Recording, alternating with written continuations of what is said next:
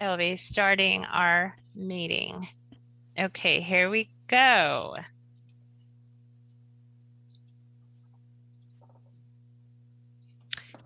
Good morning, commissioners and members of the public. Welcome to the November 2021 Land Conservation and Development Commission meeting. My name is Esther Johnson, and I am the commission assistant. This meeting is being recorded and is live streaming through Granicus.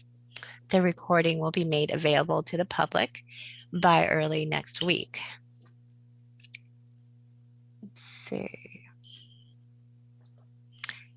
If you intend to testify, please sign up using the sign up form so that I have your name in the queue. Participants will be in listen-only mode until called on to testify. If you are on the phone and would like to testify, please press *9 and that will notify me and add you to the queue. It is my honor to introduce Chair Robin MacArthur. Chair, the floor is yours. Thank you, Ms. Johnson. And again, thanks to all DLCD staff for making today's meeting possible. You just do an amazing job. As Esther said, I'm Robin MacArthur. I'm chair of the Land Conservation and Development Commission, and I am gaveling in the November 2021 meeting of this body. Today is Thursday, November 18th. Welcome, everybody. And maybe before we go to the land acknowledgement, we'll do the roll call first, and then I can make a few remarks about folks being here and our new commissioner. So, Esther, roll call. Vice Chair Anjali Halova. Here. Commissioner Gerard Sandoval.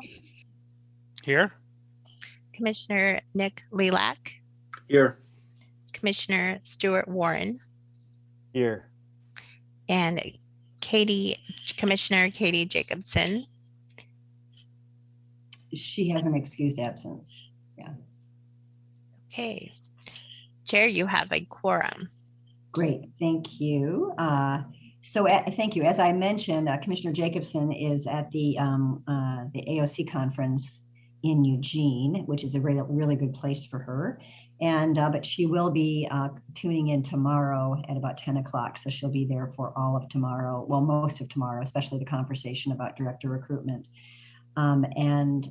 Vice Chair Halova will just take a break between 10 and 11 today for a previously scheduled meeting. So those are both excused absences. This is our first meeting without Katie Pearmine in 4 years. And so I'm sad that she's not here, but we are very excited to report that as of yesterday, Barbara Boyer has received Senate confirmation. So she will join us. She is currently traveling. So she had told Jim and I back in the summer when we were looking to recruit her, that she would be on a scheduled vacation. So she will join us at our February meeting. And just a little bit of background, and maybe at some point, Esther, you can do it next week sometime. You can send the resume or whatever of Barbara to our commissioners so they can have a little bit of an understanding of where she's coming from. Barbara's terrific. Everyone Jim and I talked to just said she's the woman, she's the person for this. She's a farmer. She lives outside of McMinnville, has been very active in city stuff as well in, not Hillsborough, McMinnville, did I say Hillsborough, McMinnville? She is also on the Ag Board, and I'm pretty excited because we have Commissioner Sandoval, who is on this commission as well as the Housing Commission. So we have cross-pollination in that way. I know it's a big lift for people to do that, but it's really wonderful. And we're excited that Barbara is on the Ag Board as well as this board. So we'll have cross-pollination in that way. She's also on the soil, I think she's chair of the Soil and Water Conservation Service. I'm not sure if that's the right title for her, but she's involved in that group as well. And just has a long history in farming and other kinds of activities and very politically connected. So we will welcome her in person. Well, it won't be in person. We'll welcome her virtually at our February meeting. I'm just really pleased that she will be joining us. With that, the land acknowledgement. I'm so sorry, I should get to that now. And I am happy to read it. because I think it's my turn and I think it's an important thing to do. So I'd like to acknowledge the many tribes and bands who call Oregon their ancestral territory and honor the ongoing relationship between the land, plants, animals, and people indigenous to this place we now call Oregon. We recognize the continued sovereignty of the 9 federally recognized tribes who have ties to this place and thank them for continuing to teach us how we might all be here together. So now I think the next thing, again, back to Esther, is to approve the agenda. Are they 2 votes? The roll call as well as approving the agenda, that's correct? Great. Commissioner Lilac. Aye. Commissioner Warren. Aye. Commissioner Sandoval. Aye. Vice Chair Halova. Aye. And Chair MacArthur. Here, aye. Thank you. Just a real quick housekeeping item. The scorecard was included in your packet, the actual physical scorecard. You can actually access that online and do that remotely, and then send your review in from the 2 days of commission meetings in time for staff to review your comments at their Tuesday meeting. They meet next Tuesday at 9. So it's useful to have your comments in by then, if at all possible. So thanks in advance for completing that. At this point, I will turn it over to Director Rue. Thank you, Robin. We have a busy morning, and so I'm going to try to keep this short. We have really a hard stop, I think, at 9 o'clock so that we don't push back any of the other morning activities. But I'm going to talk for just a few minutes, and then I want to leave some time for questions. The director's report I know you have in front of you. I'm going to just talk very briefly about basically A through E on the first 2 pages. Recruitments. Obviously, this talks about the director's recruitment. Robin is just doing an extraordinary job getting people lined up and ready, and I think it's moving along perhaps not as quickly as Robin might wish, but I think we're making progress, and we'll talk a little bit more about that tomorrow. But also under the heading of recruitment, our HR manager is just doing an amazing job. Morgan Taylor Siegenfree is working so hard and getting so many people lined up. I think we have, out of the whatever it was, 12 or 15 people that we needed to hire or fill spaces, we've been making great progress. We got a new Willamette Valley regional rep who joined us on Monday. We have a Metro regional rep joining us this coming Monday. We have our transportation and land use planner who's now been with us a couple of weeks. And it feels like we're getting new people coming in every week. And I think that's probably pretty close to true. We've also lost a couple of people. Our Central Oregon regional rep, Scott Edelman, took a job as community development director for Jefferson County. And so he has left us, I guess, as of last week. But it's a great position, and I think we won't have trouble filling it. I'm going to ask Commissioner Lilac to help us think about potential candidates. And we're also struggling, excuse me, to find somebody for our Eastern Oregon regional rep, a really critical position. we had all fallen in love over the years with Holly Kearns, and she just chose, after saying yes, that she would need to stay in Baker City and Baker County. And so again, if anybody has any thoughts about how we can get somebody, I'm not sure we'll find anybody quite as good as Holly, but somebody close to fill that position, because both Central and Eastern Oregon are such critical positions for us. In terms of DEI stuff, the committee is continuing to work really aggressively. I think one of the most important things that they are doing is helping us in our recruitments, and even serving on interview panels, so that as we invite people of color to apply, that they're not looking at all the same old faces when they come in to interview. And obviously it's not just a matter of optics, but also a matter of content. And so I'm really pleased and excited about that. I'm going to skip over annual performance report for a moment and go to strategic planning. Kirsten is well underway on this project, and you will hear much more about it as the new year comes around. But it is so critical. We have not done an update now in nearly 9 years.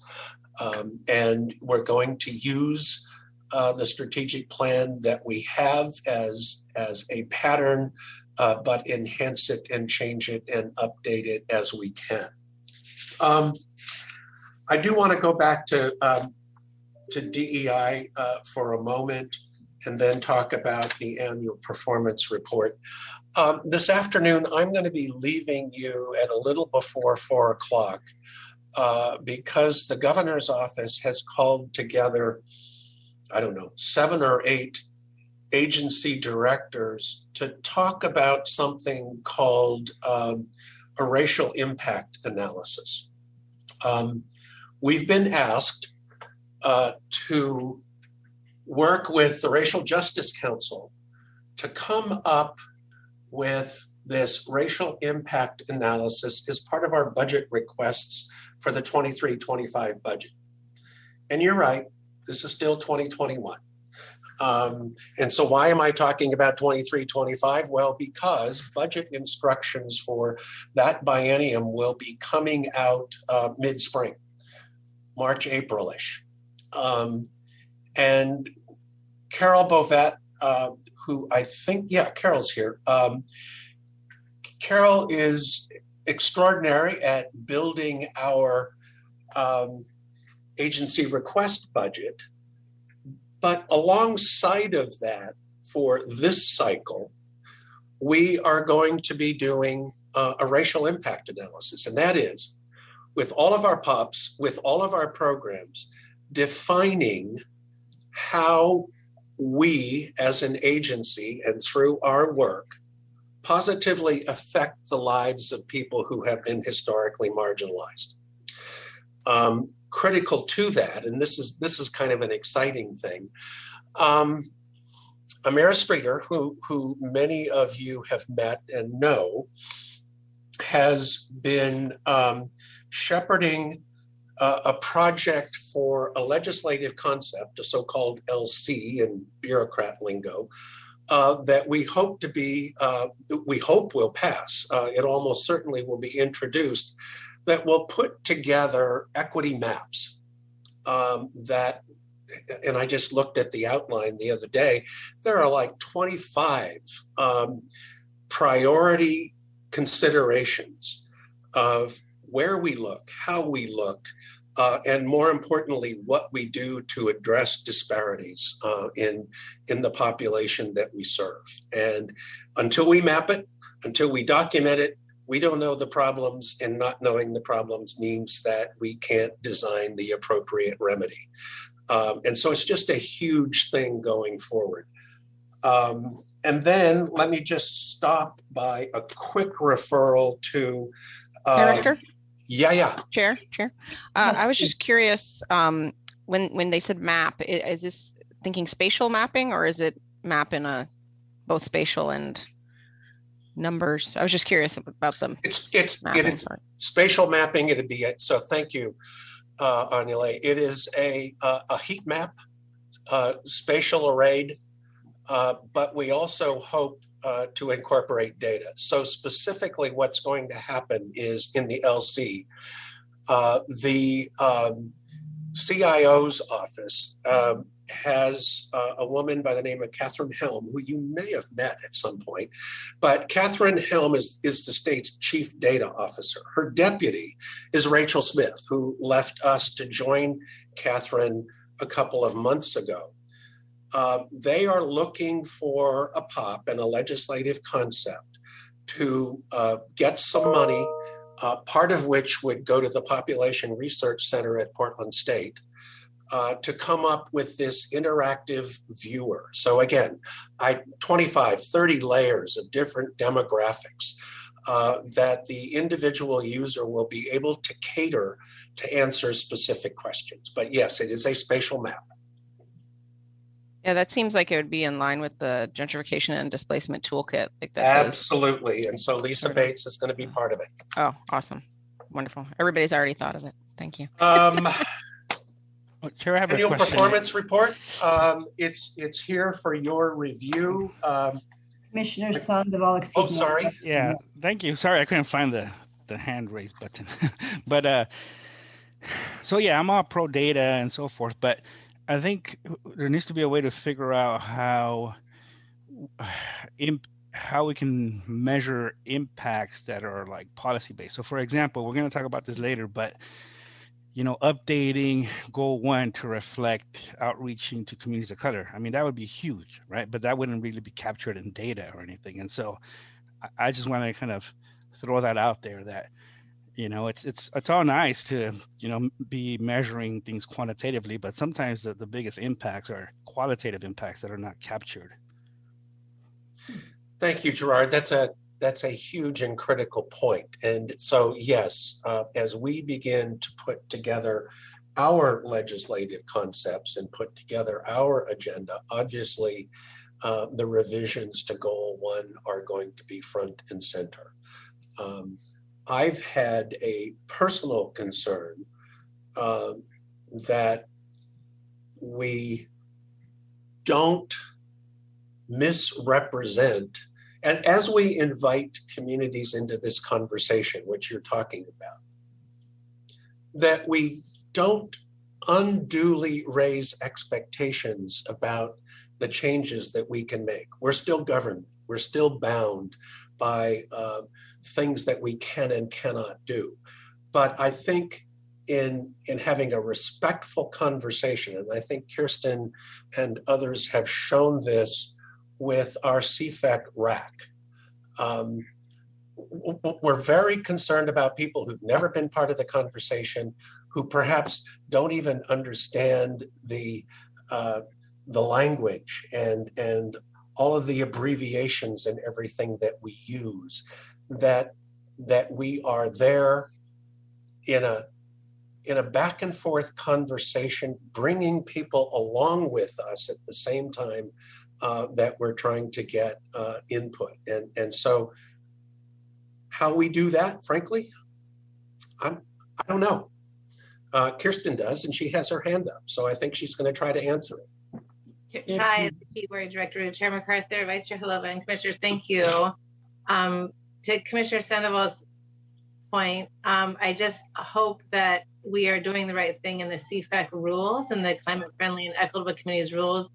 And later today, perhaps we can ask staff to kind of explain, or I'll shoot them a note so they'd be ready to explain how this is actually being piloted in the commission's, in our this agency's draft rules you'll be considering in February.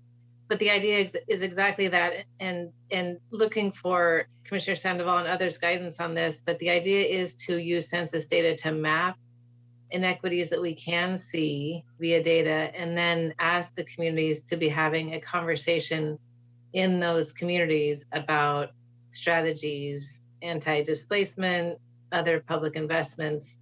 But we are thinking that the data is just a jumping off point. So just wanted to let folks know that there's a little pilot, on this little nugget in the CFEC rules that is attempting to do this. And so would appreciate commissioners' attention on that and any guidance you may have. Thanks. Sorry to take time during director's report, Jim. Back to you. Yeah, just a real comment on both. I guess my point was a little more simple, is that, it's try not to get caught up on developing toolkits and so forth, and spend like our time focusing on kind of action, and changing kind of the way we do things. That was my point. I'm sorry. Well, again, thank you, Commissioner Sandoval. You're exactly correct. And it is great counsel, because, we're bureaucrats and we do things by the book, and we do things by practice. And what I hear you saying is break those molds to the extent that we can, and engage in personal conversation with people, and make sure that we're listening closely and fully engaged, instead of just going back to what we've always done. I do think we are in many ways in the business of breaking the mold right now. Vice Chair. Yeah, I was going to say, Commissioner Sandoval, the easy example currently that I see, which it would be nice to see how this goes to different areas of the department, is in the housing. We've said, like, you need to analyze, cities and counties, areas of, you need to essentially come up with housing production strategies that address gentrification and displacement. And I think we were talking about how that's really hard to ask a city to do that when they're just starting with a blank sheet of paper. If this toolkit was the spatial mapping was already complete, then we would, they would go into the tool, they would see the areas, and then they would quickly have to start identifying policies to address that. And so I really like that linkage between we're giving you some data sets so that you can do this work. And so I think that's one of the things that hopefully is coming out with the climate friendly areas too, is, we talked a lot about like health disparities and stuff like that, but linking that to actual like on the ground locational stuff is important, and people can't do those policy things without the locational data. I think if we can make sure that all of our different areas of focus, whether it's farmland preservation or whatever it is, links this new data set to actual actions, I think that will address what the commissioner was saying. And right now we have one example in every area. Hopefully we would start doing that. Yeah, that makes sense, Vice Chair. And this is just touching the iceberg, I think, or touching the topic in a little way. And I think what I'm sensing from commissioners is that we should have a separate agenda item just on this topic, not embed it next time in the director's report, but actually have some quality time to think about this. Perhaps by then, Jim, the group that you're a part of with the governor's office, that will evolve a little bit. You'll be able to give us an update, and then we can actually have some more specific conversation about both mapping and data, as well as implementation, maybe at our February meeting. Yep, will do. Any other questions? Comments? I don't see any hands up. Thank you, Jim, much appreciated. So next agenda item is commission business. And we are going to start that with a budget report from Carol Bovet. Welcome, Carol. Well, thank you, Chair MacArthur, members of the commission. For the record, my name is Carol Bovet, and I think, as you all know, I'm the Administrative Services Manager for the Department of Land Conservation and Development. And today I have the Budget and Management Report from our meeting that took place on Tuesday of this week, November 16th. During that meeting with the Budget Management Committee members, we went over a review of the current financials, and that's for appropriation year 2023, where So for those of us who aren't in the financial world, it's for the 21-23 biennium. And the report reviewed with the committee what our current budget status is. Although I have to tell the commission members that we're so early in the biennium that I do have to say there's not a lot of real data that, you know, we can hang our hat on at this point in time. We have the brilliant projections from our budget officer, but as you are all aware, reality always throws in a few curves as the biennium progresses. Our current bottom line is showing just a very slight overspend, and this really just reflects that we have a potential need for additional appropriation for the negotiated step and salary increases that were negotiated with our union. And so there is hope that there will be a salary pot appropriation to help us manage those costs. But the thing I did want to point out to the commissioners in terms of what our current status looks like in terms of our budget and what we're showing our projections will mean. It is very early. And as Director Rue pointed out, we have some unknowns as far as how quickly we can hire for the vacancies that we currently have. And then, of course, the reality is that as much as we love our bright group, a few may leave unexpectedly throughout the biennium.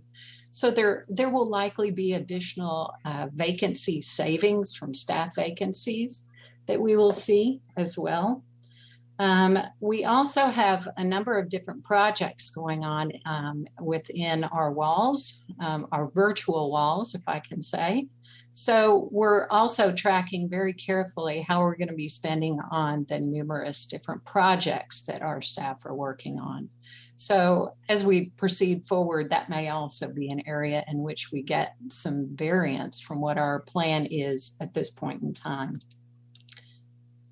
We also have an issue with our cash flow that is continued from last biennium. The cash flow issues that we're having affect, in particular, our other funded activities. Now, for DLCD, this really relates to the grants that are administered through FEMA and revenue received through the Office of Emergency Management. As it is with many state agencies at this time, the Office of Emergency Management is trying to get all of their newly acquired positions on board and are, behind the 8 ball a bit. But we are hoping that within the next 6 months, we'll be able to once again get current with all of our other funds revenue, and we'll no longer be having that, as I like to refer to it, heartburn. Now, any questions on that before I just make a few brief comments about our budget development? Commissioners, I don't see any hands up. You can continue, thanks. Okay. Now, DLCD has begun, as I'm sure you've heard from our policy folk. We've begun the process of developing our 23-25 budget. It seems so far away, but the beginning has it's in the spring, as Director Rue said. So we are currently working on our just generating staff ideas for potential budget requests, which are called policy option packages. But again, you'll know more very soon. I did want to also make a brief comment about our current biennial budget, the budget for the 21-23 biennium. There was, unfortunately, an error in our agency budget bill, which I believe was SB 5530. I wouldn't want to get into it in too much detail because it is highly technical and probably not terribly informative. But the correction to that budget bill will not really affect our bottom line, but it is definitely important for the Legislative Fiscal Office to go through their process. And so my hope is that we will see a final audit letter on what our fully reconciled budget for the current biennium. And we'll then be able to produce and post all of our legislatively adopted budget documents online so that this body, as well as any members of the public, can review. That is what I had to report today. Are there any final questions for me?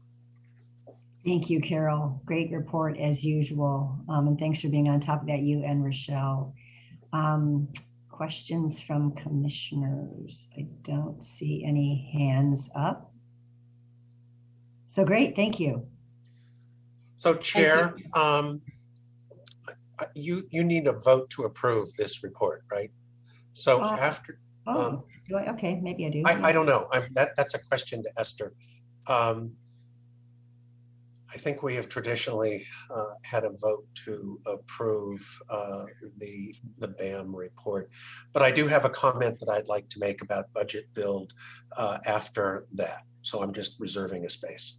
Thank you. I think my notes say we don't officially take a vote, but we can. And I see Deputy Director Green has her hand up. Hey there, everyone. Good morning again. Thanks, Chair MacArthur. Vice Chair Halova, I am not 100% sure we distributed the BAM report to commissioners, and I just wanted to check with Esther on that. I know you received it on Tuesday, and Esther, I wanted to just check and see. I apologize for the interruption. I apologize. It was not sent. Okay, so we may want to, Chair MacArthur, we may want to just, perhaps ask Carol to come back if she would. Maybe tomorrow at a juncture, and so we could distribute that report and just see again if there were any questions. Carol, I'm really sorry for the oversight. Not a problem. Why don't we thank you, Carol, for your for being flexible. Why don't we distribute it? And if commissioners have any questions they think they want to ask Carol, why don't you text me, email me, call me by the end of today, and that way we can give Carol some certainty about her schedule tomorrow. Thank you, Chair. Thank you. Thank you, Chair. Great. And I think it's correct. I mean, my notes say we don't take a vote on this. Is that correct? That's fine. Yeah. Okay. Thank you. So the next thing, well, first of all, I wanted to mention, because I think Jim and I and a couple of others talked about this before that we went live today, but we are targeting we're targeting an in-person meeting of this commission in March. Our next meeting in this commission is actually the first week in February, which is really essentially the January meeting. We postponed it a little bit. And I had hoped we could meet in person at that meeting, but I understand DLCD staff and perhaps the rest of state government really isn't in the building in any way until toward the end of January. It's just too much of a lift to ask them to both get back into an in-person setting as well as do us in person. So our next meeting will still be virtual. And then in March, we hope to actually meet in person I think it's in Salem, most likely.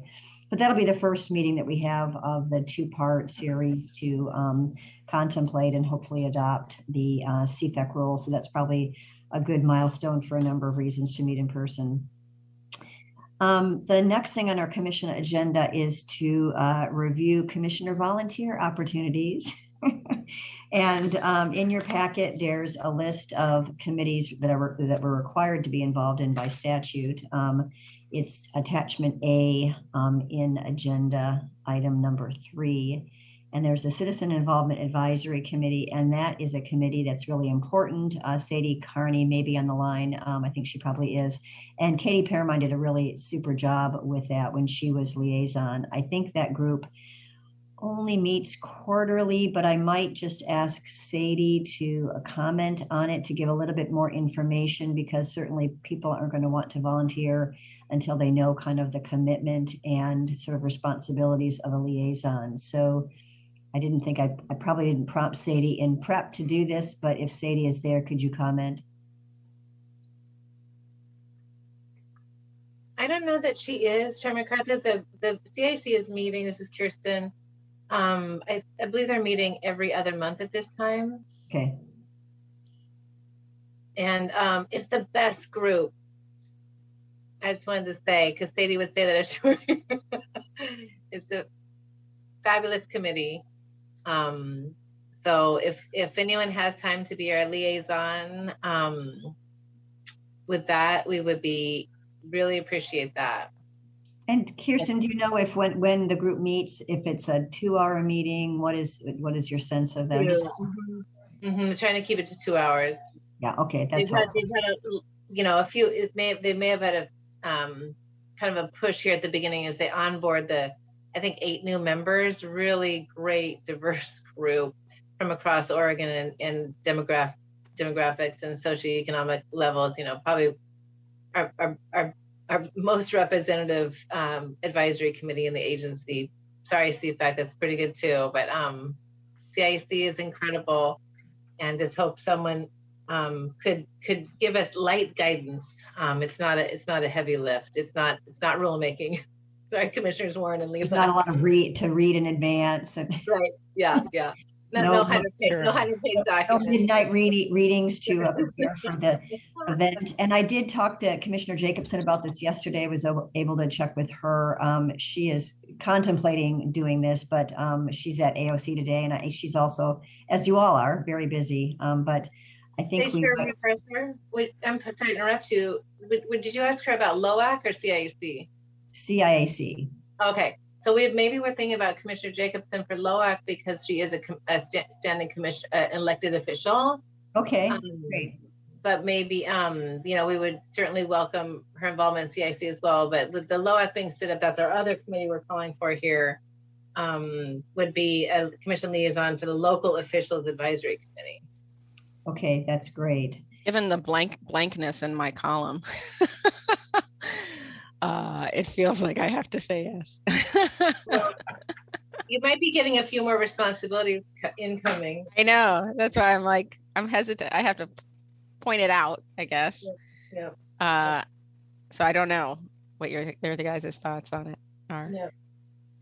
Well, and you actually that would be great if you have the bandwidth, Vice Chair, because as the transition happens at the end of May, we're hoping that you're the next chair, but that'll be determined by our colleagues on the commission.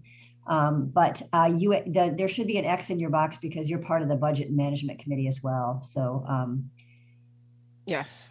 So that's an important thing. So can you remind me how often? You said 2 hours. I heard the 2 hours part, but not the.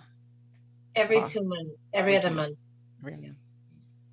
And we had, in Sadie's absence, we had just been meeting quarterly when she was on rotation, but I think she's moving back to every 2 months, but I think that's the more regular pattern, Vice Chair, is every 2.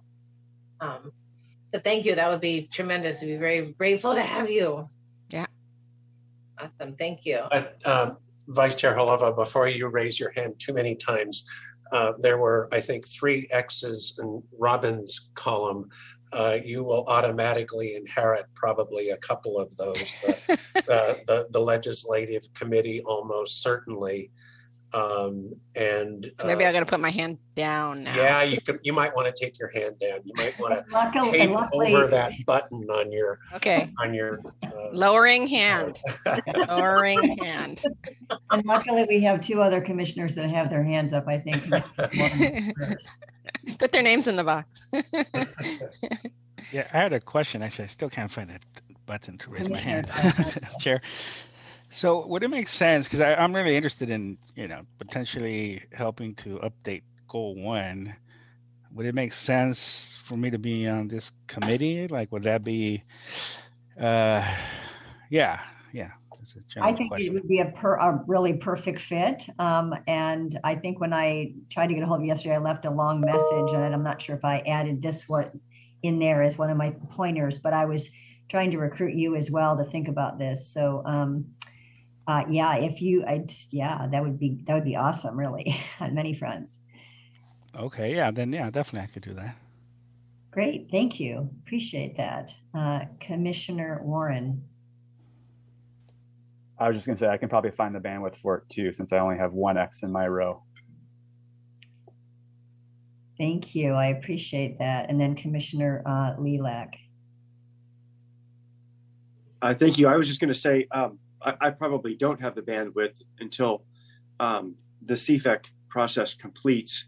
But I wonder if we could and should revisit some of these maybe next summer once we do have a new chair and we have our new Commissioner Boyer begins, and so maybe we can transition this, because we want to make sure that our new chair's responsibilities are also manageable, not taking on too many of these with all the transitional duties. So I think and then we'll have another commissioner at that time too. Yes, yeah. I think that's well, you'll have two new commissioners. You'll have Commissioner Boyer and then a replacement for me. So I think that's a really good idea. So let me summarize where I think we are. Commissioner Sandoval has volunteered for the Citizens Involvement Advisory Committee. I think it's a really great match. And so maybe if my fellow commissioners could give a thumbs up or not to that. I don't think we have to officially vote, but you're in, Commissioner. Congratulations. Thank you. It's really going to be great to have your involvement on that, especially with your interest in citizen involvement in general. So thank you. And then I can check again offline with Commissioner Jacobson when she's back about being on LOAC. If you're going to have a LOAC meeting between now and the end, just to kind of help her with transition as well, I'm happy. We haven't had a meeting in a couple of years because of COVID and everything else. And so if there is a need for a meeting, or if you're planning a meeting between now and the end of May, I'm happy to fulfill that role to give her a chance to come up to speed on things, and then she could take it after that. And I think the idea of revisiting the assignments or the volunteer opportunities, excuse me, in July is a great idea. Thank you, Chair. Super. Thanks, everyone. I think we covered those. Any other questions about well, as long as would you put that matrix back on the screen, Esther? Because it's important for us to know where kind of everyone's energies are going, and the importance of being on these. Because I know Commissioner Jacobson is also on the Ocean Policy Advisory Committee, so that's an important thing that she just recently volunteered for. And then just thinking, she's not here to volunteer, but what the new commissioner would likely be interested in would just be exactly if anyone knows. Yeah. And I don't know yet. So we could talk about it also at our February meeting when we have Commissioner Boyer on board, and kind of finalize that at that point for LOAC and others. So I think we've accomplished. Is there something we could do just really quickly, if we know? Is there a way we could go down each of these and talk about what the time commitment is on each of them? Sure, I think that's a good idea. We've already talked about the CIAC, LOAC. I think, Jim, you take that one. Sure. We have, I think, historically met quarterly. And it usually falls to the director or the deputy to work with whoever is the chair of LOAC to come up with an agenda. And then we had that 2-hour meeting. I think it was probably once a quarter. To step back for a moment, 3 sitting mayors, 3 sitting county commissioners. We also usually have a representative from League of Cities and a representative from Association of Oregon Counties. And so you can see the list of people that have served in the past in front of you. So I don't think it's an awfully, it's not a heavy lift. It may be for commissioners who participate 10 hours a year. And again, the frequency of the meetings would depend largely on the membership and what people wanted to talk about. but it has historically been a fun group and a useful group because it helps us think about how our programs are being perceived and reacted or responded to throughout the state. Because we make sure that we're balancing not just metro areas, but you can see Yamhill County, City of Forest Grove, Lake County, and as Kirsten scrolls or whoever is scrolling back up, Dick Gordon was a very active member. He was a city councilor in Medford. So you get the notion that we try to really cover the state. And just to add to that, that was a really good description, Jim. I believe the chair is chosen from among the local officials, and it's generally not an LCDC person. It's really— That is correct. Chair MacArthur, I'll just two things. First, Jim, you kind of had me with fun, and and 10 hours. I was just going to suggest if it's helpful to have two, as I see with a lot of our assignments, we have, opportunities. There are two commissioners with these opportunities. If Commissioner Jacobson is interested, it's great because she's kind of Western Oregon and coastal, and I would be Eastern Oregon. So, and as Director Rue's aware, there's interest by at least a couple of elected officials here on this side of the state to participate. So I'm happy to share in that responsibility as well. Well, I just wanted to make sure as you bring that up, Commissioner Lilac, one of your bosses is kind of high on our list. And I think he's also Phil Chang, who is a commissioner in Deschutes County, would be among those people that I would advocate for pretty strongly. Great. Well, that's wonderful that you are willing to do that, Nick. I think it's a really good idea to have kind of the coast. And I know that we don't just represent our areas, but I think having an elected official on it in the way of Katie, if she's so inclined, Commissioner Jacobson, as well as you as a high level administrator for Deschutes County, I think that would be just really, it would show that we really care and that we're really engaged in the issues. So thank you for that.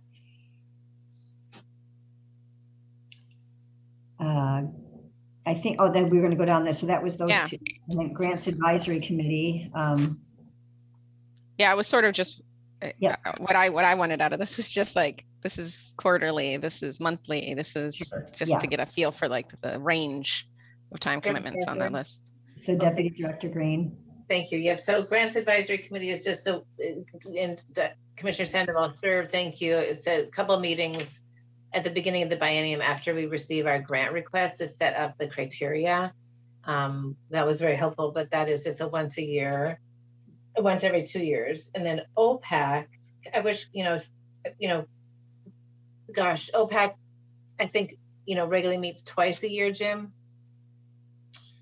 Yes. Mm-hmm. Yeah. So those are long meetings, but like all day meetings, but very, very important. And we'll update. So I think, to sort of embed this, what we're talking about here, why don't we provide an update on this really good document Esther provided, which is a description of all the committees and includes the matrix, but why don't we we'll update it with the frequency. Yeah, that'd be great. On the chart specifically, just the chart, to have like a column that says like frequency or something like that. Sure. Like 2 times a month or 2 times a year. I mean. Yep. And then quickly, BAM is every month. Is it every other month? Excuse me, Jim. It precedes commission meetings. Right, so right. 6 times a year. 6 times a year. Thank you. Legislative Committee is active during this session. I think we're having commissioners join us every other week. So that'd be the case in February and then the long session. Director's evaluation is annual. And we worked with our HR manager on that, and then commission. Territorial C plan. Again, that's led through OPAC. So it's kind of a twofer. Whichever commissioner's doing OPAC has been the liaison for the territorial C plan updates, because they're so really one-to-one there. We don't do rulemaking on anything TSP aside from OPAC. And then climate friendly and equitable communities is the giant assignment right now, and super grateful for commissioners' participation in that. And that, Commissioner Lilac probably feels like he's meeting weekly on that because he and Commissioner Warren have been participating in the prep and follow-up meetings with the consultant. And Vice Chair Helova, you'll remember this kind of active pace from the housing rulemaking, but it seems very frequent right now. And with meetings of the RAC, pretty much every month, 3 to 4 hour meetings, and then heading into rulemaking, of course, will be additionally heavy. So we do have some additional rulemakings coming up this next year. So what we'll do with this update is we'll add the upcoming rulemakings after you finish the policy agenda today. So the commissioners can have a full picture as you're reassessing this in February. Yeah, what would be great is like a lot of those are kind of standing things that are always happening, to keep those on the top, and then to kind of like have a divider line and then show like seasonal essentially below that. Understanding that the ones that are seasonal are, a lot of work, but for a short period of time. Sure. Yeah. Sure. And then maybe so standing, seasonal, and rulemaking. Yeah. Because some are even seasonal that aren't rulemaking. So thanks. Right. Certainly we'll do that. Thank you. Thanks. Great. And thanks, Kirsten. And Steve, you have your hand up. Yeah, I was just going to clarify that the OPAC role is as a liaison to OPAC. It's not actually serving on OPAC. Those are governor appointed, Senate confirmed. So it's just the liaison. So it's in some sense the same as the Territorial Sea Plan Advisory Committee liaison. Yes, thank you for that clarification. Appreciate it. Great. I think there's also in the packet, it says it's the CAC, the Citizen Advisory Committee work plan in that. I think it's in the packet as well. And I don't know if somebody was going to go over that, but we don't have a lot of time. Were there something else you want to cover on that?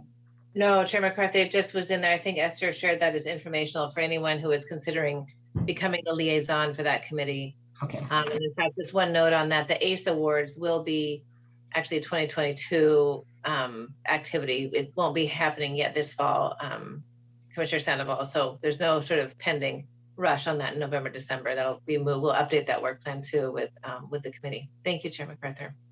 Great. Thank you. And I'm wondering if staff can figure out what the right timing is, but you mentioned, and we were part of creating a broader Citizen Involvement Advisory Committee representation. This commission voted on the changes, I think earlier this year. It might be useful, and think about the time frame that works for staff, but maybe at the February meeting or March meeting, having a half an hour or so update on all the great things that committee is doing. And then we can have Commissioner Sandoval as part of that as well. So will do. Thank you. I'll let Sadie know. Thank you. Great. Thank you.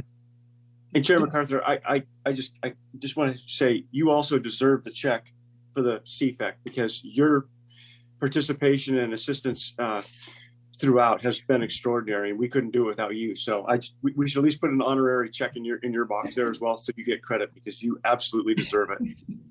That's very kind of you, Commissioner. I appreciate that. You and Stuart are really the strong liaisons, but yeah, I just kind of jumped in, kind of invited myself to make sure I knew enough of what was going on in that in order to make sure I do a better job in convening this group and getting staff what they need. So that's kind of my role. It's a much more limited role and responsibility than you have, but thank you for that call out. Any other commission business? We will tomorrow at 11:30, we'll take up the recruitment for the new director, which I say very sadly, but Jim, do you have your hand up? And then I think no. Well, I do have one thing. Esther, do we have any public comment? We do not. Okay, then I will take just a minute. What I'd like to do is prep you all a little bit for a meeting that we're having to kick off CFEC this afternoon. So at 1 o'clock. I'm sorry? Jim, I'm so sorry. Just on old business there, as we close out the LOAC agenda item, if I could just mention, I'll put my hand down, but I wanted to just mention the time frame in the application form for that LOAC. That is a draft application form that Esther kindly put in. We looking to, we haven't even posted the recruitment for LOAC yet. So that is just a form that we created internally for Mallory and Ariel to be able to review and demo at AOC and LOC prep and prior to the recruitment. We'll be putting that recruitment out hopefully this month, but extending it to and through the holidays into probably early January for folks to submit. So just wanted to kind of correct that. Ariel kindly sent me a note, wondered if she'd missed a beat there, but that recruitment has not started yet. So apologies for the interruption. I will go back on mute. And you were about to go into CFEC, Jim, sorry. Yeah, so at 1 o'clock for the first hour of the afternoon, you will be hosting 3 agency representatives, Richard Whitman, Director of DEQ, Margaret Salazar, Director of Housing, and Chris Strickler was invited, but he has an OTC, an Oregon Transportation Commission demand on his time at exactly the same time. So Amanda Peets, who is heading their policy and analytics group, will be joining us. And I think you all have met Amanda before. The reason I wanted to talk about it for just a minute is that, this was triggered by a comment that Carol made in her budget report. We are, as I said at the outset, also beginning to think about budget requests for 23-25. Amanda in particular, I think, will be coming to you suggesting that ODOT and DLCD jointly submit a policy option package, a POP, for implementation of CFEC. And specifically, ODOT are putting aside some money, and they've been talking in the range of $15 to $20 million to help communities do the base work to figure out what it is they have to do to meet the targets for GHG reduction, scenario analysis, and all of the analytics that go into figuring out how to meet that number. But Amanda is also suggesting that there be a joint POP to supplement that money and to really start on implementation. And the only thing I want to say about the POP development is that the process is that individual agencies come up with their POPs and then send them to the chief financial office for evaluation. The chief financial officer works with the governor's office. There's another step in there. It's called the analyst recommended budget, where they slash everything by 20 or 30% or whatever, so that the governor has an opportunity to move things around to meet priorities. But the point of all of this is that when those budget requests come to the governor's office, there is a process by which there is a bright line. Those proposals above the line get funded in the governor's recommended budget. Those below it usually don't. And those that come in from multiple agencies cooperating on a single point or outcome almost always make it above the line, because everybody likes to see agencies working together. So my only point to all of you is, as you're listening to our guests today, be thinking about how and what the agency might need in terms of additional money. And the perfect example is the $2.5 million that we got for continuing technical assistance for housing. So at 10 o'clock, you're going to hear from Ethan. He's going to do updates on our continuing work with local governments. What Nick and Stuart and you, Robin, have heard, I think you've all heard, particularly from LOC and some select cities, is, wow, we're not even over the housing rulemaking yet, and you all are hitting us with this transportation planning rule and CFEC. We can't do it. Well, they're right. They can't do it without money. And so getting ODOT, but maybe also getting DEQ and or housing to join in the conversation on joint POPs. I'm just, I'm obviously trying to prime you for some kind of questions that you might put to them. Because, and this, I will stop with this statement, whether it's housing choice, transportation choice, climate, or equity, it's all the same thing. It's four facets of the same issue. And you have three agencies which represent much of our complementary work coming to talk to you at 1 o'clock. Ask hard questions. They're only directors. You guys are commissioners. I was definitely priming the pump a lot. So I really appreciate that. And I was thinking also along those lines, yeah, in particular ODOT, because ODOT has been a real partner in many things we do, and they have spent a lot of time. Amanda and her staff has spent a lot of time with our CFAC team in painstakingly going through all these regs and performance standards and everything, and they've just been such an asset, a value add. And similarly, when we ask other agencies to participate, both in ways that they haven't before, for example, funding with transportation funding is well honed funnels of money that go to AOC, LOC from the state, from the feds through ODOT. And those are pretty much prescribed. I mean, the letters we've gotten from AOC and LOC about that money's already prescribed. We need money for maintenance. We need money for this. How in the world can we do anything find money for other resources? So yes, more money is needed. But I think I'm kind of thinking about how can we help aid other agencies in their quest to change that dynamic, because just like us, we have constituents that we, really need to respond to, and they have their constituents, and we're in this together, not just with POPs and other kind of things. We're in this together to get to the right kind of stream of funding for planning and implementation.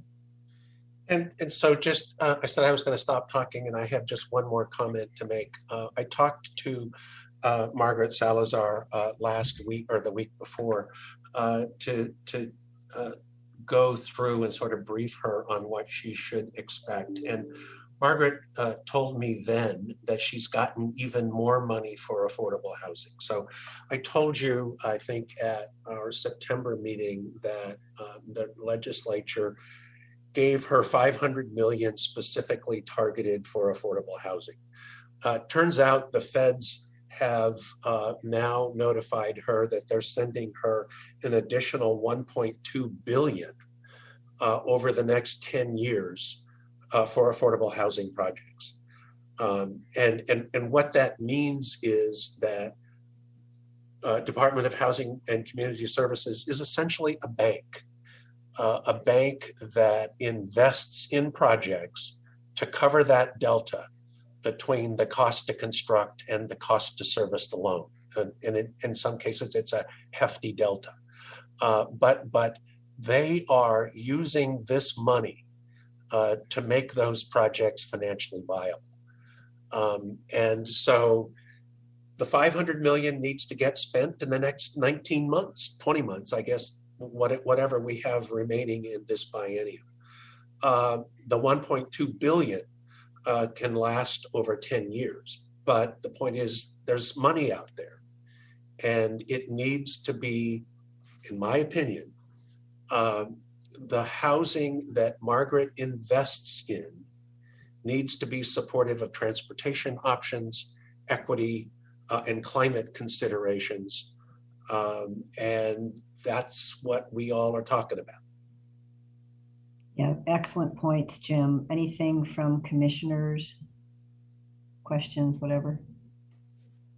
Yeah, I just wanted to say that the housing agency is really feeling the difficulties in the capacity to spend this money.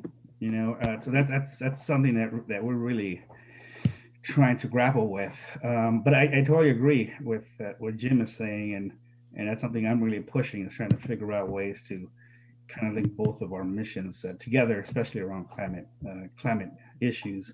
The one suggestion I wanted to do around all this funding, because after I read ODOT's memo, I kind of got a little bit discouraged, to be honest.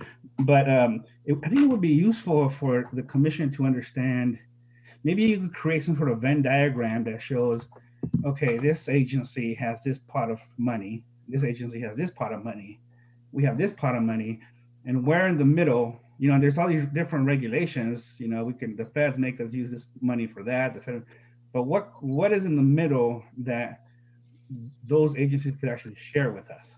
You know, if we had something like that, that'd be really useful, really helpful. That's a great idea, to show where it could flow into planning, implementation, development, whatever kind of part of the continuum. Really good idea. Yeah, Gerard, I agree with you entirely.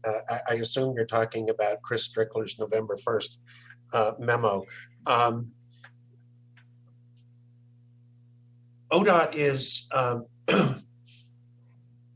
is historically a very conservative agency when it comes to its mission. It tends to stick to its knitting, I guess, which has always been building roads. Chris is doing what I think is an extraordinary job, mostly behind the scenes, of moving this agency into the 21st century.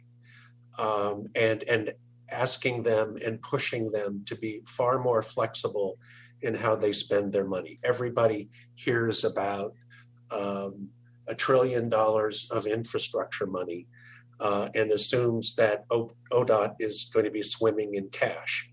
I don't know that that's true, but there are an awful lot of restrictions on how they spend their money.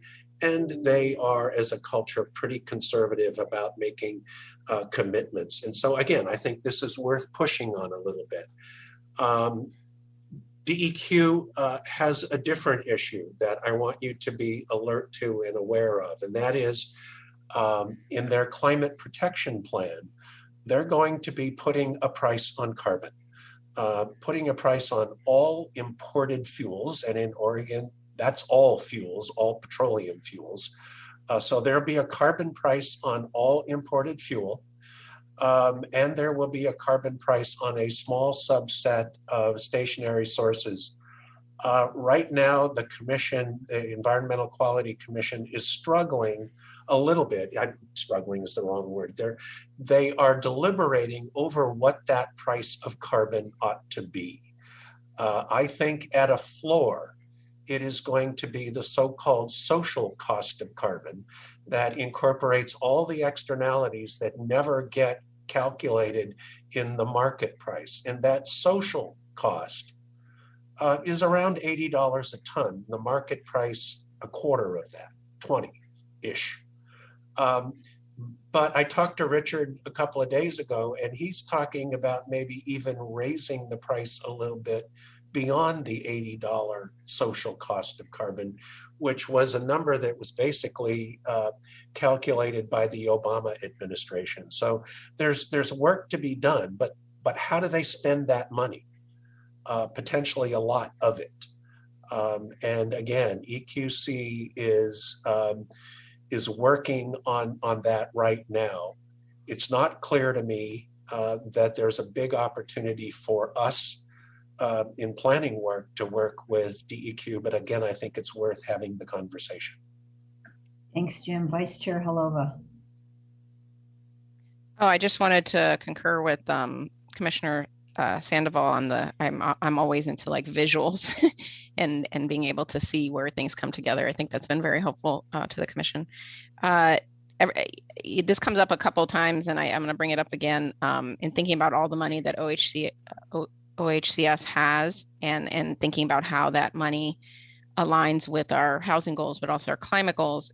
It always pops up in my mind that the thing that's not in anything I've heard to this point has been sustainable building requirements, and 40% of greenhouse gas emissions are attributed to the making and operating of buildings. So it's like we have a lot of focus on spatial like laying out of cities and of vehicle emissions, but the 40% of the emissions is coming from the making of buildings. So I'm hoping that that kind of green emphasis and GHG emphasis with that money also has requirements associated with green building standards.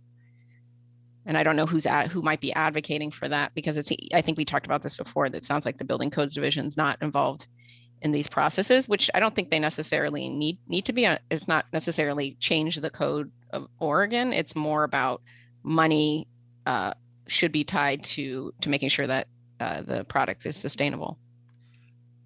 So, Commissioner Holova, I do believe that building codes is involved with Department of Energy on energy efficiency standards for buildings. I do think they are probably part of the conversation with housing.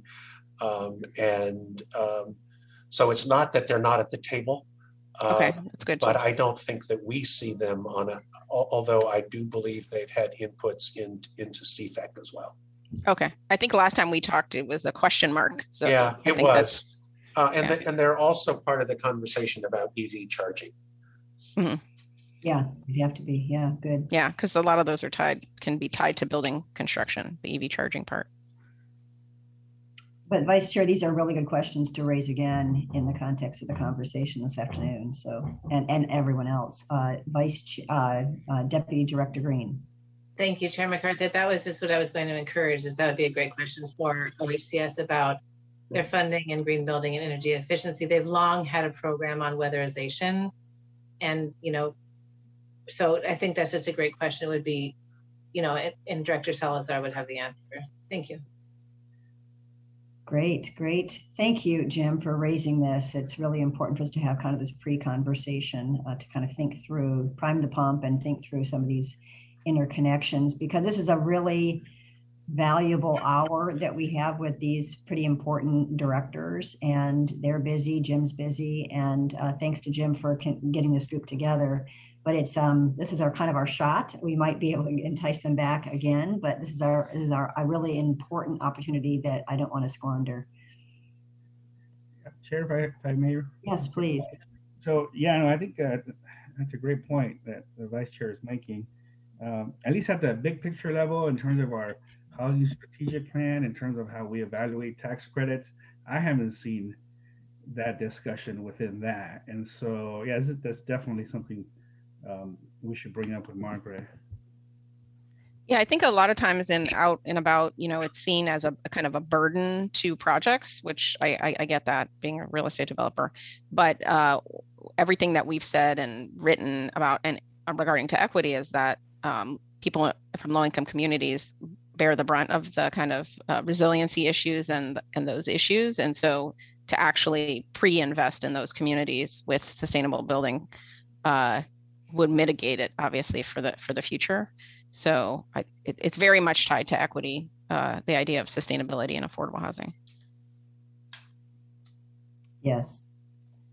Final comments before we go into our break. Did you have your hand up?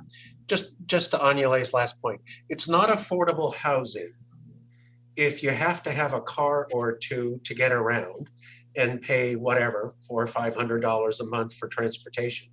It's not affordable housing if all the heat goes out through the windows and doors, or the cooling doesn't happen in the summertime. So if we're talking about affordability, it means having housing choice where all of those other things are equitably distributed as well. Yep, well said. Thank you. Deputy Director Green, did you have a final comment? Nope, I'm sorry. I thought we had, nope. Thank you, Chair McArthur. Great. Well, thank you. Really good conversation. Looking forward to our rest of our agenda today, but also at 1 o'clock. So let's take our 15-minute break and come back at 10.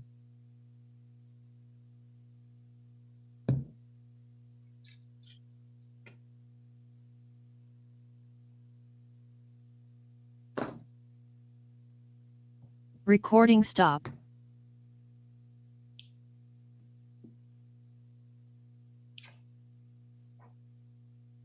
Recording in progress.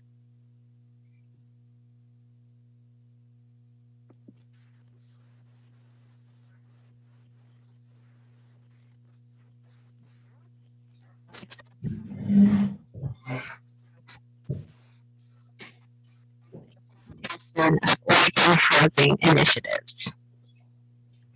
Great, Esther. Do we have, are we all back? Is that what you're saying? Great. Okay.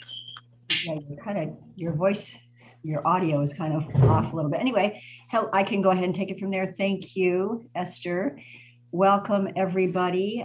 We always get really excited about these agenda items because we talk about not just policy and rulemaking, but actually real life stories from our communities in Oregon and how they're trying to make sure that we have adequate housing in those areas. And so we're welcoming a full team, it sounds like, today from the city of Eugene. So thanks for taking your time to be with us. And I will hand it over to Ethan to do the intros to the topic.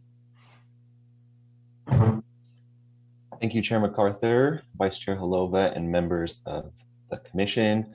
My name is Ethan Stuckmeyer. I'm the Senior Housing Planner here at the Department of Land Conservation and Development. And I do just want to take a moment to say that I was very thankful that I had my camera off in the last one just before the break because I was very heartened to hear the conversation that you all were having with Director Rue. So thank you for that. Today we will jump into an update on our housing initiatives and how that's going.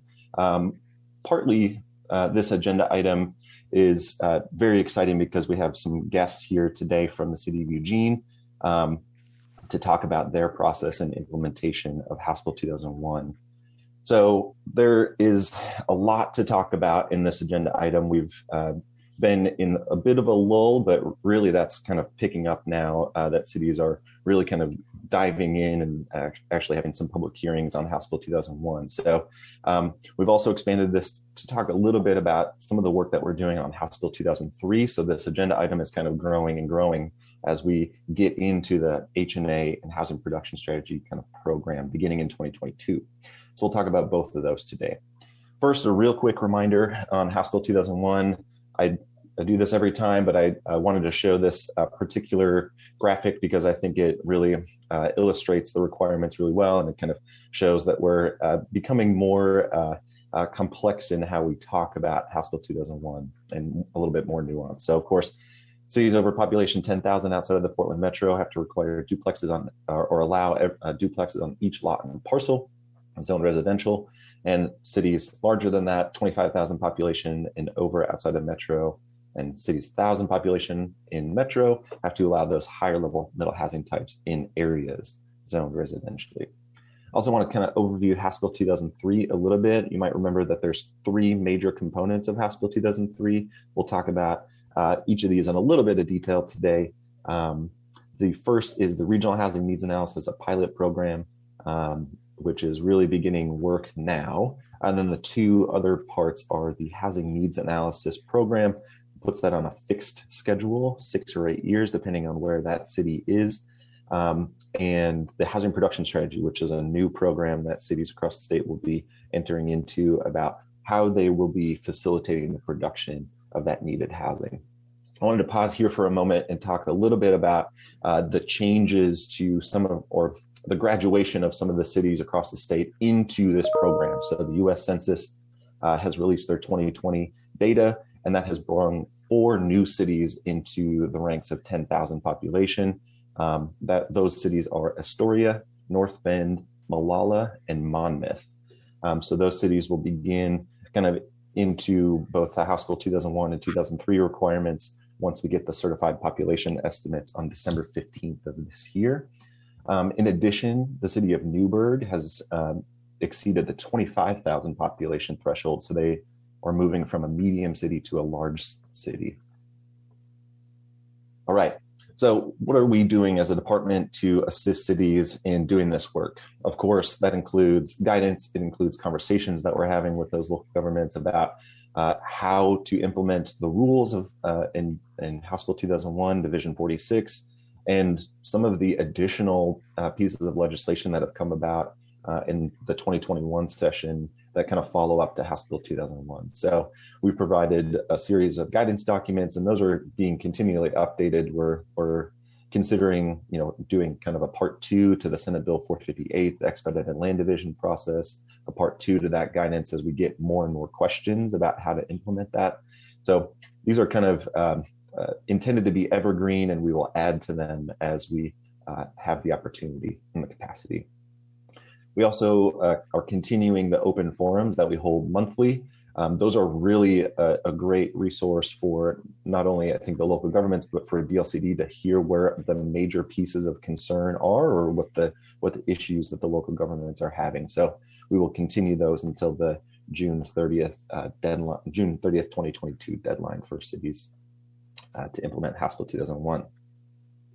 A little bit on the infrastructure-based time extension request. You might remember in past meetings I've talked about the city of Forest Grove is the only large city to apply for an infrastructure-based time extension request. We initially deemed their application incomplete, and they've submitted additional information to the department on September 28th to assist us in making a complete determination on that application. We had just posted their materials on the DLCD website for a 21-day public comment period, and that ended on Monday. We received no comments on that application. So now it is our turn to review that and make an approval or denial on that request. We have until January 26th of 2022 to make that determination. Our determination will likely will be done well in advance of that deadline. So for grant funding and where we go from here, the $2.5 million that the legislature appropriated to DLCD to continue both House Bill 2001 and 2003 work has been very important, and I think you've heard that from other folks on the commission and from Director Rue about just how important that technical assistance is to implementing the statewide mandates. In addition to that $2.5 million, the legislature allocated $2 million to increase housing choice and housing affordability and housing and capacity in local governments to do housing planning efforts. So what have we done with that $4.5 million? We've actually begun some of the projects with the House Bill 2001 work. We've actually begun receiving some invoices for that work, so those are well underway. For House Bill 2003 projects, the timeline is a little bit delayed, mostly just because we wanted to front load the work on House Bill 2001 projects, get those contracts and agreements signed and finalized, because there is that hard and fast deadline for those cities. House Bill 2003 projects, H&As, housing production strategies, not necessarily on the same timeline, and the cities have a little bit more time for that. We've also earmarked a chunk of money out of that $4.5 million to supplement or really leverage the technical assistance program to fund some of those projects that are housing related through that project. And Chair MacArthur and commissioners, if you allow me for a second, I really want to brag about the housing team here. Sean and Samuel have been so impressive in how they've been able to move this money. Altogether, we've been able to fund close to 90 projects across the state. So that's a huge, huge lift, and major kudos to them for carrying that weight. So in terms of how we're coming along here, you might remember the medium cities, that deadline has come and gone, June 30th of this year. We had 3 cities who had not taken us up on the opportunity to update their own codes, and instead have been implementing the model code since that date. We had got a post-acknowledgement plan amendment notice from the city of Klamath Falls, and they have their first public hearing on their own middle housing code updates. I believe that's in early December. So they just took an additional couple months to continue their process and are well on their way to adopting their own codes outside of the model code. For large cities, we have quite a few actually post-acknowledgement plan amendments related to the first and final public hearings for those code amendments. So staff has been working our way through those, trying to provide comments as we can to cities and provide guidance in that way. And then we heard from the City of Bend at our September meeting that they have adopted middle housing codes and actually are effective, along with 2 other cities, King City and the city of Wilsonville. So there are 3 cities across the state, at least at the time of creating this presentation, that are reviewing middle housing code or reviewing middle housing applications under their own development codes. That's very exciting. I wanted to touch a little bit about on the Housing Production Strategy Program and House Bill 2003 here. So the first year of housing needs analyses in the Housing Production Strategy Program begins in January 1st of 2022, in just a couple of months, a month and a half. So there are, as you might remember, the schedule, the fixed schedule for housing needs analyses, and that triggers the requirement for completing a housing production strategy. For the year of 2022, there are 5 cities on the list that are required to complete H&As in that year: Grants Pass, Lebanon, Pendleton, Newport, and Oregon City. Those cities are the first in the across the state that are completing required H&As on that schedule. So this is a good cohort to kind of test out the program and give us a sense of how it's working and how it may not be working as well as we hoped. I know that the city of Oregon City is on this list, but I think they're in the process of adopting their H&A in 2021, so they may kind of shift a little bit later. And just another kind of part of this requirement to participate in this housing production strategy program is a pre-housing production strategy survey. And so this is basically a request or a requirement as part of this whole program to kind of tease out the efforts that the city has already taken or is planning to take to facilitate the production of housing. So this is, you can kind of think of this as like the appetizer prior to the housing, all of the housing work that the city will do over the next 2 years. So some of those cities, like these cities on the list here, Grants Pass and the others, must complete that pre-housing production strategy survey before the end of this year in 2021, in anticipation of their 2023 housing production strategy survey. So there's the House Bill 2003 required this survey to be completed 24 months prior. So cities can submit the complete the pre-housing production strategy survey through our housing portal, which is very similar to the post-acknowledgement plan amendment database.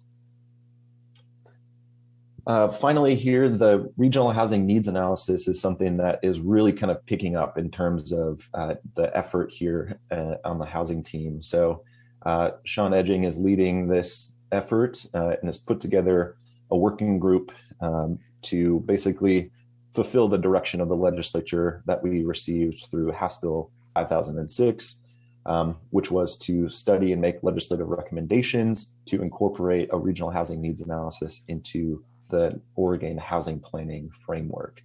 And so we're following up on the effort that was completed as part of House Bill 2003, that kind of prototype housing or regional housing needs analysis, continuing those conversations about how that will actually function and how that will actually be incorporated into the Oregon housing planning framework. So, we've got really, really lofty goals in terms of how that incorporates into Goal 10 and how that may modernize and change Goal 10 to some extent. So you'll hear lots about the regional housing needs analysis in the next couple of meetings here as we continue that work all the way into the 2023 legislative session. We had our first meeting on October 28th. We were supposed to have a meeting today, but there were so many other things that were conflicting with a working group member time that we decided to kind of push that meeting. And the next meeting is December 9th. All right, so I want to pause there, though. I know that was a lot, but I'm curious to know if commissioners have any questions on what I just presented before we jump into the City of Eugene's presentation. Thank you, Ethan. You and the housing team really, I think, make us proud on this front. So I really appreciate all your efforts. Commissioners, any questions? Commissioner Sandoval? Oh, I saw your hand go up. Too quick on the trigger. I can't see everyone's faces in my little screen here. So if there's somebody else that's out there that wants to talk, just go ahead and say something. Okay, great. I think we can then go on. I did have a quick question. It's been brought to our attention I guess we have some testimony, some written testimony, that there are some communities, and one community in particular, even though they don't meet the threshold for providing more housing, they have chosen to do so because I suspect they understand that their citizens need an increased supply of housing as well. And so just wanted to kind of highlight that. Was the city of Hood River. We might get some testimony on that today as part of this item, but I think it actually is.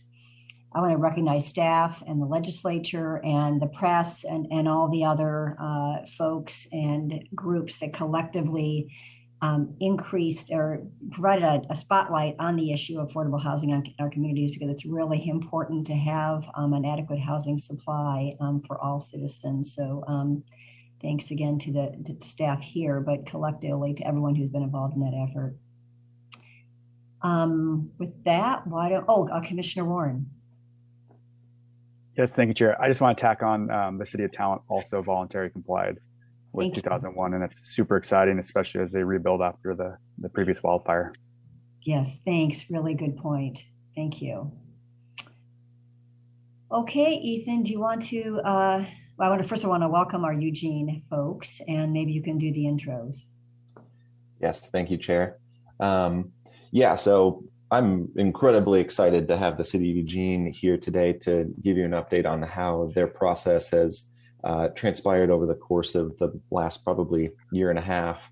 I do want to kind of give a caveat to this. The City of Eugene received a DLCD grant to really rethink how they did community engagement around House Bill 2001, middle housing, and housing choice in the city. And I think the results are pretty impressive and really are exemplary in terms of how we at DLCD and how I think others across the state should think about community engagement in the future. So I don't want to steal their thunder too much, and so I'll hand this off to Planning Director Alyssa Hanson.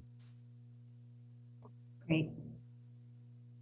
Thank you so much, Ethan. And before we jump in, I want to note that Sophie McGinley and Terry Harding, who are part of our staff, don't have video capabilities. They don't have the option to turn on their video, and I'm not sure if they made it over as panelists, so I want to bring that up real quick. See if we can get that going. And we do have a presentation to share as well, but I'd like to introduce the team. Terry, are you able to share your screen? Well, earlier we heard Terry and she I know audio was working, but I'm not sure what happened. Well, I'll kill time real quick here while we get that worked out. I just want to say thank you so much for the opportunity to allow us to share with you where we are on our implementation. There's Terry. Whew. We are really in the thick of the adoption process right now. So it's been an exciting week. We had the Planning Commission public hearing on Tuesday night. So it's been a very busy week for us, and we have a lot to share. We're really excited to share with you a lot about the engagement process. So again, Alyssa Hanson, I'm Eugene's Planning Director. We also have Terry Harding, who is the project manager. Sophie McGinley, who has served as our lead on public engagement. And we are fortunate also to have one of our planning commissioners, Lisa Fragola, here today as well. And I'm going to kick the presentation off over to Terry. Perfect. Thank you, Alyssa. I trust you can all hear me and that you're seeing the slides and not my notes. Somebody let me know if that's not the case. Great. So we're going to do a quick introduction of the project kind of structure, and then Sophie's going to talk more about our public engagement approach, and Lisa will talk about the Planning Commission process. So we're all going to be talking, but we've been doing this a lot and are very excited to be talking with you today. Oops. So the project goals are first and foremost to comply with the House bill. So that's been important because once you start talking about housing, people get really excited and they want to talk about everything that relates to housing. But our mission here is to really implement the House bill and update our zoning to make sure that we comply. As we're doing that, we want to do as much as we can to further other city housing goals, which include enabling more housing production and diversity of type, and furthering ongoing work that we have already on our plates aimed at addressing housing equity and affordability. So our project was divided into 4 phases. We kicked off the project in the summer of 2020 with a draft of a public involvement plan, which included Planning Commission input, City Council input, and approval eventually by the Planning Commission, which also serves as Eugene's Citizen Involvement Committee. During phase 2, the project team created design and code concepts, tracked state rulemaking, and coordinated with the LCD staff, and met regularly with our Planning Commission. Phase 3 focused on writing the code itself, and we have just started our local adoption process with our Planning Commission public hearing earlier this week. Throughout the project, our team has been conducting outreach, refining our technical products, and vetting drafts with the Planning Commission, as well as keeping our City Council updated through emails and work sessions. So I'm going to pass it over to Sophie, and then I'll be back later to talk about the code. But for now, let's learn about our public involvement process. Thank you, Terry, and thank you, commissioners, for hosting us today. So when I used to think about how one would design a public engagement process, I thought they began with asking themselves how. How do we get as many people as possible involved with this project? I think there's 3 flaws with that approach. It prioritizes informing over engaging. It establishes a prerequisite of background knowledge. And most importantly, it glosses over the why. When state mandates come down to localities, the first reaction is asking why, usually. Why would they do this to us? Why are they usurping local control? Why is this happening? So instead of moving on from the why and immediately pivoting to the how, we decided to sit with the why. Why would the state pass such a law? Why would the legislators enact their authority over city councils? And truly, why is this happening?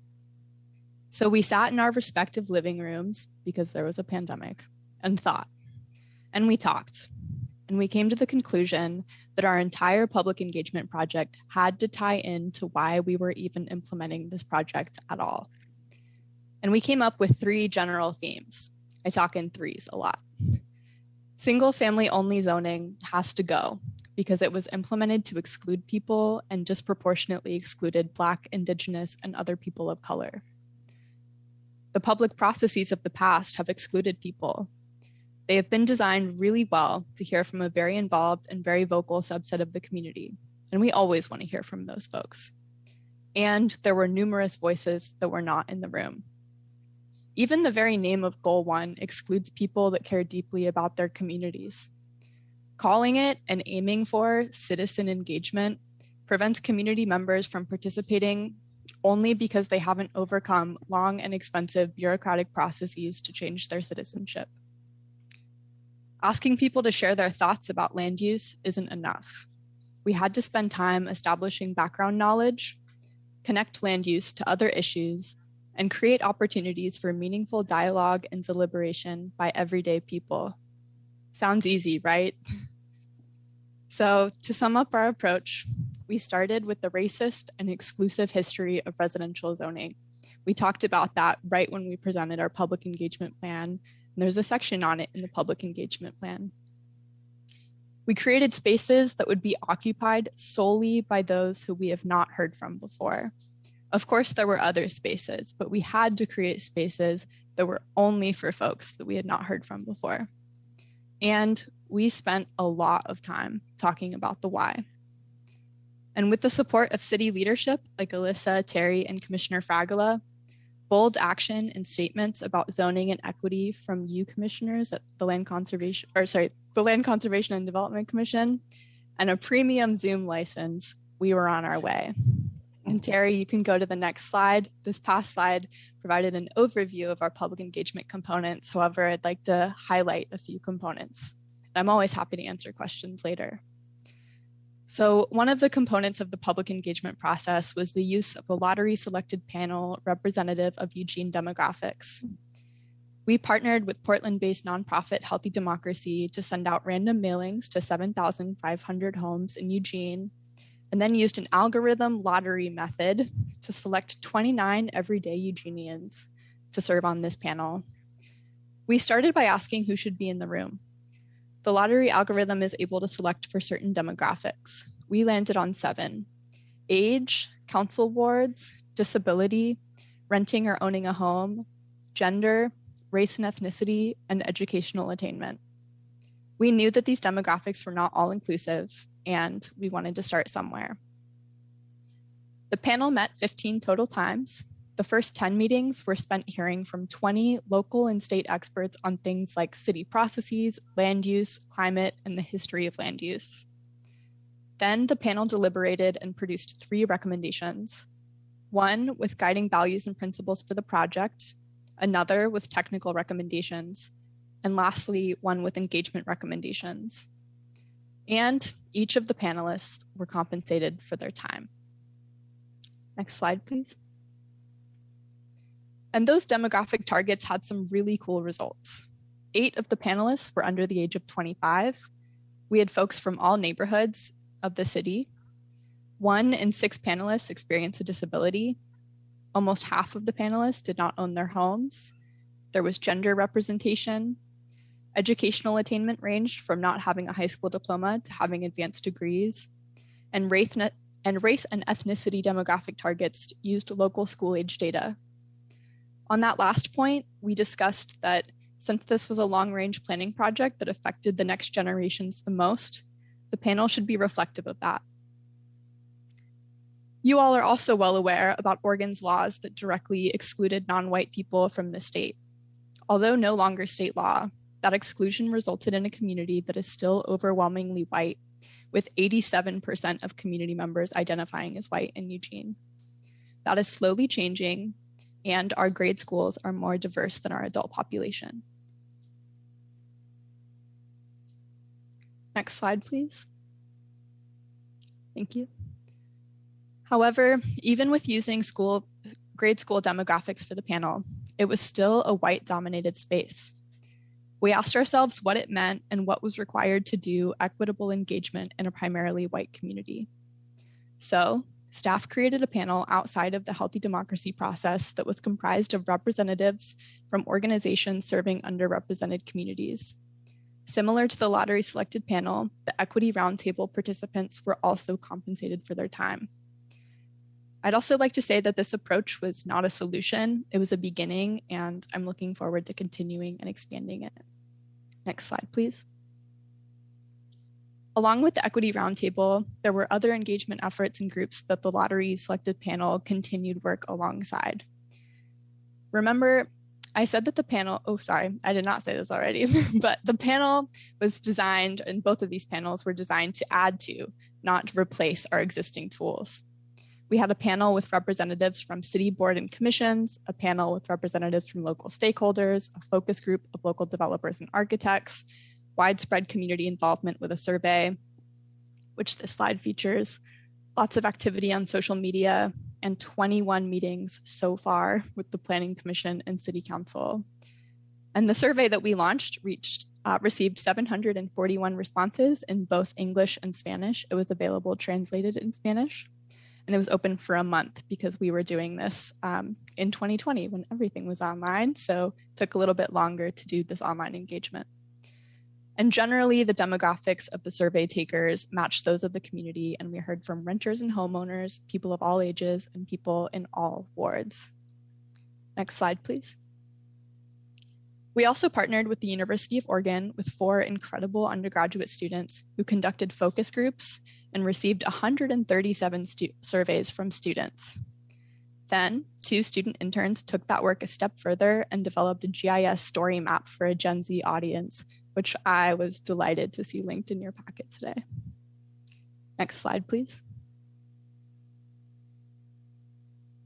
We also really established a presence on the web with a project webpage, use of the city's virtual engagement portal, and 3 social media profiles, Instagram, Facebook, and Reddit.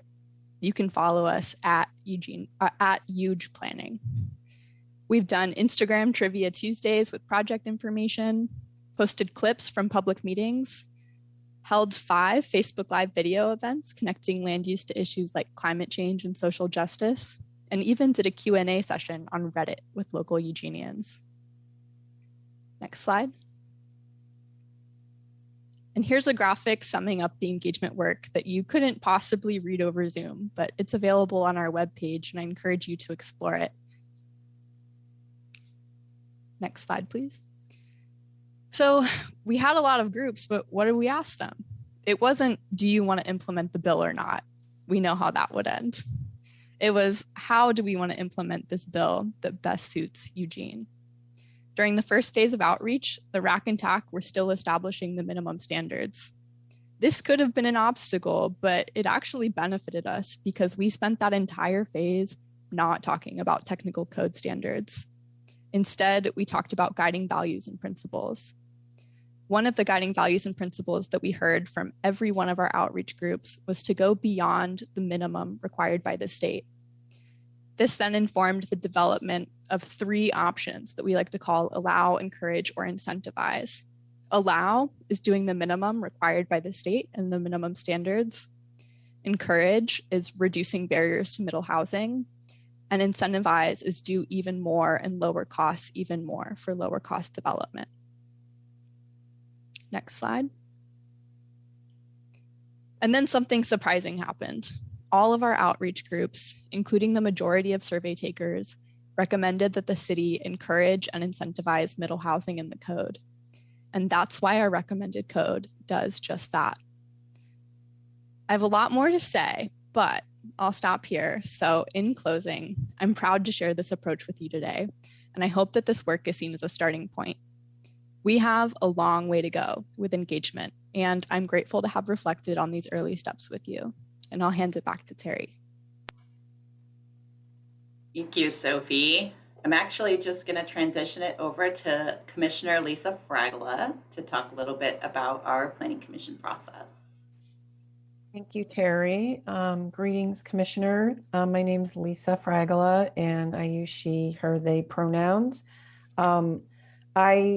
I've been on the Planning Commission for a little over 4 years at this point, and in the community, I've served for nearly 25 years as a K-2 elementary educator, and recently started working at Pacific University as a clinical faculty member with aspiring educators. I initially got involved on the Planning Commission because of my own personal experiences working with families in local elementary schools that were unhoused.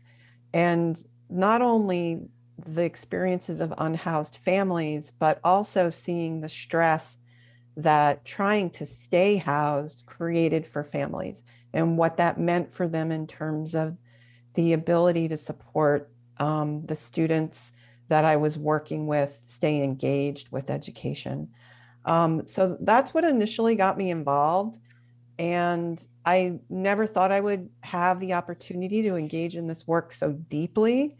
And I feel very honored to get to be part of a planning commission that has really committed to our own role as the Citizen Engagement Committee, and also to doing that with a strong commitment to equity, diversity, and inclusion. And so I think you heard Sophie talk about our focus on equity and inclusion as code choices are made. I'm really proud of the work that the staff did on our engagement process, and the Planning Commission was very involved with it all along the way. Of course, we did the typical things of reviewing the engagement processes, providing feedback of engagement processes, but we also really advocated for the healthy democracy approach. I think I personally was very excited about it, and was on an advisory committee or steering committee that worked with that healthy democracy committee. The Planning Commission also took time to learn and educate ourselves about exclusionary housing history, and stayed connected to the panels and commissions. But I think most importantly, we constantly returned in our decision making to what we were learning from our stakeholders, which, as you heard, had a very strong focus on going beyond what the minimum code standards were, to encouraging, incentivizing. And the going beyond was very much based in the why, right? And the why was very much based in wanting to improve our city, our community for everybody. And some of the most common things we heard, beyond encouraging and incentivizing middle housing across the community, was that it should be equitable. And we heard repeatedly from stakeholders that it shouldn't be within narrow sections of the city, that it needed to be equitably within all our neighborhoods. And we did have conversations about encouraging compact development near transit routes, but ultimately we did want to commit to doing that because of other goals that we think are also important, but we wanted there to be equitable distribution across the community. So in our work as a commission, we have constantly returned to how we can pursue encouraging and incentivizing the programs and going beyond the code as part of the work based on our connection to the input that we've heard. Could we go to the next slide, please? So as part of that process, like I said, we've worked to have support for the public involvement approach. And we've tried to stay connected to our city council. I'm guessing that you may be aware that our city council was a city council that pushed back heavily against HB 2001. And as Sophie talked about, we felt it was really important to get beyond the why and get to the values and moving forward on this. So we continuously try to stay in good contact with the council, updating them on the information we were hearing from stakeholders and continuing to communicate with them. We took the time to write letters and to present those letters in city council meetings about the values that we were hearing from stakeholders and how we were trying to connect the draft code that we were working on to the values and the public input and the public engagement that we were hearing. We discussed how we were hearing the values about equity across the community, and we took time to share the ways that we were engaging people as a citizen involvement committee. I think a really important piece for us as a planning commission is that we serve the entire community, and we need to consider the needs of the community as a whole. And sometimes that's very different from our city council. They are elected to represent a ward, but we've really had conversations about how we are taking the time to think about marginalized voices in our community who may not always have the understanding of how to access and impact this process. Can we go to the next slide, please? So in the place that we're at now, we just had a public hearing 2 nights ago, and it was very reflective, I think, of what we heard through the initial engagement process. We had 73 people in attendance, which is, I don't know if it's a record, but it's unheard of in my personal experience as a planning commissioner. 35 people spoke, gave public testimony. We've had lots of other written public testimony. And in that public hearing, we had 29 people speak in support, and we had 6 speak opposed.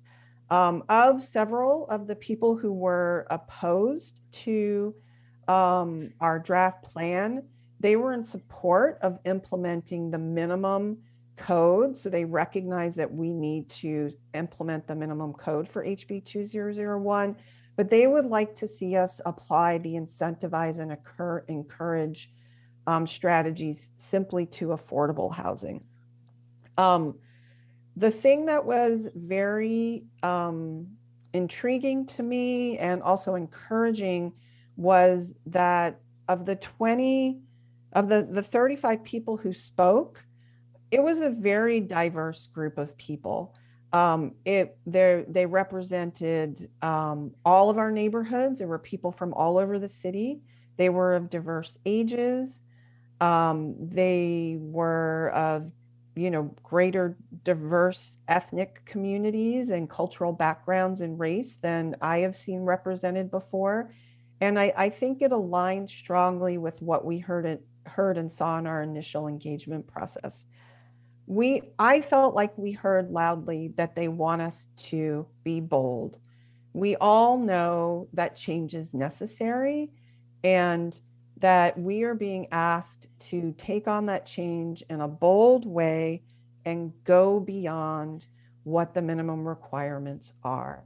Oregon and Eugene are changing, and we know that we need to plan for the future. And so we need to do this in an equitable manner. And we are hearing loud and clear that people want affordable housing. But the thing that I think was really clear to me from the conversations the other evening was that there's still this kind of dichotomy about capital A affordable housing and little a affordable housing. And what I'm talking about is what we, I think, used to refer to in the past as subsidized housing, so capital A affordable housing. When people are talking a lot of the time about affordability in this conversation, I think a lot of people assume that we're talking only about capital A affordable housing. But the other night in our public hearing, many of the people who spoke about wanting and needing access to diverse and affordable housing types were working families, right? And so I really believe that we need to think about both types of affordable housing, and that we are hearing loudly and clearly from our stakeholders that they understand that inherently as a community need. But then unfortunately, I feel that the public process is attempted to be undermined by too much of a focus on capital A affordable housing. And so that is something that I think brings me to the last point that I wanted to make, which is that it has been critical to have this direction from the state. Absolutely critical. I think we're all aware of a tendency in our current society to undermine public institutions in an effort to undermine democracy. And that is something that is happening in this process. There are voices that have been accustomed to accessing and influencing decision-making processes, and they're loud, and they are continuing to try to undermine the process. If there hadn't been direct action at the state level, we would never be able to get to addressing this issue in the manner that we are able to address it by putting equity, access, inclusion, and diversity at the forefront of our decision-making. So I want to thank you very much for leading in that effort. And as you're going forward, I hope that any recommendations that you make in future legislative sessions will support the work that is already happening, because we know it's really critical for the future of our state. Thank you. Thank you, Lisa. That was such a great description of all the hard work of our Planning Commission. Every day we feel supported by staff, and it's been a pleasure. So we have some more slides, but I know we're going a little long. So I'd like to go through these pretty quickly, but it's really, what did we do with all of the public input and energy behind what we were hearing? And the answer is we've attempted to put that into the draft code with the help of a consultant team funded by a state grant.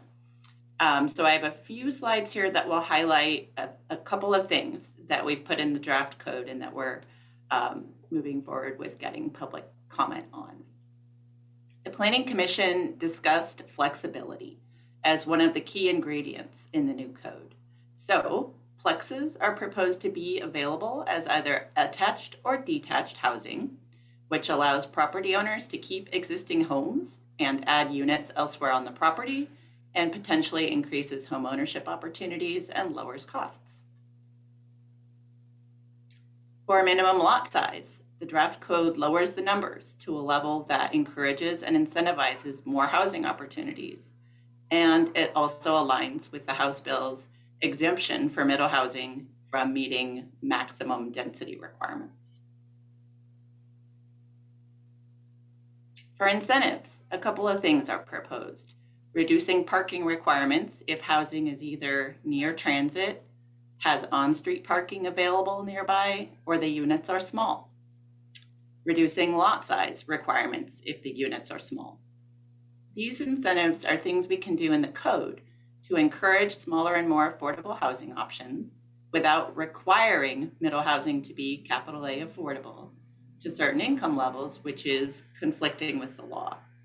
It does help us explain to the public that a main goal of the legislation is to put middle housing on a level playing field with single detached housing.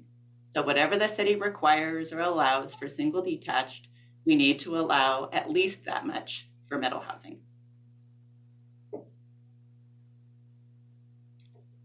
This project team produced a guide that I'm pretty proud of. We call it the Guide to the Adoption Process, and there's a few pages here.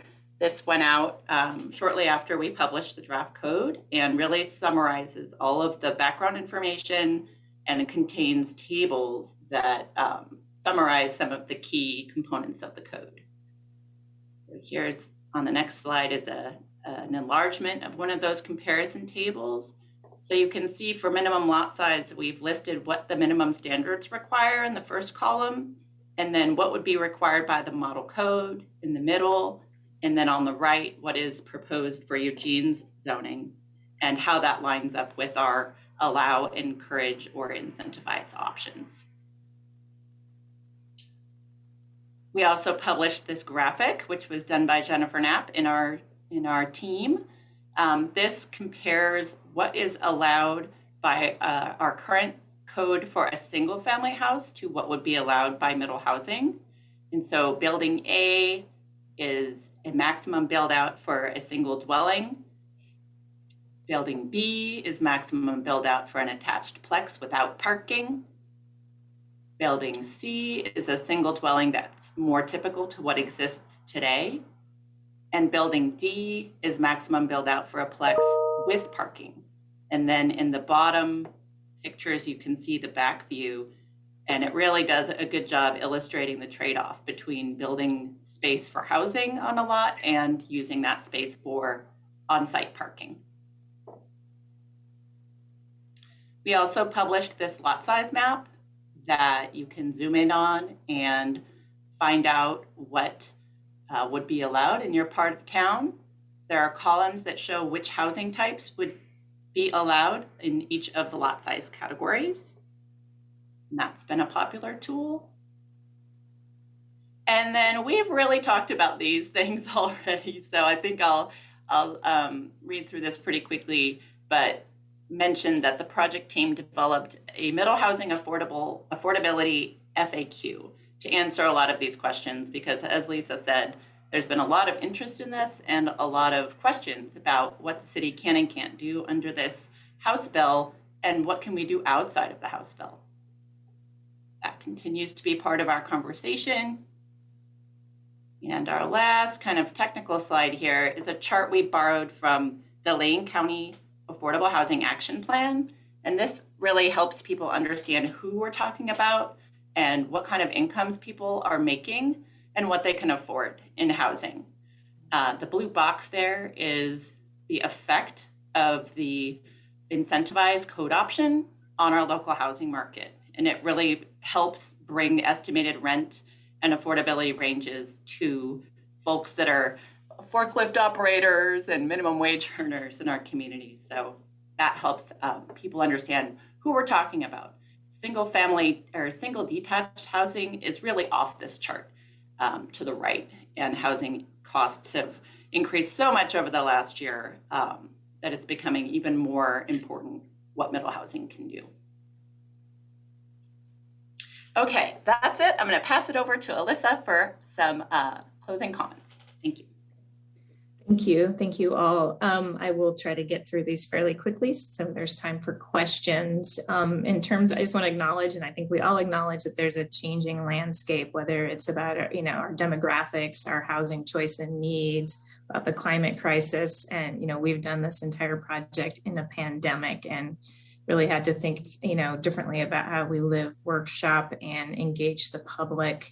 The next 4 points I want to cover are really what has worked well for us in this process, what has been helpful for us for successful implementation. And I really want to start with a shout out to the state for your support.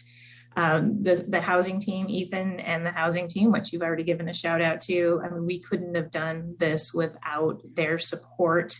During rulemaking and during this implementation, they have been accessible, they have listened, they have tried to help us do some problem solving. The guidance that Ethan mentioned, and Ethan also participated or attended some of the Healthy Democracy panels and gave background information on HB 2001 to the panel there. The monthly Large City Forum has also been really important for staff to attend. And again, our regional representative, Patrick Wingard, has also been a supporter for us.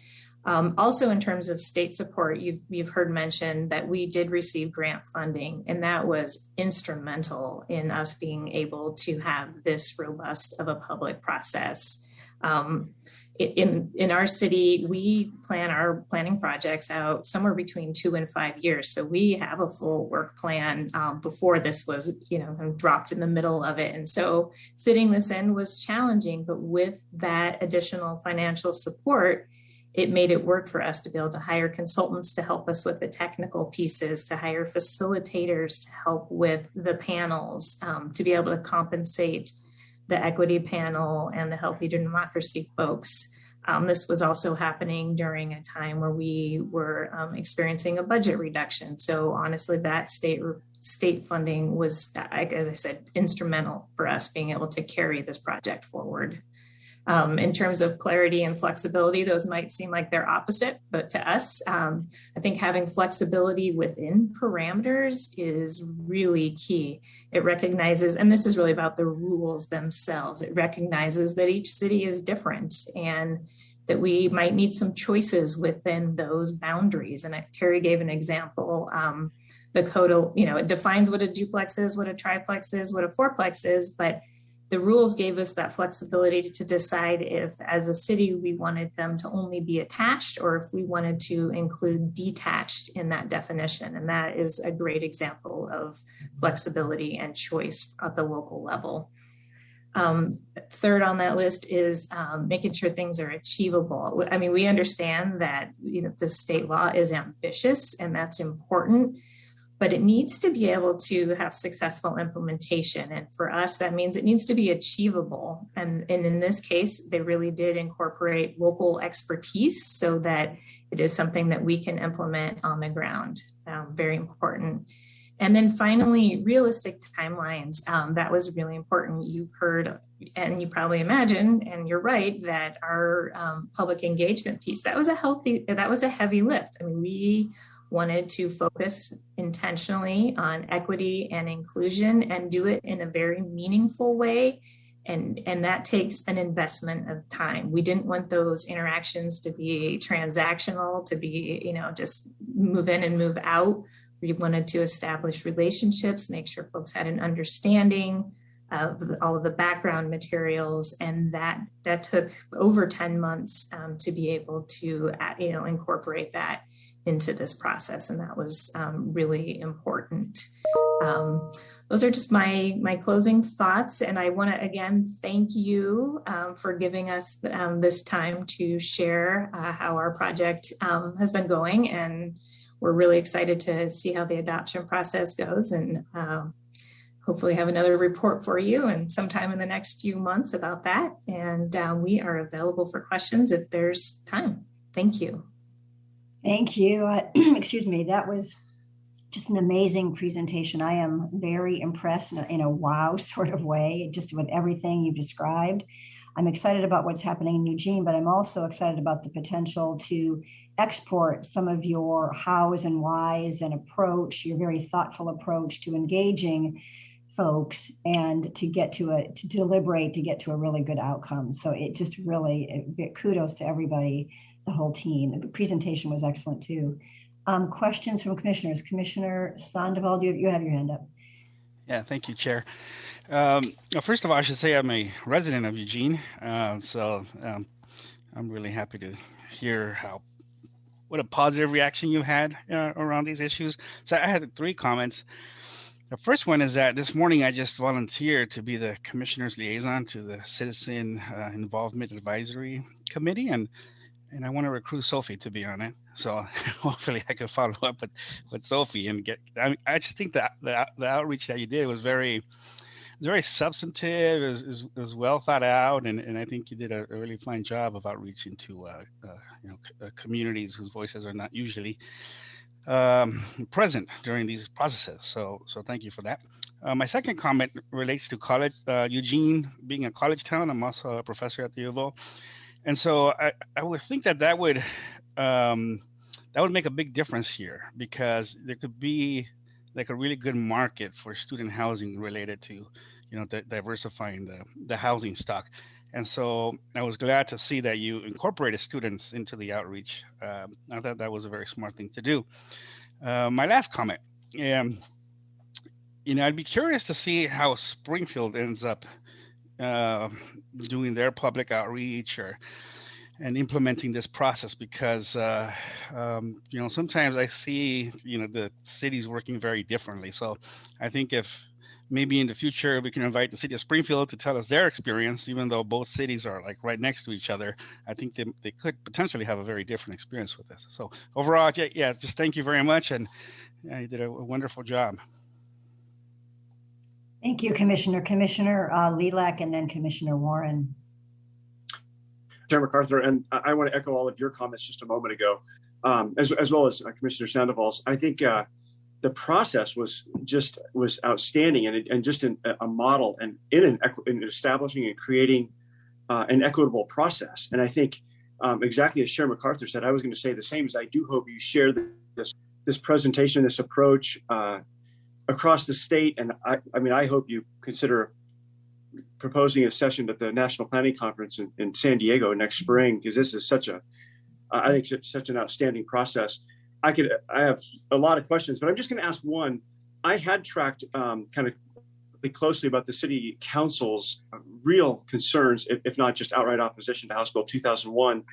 And you mentioned that to address those, one of the things the Planning Commission did was to express your values to the City Council about this effort and this process. And I'm curious about how did the City Council respond or receive those values? And maybe it's too early to tell because you're still going through the adoption process. But I thought that was an interesting approach to maybe change the communication or change the dynamics of the City Council's thinking about this. I'm just curious about any responses to that. But again, a fantastic job this morning. Thank you.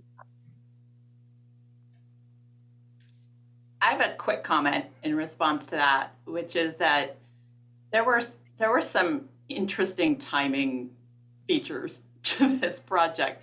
So when we launched it in the summer of 2020, we had just entered the pandemic. George Floyd had just been murdered, and we had been through a year past the legislative opposition to the House bill. So we were in a really interesting place to take a draft engagement plan to the council. And that's the environment that we were operating in. So it was really an opportunity to respond to the moment that we were in. And we got, I won't say unanimous, but a lot of support from the council in the summer of 2020 to go with this approach. Oh, will anyone else want to respond to Commissioner Lilac? I would just say briefly that what we communicated to the council was the values that we were hearing and the priorities of stakeholders in our draft input process. So we were very much trying to represent that to council, and I would say the response was favorable. I would also say that this was a big issue in our last council elections, and has continued to be a big issue. And hopefully we are seeing a city council that is more approachable and embracive of the change that needs to happen. Thank you, Commissioner. Commissioner Warren, question. Yes, thank you, Chair. And thank you, Eugene staff. What an amazing job you've done with this engagement process. And I really just want to kind of earmark it for DLCD staff as a potential way to move forward with the implementation of the climate-friendly and equitable rulemaking, because I think this is going to have kind of a similar weight, and that those changes that are going to come will probably need to have a similar process followed in order to really get community buy-in, or mostly just to change the culture around kind of rulemaking and change within our cities. So I hope that our staff is paying very close attention to this. And then I had a question about a more technical question, mostly about parking. How did you choose the quarter-mile limit for no mandated parking? That's a great question. We did work in a project called Envision Eugene over 10 years ago that established a vision for compact development along corridors and kind of discussed walking distance to key transportation corridors. So a quarter mile has been used in our land use and transportation planning for a long time. More recently, as we've been implementing bus rapid transit in Eugene and Springfield, we're starting to look at increasing that to a half mile where there's fixed bus rapid transit, because research shows that folks are willing to walk even further and live car-free where there's reliable infrastructure. Thanks for the question. Great, thank you. And I know I could spend a lot more time asking questions and getting more great information from you, but we need to go to the public comment period. And we have two folks that have signed up, Susan Crowley and Karen Elizabeth Knudsen. So I'd like to give both of them 3 minutes, 3 minutes each to testify. And Susan did give written comments. So we have those in our packet. And we also have written comments from Carolyn Jacobs. So Ms. Crowley, can we bring you on and give you 3 minutes to talk to us? Thank you.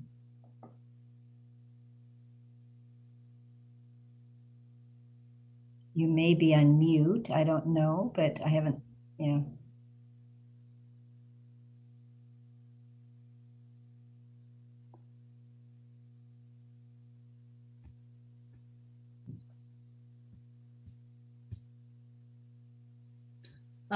Good morning. Can you hear me all right?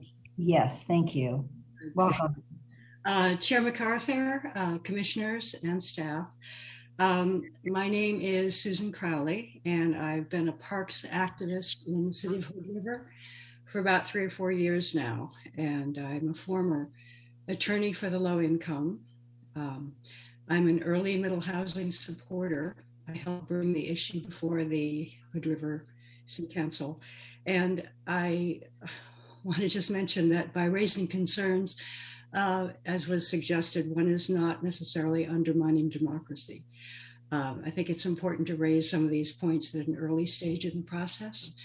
On September 23rd, I offered you comments regarding the negative impact that can occur on small communities like ours, and we have about slightly over 8,000 residents now, when the kind of proposals that are really intended to benefit and affect larger communities are imposed without due consideration on very small towns. And the packet, I was reading through the packet, and it has the letter from the 2 Eugene residents who were concerned about lack of genuine public notice.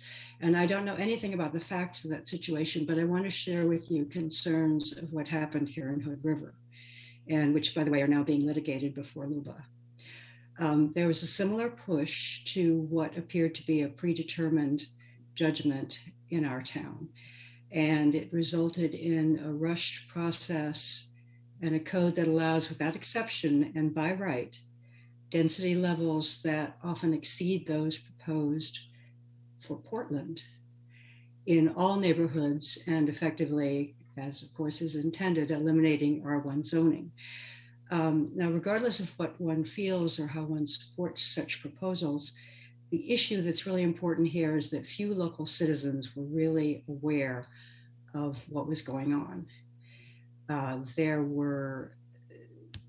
was very little public notice in a meaningful sense because we don't have a local paper anymore. It's marginal, undergoing problems, staffing itself. There were no public discussions. There was no sense among the community that big changes were about to happen, changes that would upset expectations for land use that have been going on for almost 100 years. Statutes were broken in terms of the kind of notice that was involved. The city council process, they had hoped to finish it within a 19-day period with one public hearing. And the only notice we got was one of these tiny print notices on the public notice page of what remains of our newspaper. So the result is that our city cannot, for this kind of development, consider any transportation impacts. There's no provision for new parks as the population grows. There's less green space and area for green space. And there is no guarantee of affordability at all because we're in a resort community. And the City Council made this very clear. There'll be more housing, they hope, but they don't know if it's going to be affordable at all. Ms. Crowley, I need to interrupt you just for a moment. You're out of time. If you have a concluding statement, that would be helpful. I do. Forgive me, I'm looking at my text and I can't see the clock.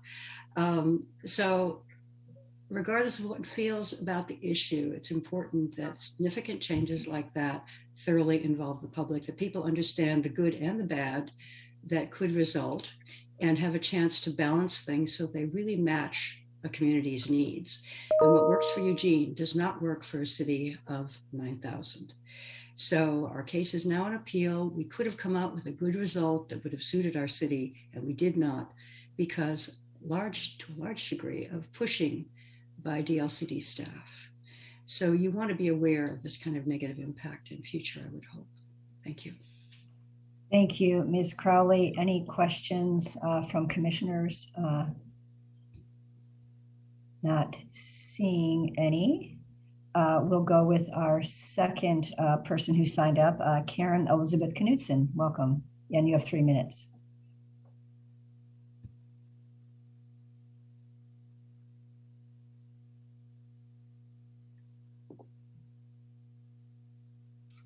Hello, Chair MacArthur and commissioners. Thank you all. I'm Karen Knudsen. I'm an architect and urban designer and founding director of Better Housing Together, which is a housing advocacy organization based here in Lane County. I also teach on the non-tenured faculty in U of O's planning and architecture departments. I research sustainable urban design, and I was a member of the technical advisory committee that developed House Bill 2001's model code and minimum standards. Better Housing Together, our nonprofit here, has long supported Eugene's efforts to increase housing affordability and diversity in supply. And we were among the many voices who testified at Eugene Planning Commission on Tuesday night. We submitted written comments with the goal of improving upon the draft and advancing affordable and equitable outcomes, including recommendations that Eugene craft a deeper affordability code path to incentivize the creation of capital A, capital H, affordable housing, the reduction and elimination of parking development mandates, and refinements to siting and lot standards to support greater feasibility and sociability. That is all about content, but today I want to talk about the process and how our community is actively participating and engaging in this work. You've heard a lot about that already from the presentation earlier. But on Tuesday night, testimony included support from age-friendly community advocates, transportation access advocates, local business, renters, people experiencing homelessness, climate change advocacy, racial equity leaders, affordable housing providers, land and resource conservation groups, walkable communities, family-friendly neighborhood advocates, design quality architects, green space, working families, faith communities, young professionals, real estate professionals, longtime and new neighbors, expertise from the University of Oregon, as well as members from the Healthy Democracy Citizen Review Panel. Comments during and after the testimony and hearing included things like, wow, I am so proud to hear our community standing up for housing like this.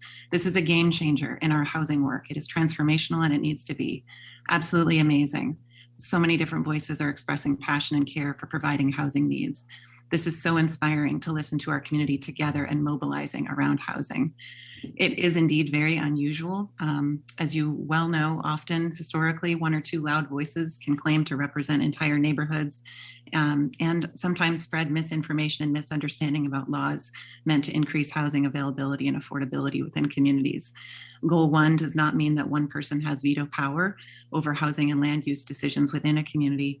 And certainly locally, we have our challenges as just one homeowner currently is simultaneously appealing our clear and objective standards, the city's recently adopted ADU ordinance, and also claiming that this process in Eugene is not representative and somehow corrupt. In reality, the much broader community is asking clearly and continuously for better, more inclusive, more equitable, more affordable housing. As is possible, please continue to develop and share DLCD guidance, case studies, and resources related to innovation with this law. That is what people would really like to see. Oregon is leading the nation with this work, which means our cities are leading, and we appreciate and could continue to need your support. So thank you for your attention and for all of the work that's gone into this. Thank you, Karen, and I apologize for pronouncing your name wrong. And I had forgotten that you had been involved in our process as well. And so it's just really useful to have you here today to describe how this is working, because it's not just the state, the legislature, and then our rulemaking. It's really how it plays out on the ground, and it's helpful. It's been so helpful to have all the voices from City of Eugene as well as yours here today. Questions from commissioners for Ms. Knutson? Don't see any. I wish we had more time to talk to you folks. This is a great presentation. And I know I have more questions, but we are kind of out of time. But we will, I think you sort of offered to come back in the future. So if that would be acceptable to you, figure out the right time relative to adoption and other things you might be doing. And we'd love to hear from you again. It's been a great presentation, and we've been much educated on these topics. So thank you. Ethan, do you have any kind of closing remarks before we go to the next agenda item? I do not, other than to thank the folks from City of Eugene for coming today and providing that information to us. Great. Yeah, ditto. Thank you, everybody. Okay, and luckily we still stay on the housing topic, which is exciting. So agenda item number 6, and this is the Middle Housing Master Planned Communities Rules. And if just to kind of give a little teeny history lesson to commissioners, I think it was a year ago, this meeting that or maybe we had a special meeting in December, we adopted the housing rules, House Bill 2001 rules. And but we, after much discussion, we still couldn't figure out exactly how to approach master plan communities and how these rules might work in those environments. And so Ethan and others got together with practitioners on the ground to discuss how to make that happen. So that's sort of the background today. And so Ethan, take it away. Thank you, Chair MacArthur. Members of the commission, yeah, I mean, Chair MacArthur did a really good overview of why we are here today talking about master plan communities and reopening the conversation related to Division 46. And so Sean Edging and I are going to attempt to overview both the background and then why we envision or why we're seeing conversation about the master plan communities rule in Division 46 in terms of how it is an imperfect solution to solving the issue of infrastructure planning as it relates to middle housing in Greenfield area. So it is a very, very niche topic within Division 46. And so please do feel free to ask questions. I know that this can be a little technical. So with that, we'll talk a little bit today. Like I said, I'll give a background to where we started and where we went and where we are now. And then we'll have an opportunity for the folks from the city of Wilsonville, Sherwood, and Hillsborough to provide some of their perspectives on the issue as well, because that's incredibly important in this process to get it right. So we'll also have some time for public comment, and we'll talk about some of the potential options for remedying some of the issues that we foresee. So in terms of background, there's some important background here that I want to talk about so that we can kind of set up this issue. The first is throughout the rulemaking process, we have talked about middle housing as this infill opportunity, right? Cities and property owners with lots that are already existing can have more options in terms of how they develop their property. That conversation is different. The economics and the situations are just different for large greenfield areas and large subdivisions in cities. There's no existing infrastructure. The conversation about how you build the infrastructure becomes way more important, and the economics are just different. So during the rulemaking phase, we continually heard from city practitioners about how do we adequately plan for the infrastructure in these areas? What is the certainty that we have in terms of if a property owner now has the ability to build up to a quadplex or a cottage cluster on a lot where they previously were able to build just a single unit? What does that mean for how big the roads are, how big the pipes are? What do we do in terms of stormwater retention? And so how do we provide the rule that we ended up implementing and adopting was intended to provide that kind of clarity. It was established based on a density kind of basis. It defined that cities must plan for infrastructure to accommodate 15 dwelling units per acre for those cities outside of the Metro UGB, and then for those cities within the Metro UGB to plan for an infrastructure that could serve 20 dwelling units per acre. And this is important because we use density in housing planning as a proxy for infrastructure demand and infrastructure capacity, which Sean will talk a little bit about why that may not be the most effective way to approach the issue. And I do just want to note that the master plan communities process is already an optional path for cities. There's of course, always the path for cities to treat these master plan communities just as they treat any other areas of their city and allow middle housing in the manner that's provided in the minimum compliance standards. So I just want to kind of set that context and make sure that we're all kind of starting at the same baseline when we're having this conversation. And so with that, I'm going to quickly hand it over to Sean, and he's going to talk about how this is an imperfect rule and some of the issues that we see with that. Thank you, Ethan.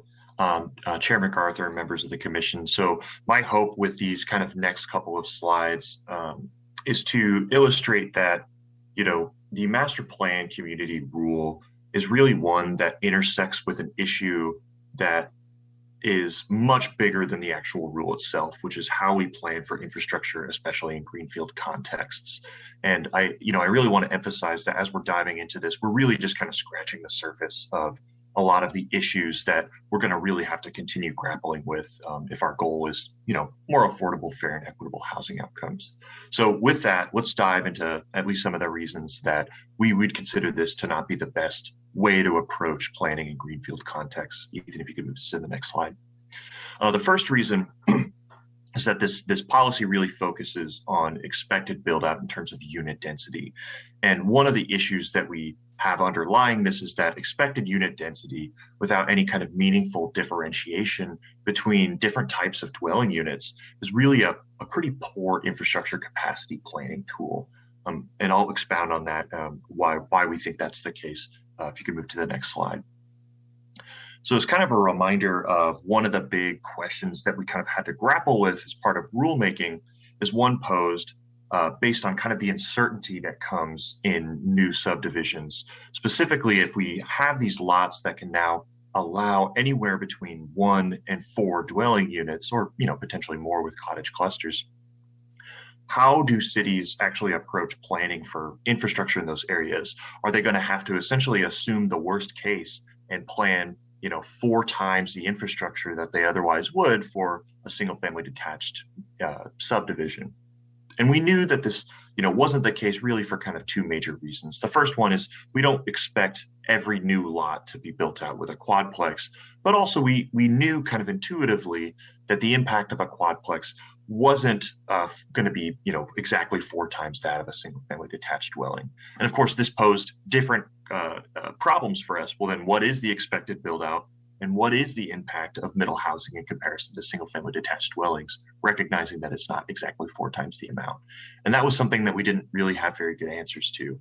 And so the parameters in rule that we established were more reasonable expectations of the level to which jurisdictions can expect to plan for in terms of infrastructure capacity, and should a development proposal exceed that, they retain the ability to require them to kind of make up the difference, right? And I'll talk about why, the kind of practical implications of that in the future. But one of the kind of problems with this approach is that, we establish this density expectation without recognizing that the variations in a characteristic of a unit really affect the anticipated infrastructure impact you could expect from something. And there's actually a lot of emerging literature just in the past 5 years that really dives into this topic. If you could move to the next slide. So I'm going to apologize a little bit preemptively. A lot of this is still very, technical data-based information, and a lot of this research is coming out of California. And I should note that, OHCS is working on some more Oregon-specific examples in the context of the system development charge study they're currently conducting. But this was a study that I believe the California Department of Transportation commissioned to look into specifically how we plan for traffic demand estimates, how we project traffic demand, and use that as the basis for infrastructure planning for housing developments. And what this study kind of, their main point was, well, we really use kind of one methodology to estimate any particular housing development's impact on an overall transportation system, but we don't look into the characteristics of a unit that really affect transportation demand, including where it's located, whether it's in an urban or more suburban context can really impact the level of traffic that's anticipated. And then also the characteristics of people who live inside units also really significantly affects that. This graph on this slide kind of illustrates this in the context of income and how that affects estimated transportation demand. That black line at the top represents, just kind of a typical ITE traffic demand estimate for any particular set of apartments. And those lines that are kind of below that represent kind of the modeled expected traffic demand that is generated based on just income as a variable, right? And as you kind of project this out, those differences can really add up over time, right? And it creates very significant implications because not only do these affect things like impact fees, but they also affect whether you trigger certain requirements like localized improvements, expansions of arterials, things like that, right? So these costs can really add up over time, and we have a tendency to really oversize these without any kind of consideration of the local characteristics of units. And that kind of leads us into our second point, why we consider this rule to be a little bit problematic. If you can move to the next slide. And that's that blanket per unit infrastructure demand assumptions have a tendency to frustrate affordable, fair, and equitable housing outcomes. And if you can move to the next slide, I'll expound on this a little bit. One of the best reports that I've seen on this is a kind of HUD report that provides practitioners with guidance on specifically impact fees. So they're really honed in on impact fees. But this particular quote from the report really kind of resonated with me in terms of,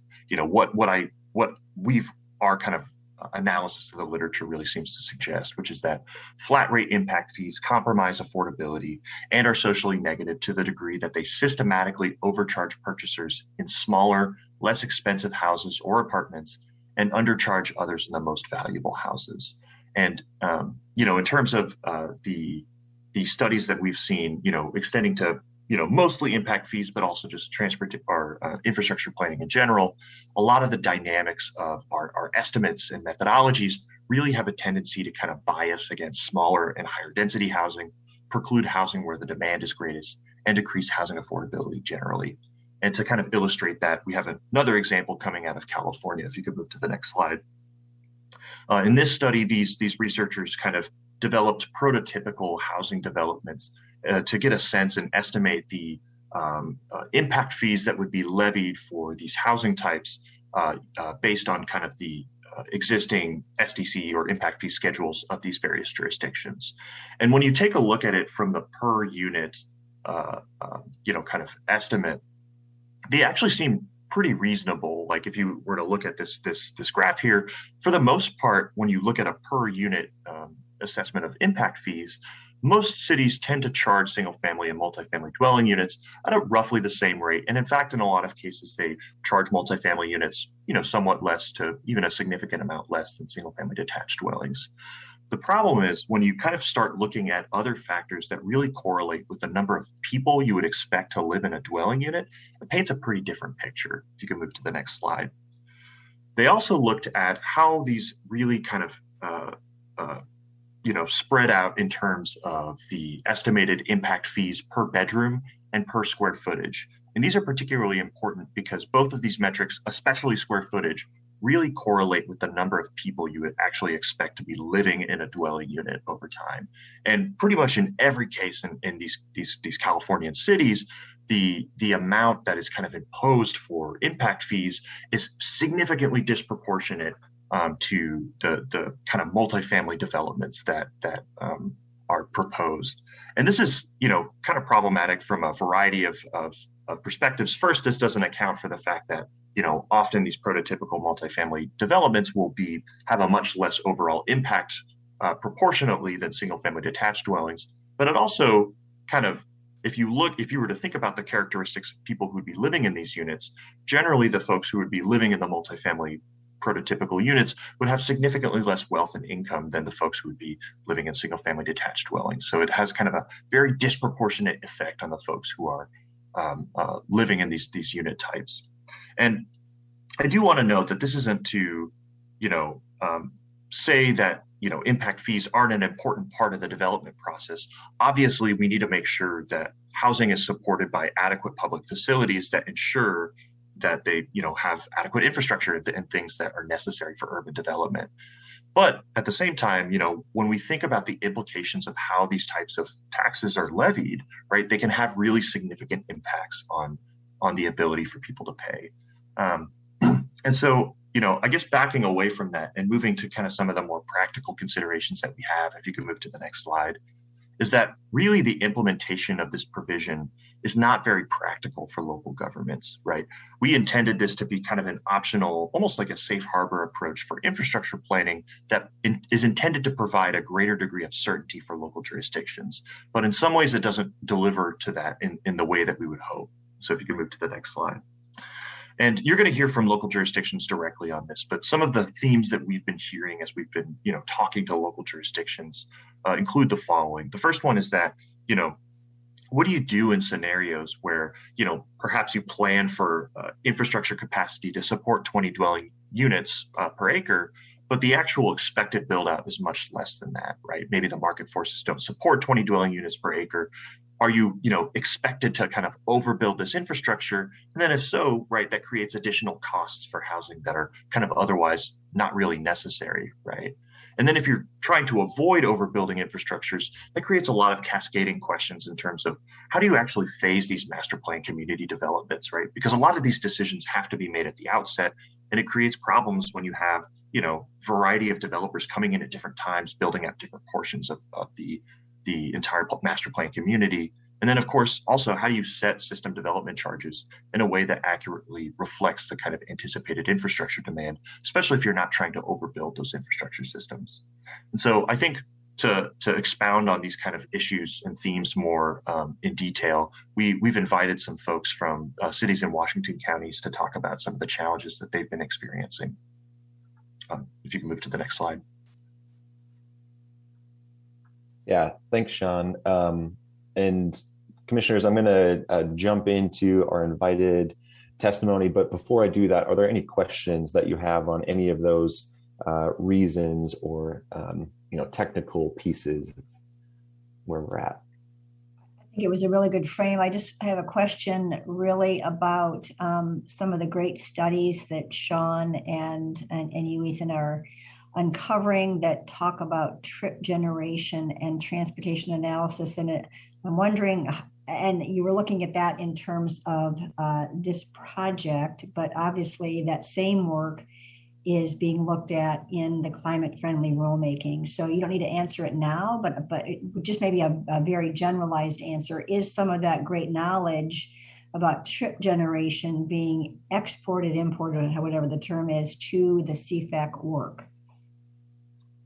Yeah, I think one of the findings that they had in this particular study was that, you know, the tendency for most of our methodologies to estimate trip generation and just transportation impact in general really have a tendency to kind of overbuild and over anticipate impacts to the system, even in scenarios where that might not be the case, because other factors really, you know, result in less trip generation than what the forecast would otherwise estimate, right? And I think they have pretty significant implications because, right, as we kind of know, when we build out that kind of car-centric infrastructure, that has a tendency to influence the choices that people make as well, right? We've seen that with parking, for example.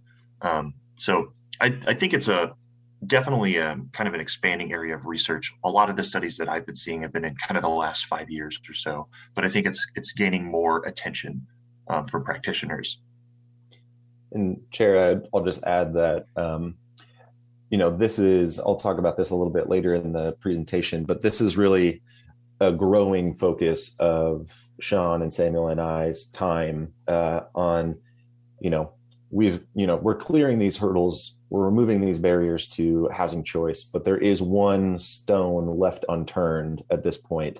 There's many others, but one big one is infrastructure planning, infrastructure capacity. That's a major, major hurdle to actually developing the housing.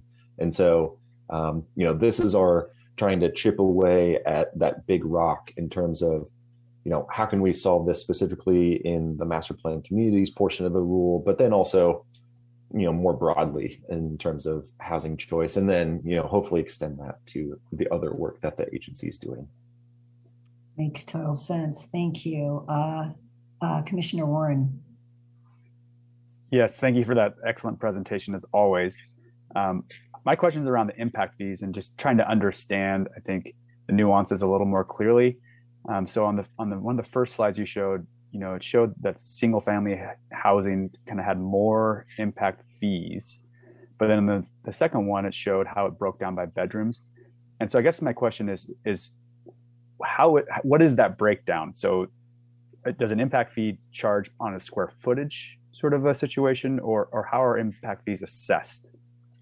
Yeah, and this is a question where most impact fees are they vary based on the kind of priorities of the local jurisdiction, right? And there's obviously kind of federal case law that also surrounds that in terms of kind of proportion, rough proportionality. But a lot of local jurisdictions have a tendency to kind of assess impact fees on a per unit basis, sometimes making adjustments. Maybe multifamily is at 0.8, the level of a single family detached impact fee, but it really varies by jurisdiction. Very few jurisdictions levy impact fees based on square footage or factors that kind of correlate with the number of people you would expect to be living in a household. Great, thank you. So it's just a unit kind of a breakdown then? It depends, but often yes. Okay, thanks. Generally, yeah. Great, good question, Commissioner. I don't see any other commissioners' hands up. So why don't we go to our invited guests? Yeah, thank you, Chair. And I'm going to invite Miranda Batechel and Dan Pauly from the City of Wilsonville to speak first. Thank you so much. Good morning, Chair MacArthur, Commissioners. My name is Miranda Batechel, Planning Director for the City of Wilsonville. Daniel Pauly, Planning Manager, is also joining me here today to help address any questions that you may have for us on this topic. So I just first want to start by saying thank you so much for the opportunity. As you all are aware, Wilsonville staff and electeds have been involved with House Bill 2001 from bill making through rulemaking, and also being one of the first to adopt our House Bill 2001 amendments. The ordinance implementing House Bill 2001 in Wilsonville actually goes into effect today. And we just had a pre-application meeting this morning with property owners about infill middle housing, which is very exciting. We are committed to equitable housing outcomes and moving the needle on supplying needed housing. We have thoughts on each of the 4 options that have been outlined by your staff. We'd be happy to talk with you about, but I want to take a step back for a minute.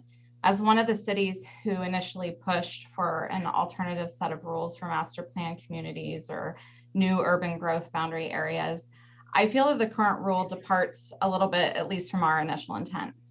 While infrastructure and its costs are a significant issue, the rule is overly tied to infrastructure in our viewpoint, where we are just as concerned about ensuring housing variety in these new growth areas. The rule is not focused on what we collectively want to see built in our communities, and in our opinion, it restricts good planning. Wilsonville has a lot of experience in producing housing variety in our new urban areas. In fact, recent new urban areas in the metro area have some of the most diverse housing in the region. And development in existing built areas is very different than building in greenfields. And as a planner, our job and how we plan for them is different. There's different costs, different issues, different processes, and of course, different infrastructure needs and planning efforts. We believe that the existing rule strikes the right balance for our existing developed residential areas. And primarily that's because the bill was in direct response to exclusionary single family residential zoning. And so it was structured as such to address zoning in those areas. But a separate set of rules better suited to greenfield areas would allow more opportunities for us to achieve middle housing under the unique circumstances of those larger scale greenfield developments. And we don't feel that the current iteration really is well suited for those relative to housing affordability, as well as implementation feasibility, as your staff just laid out. So Wilsonville, we currently have the opportunity to master plan 280 acres of new urban area that will be primarily residential. This was the area brought into the urban growth boundary in 2018. And we see another opportunity where we could realize middle housing and a range of diverse housing types, much like we did in Philippewa, which is an award-winning community that we've been working on developing over the past 20 years. It predates House Bill 2001, obviously, and it has the full transect of housing. It has significant middle housing, it has subsidized affordable housing, but House Bill 2001 would preclude us from taking that same approach now, not because of intent, not because of performance, but because of the overly prescriptive rules, in our opinion. The regulatory tools have been taken away from us to really ensure that type of construction again. Just as equally important is to not unduly increase costs, as your staff just talked about, in getting that diverse housing built at initial build out. We have significant concerns about the 20 dwelling unit per net acre requirement, triggering major additional infrastructure costs that will likely be unnecessary in the short term and potentially even unnecessary in the long run. So examples of that would be wider arterials, additional signalized intersections, major upgrades to sewer trunk lines or our sewer treatment plant. High costs like those would exacerbate housing costs issues significantly and potentially housing construction and supply issues where that type of development is just not feasible. There's also a proportionality issue with the rule. We cannot charge for the full infrastructure. So if we are building to that infrastructure, but that's not the density that's built, who pays? Who's going to pay for that gap in infrastructure? If the 20 dwelling unit per acre requirement results in overpriced housing, Wilsonville is likely going to apply the standard House Bill 2000 rules in our new urban growth area, which is fine. That will be a blanket allowance, and there will be an opportunity for middle housing everywhere. But whether it gets built or not will really be a roll of the dice. And if we had taken this approach in Villebois, I can definitively say we would not have achieved as much middle housing as we did. So we support staff's recommendation to edit the rule. Not all 4 options will result in the desired outcomes. I believe that if we can take a step back and reframe the purpose and edit the rules to be an opportunity rather than a disincentive, then cities will use the alternative. And it can help us to harness the opportunity of these areas while right-sizing the infrastructure and keeping housing costs down as much as possible, which is obviously a huge concern. So I offer this in conclusion. There's a balance between theoretical aspiration and actual implementation feasibility that's really crucial for all of us together to find in order for these rules to be most successful in middle housing production and not just a middle housing allowance. We can't rely solely on the private sector to build the diversity of housing types we need and want. Just allowing and removing exclusions is not enough. I think option 2 would immediately more closely align the rules with middle housing. 15 dwelling units is more reflective of middle housing and a mix of housing types than the 20 dwelling unit per acre, which really requires significant multifamily residential and middle housing. And as I understand it from the memo, requiring middle housing is a potential issue. While I'm not convinced of the density approach is the right one, I would support the Commission's adoption of that change in the near term, as many of us are undertaking master planning right now to be adopted next calendar year. But what I'd really like to do is request and have an opportunity for DLCD to work with local jurisdictions who are planning these new urban growth areas right now. The 2018 UGB master plans are all happening and can directly inform the long-term realignment of this rule to one that's more affirmative, more creative, and more reflective of how growth and development occurs in these new urban growth areas. So thank you for your time and your consideration today. We're happy to answer any additional questions you might have. Thank you, Miranda. As usual, great succinct presentation. Commissioners, do you have any questions for Ms. Bateshell? I can't see everybody's screen. I don't see anyone signed with their hand up. Why don't we go ahead with Sherwood then? I think I saw one hand. Oh, I'm sorry. I can't see everybody's face. I get it on the screen. So whomever has their hand up, go for it. Thank you. Sorry, Chair. It's a last minute realization of mine. Thank you for being here, Miranda. We really appreciate it. And I think this is a really valuable exercise for us to be going through. So, you mentioned that you thought, option number 2 was kind of a good way to move forward. If you could do it any way you wanted, what would your direction be to us? I think it's a very complex issue. So I don't have the ability to say, here's a package wrapped in a bow that I think you could implement today. I think having an opportunity to have these current urban growth boundary areas many of us are looking at this issue. So we are going to go through the exercise of what if we develop to 20 dwelling units per acre for our infrastructure, and what is probably more likely based on what we're seeing out there, and what does that gap look like, and what does that do for housing costs? So we're going through that process, but we have to obviously then move very quickly into adoption that in next calendar year. And so I think, to me, if I'm being like the good planner, and what I really think is best for us to really achieve the goals we had in House Bill 2001 in these areas, it would be to revisit the rule. And the way it's shaped now, it feels like it's like, oh, you can be excluded to doing X if you do this one thing that's really tied to this nexus that we don't understand, and to an infrastructure element, which is important. I don't want to discount how we plan for infrastructure and the cost of that and the relatedness to housing. I'm talking all about that in my talking points. But that's not the only objective of this. right? Like the initial objective is getting middle housing bill, a diversity of housing types bill, and having diverse communities. And we have this great example in our own city of Villebois that has huge diversity of housing types. And we studied it after the commission asked questions during rulemaking. We went back and said, well, what does that mean for actual diversity? And we actually found that in Villebois, the demographics are more diverse and the students in the schools in that neighborhood are more diverse. And so it does directly have these correlations that are important. And so I think there's creativity that can be done in planning that is different than these rigid set of rules that are in place for House Bill 2001. As we're looking at these master plan, these large scale areas that I'd like to create a different package of rules that's maybe not as prescriptive, but is related potentially to performance or is related to, I'd like to sit down and have that conversation of what are we actually trying to see there? And let's talk about the outcome instead of the problems, or instead of assuming that there isn't good intent in these master planning areas. Because for the most part, we've seen more diversity in the new urban growth areas. I think in talking to Metro, they've seen that everywhere. And part of that is because of some of the requirements they put in place on us when we're added to the urban growth boundary. And there's a check, right? When we have existing developed areas, there's no check on that except for the initial zoning changes that we make with the state.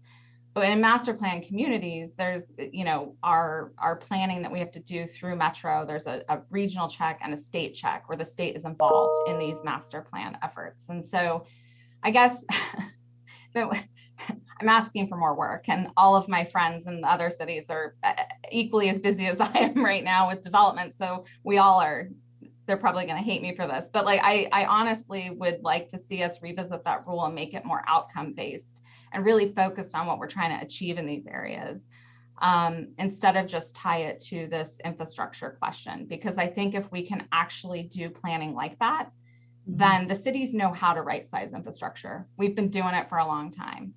And I would note that, we agree with a lot of what your staff has talked about variable rate SDCs or impact-based fees.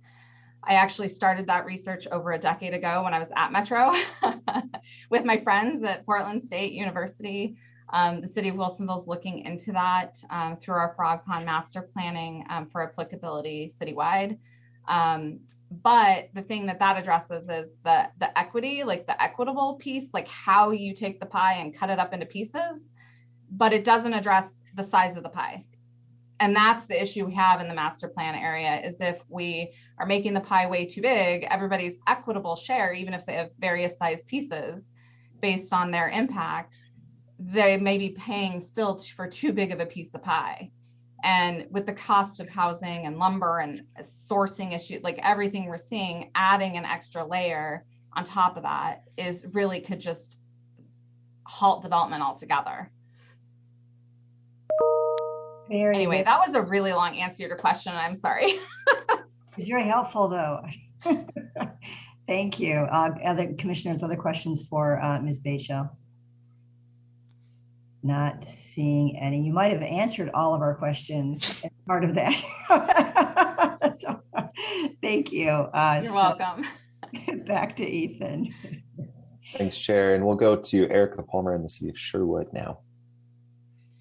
Good morning, Chair. Good morning, Commissioners. My name is Erica Palmer, Planning Manager for the City of Sherwood.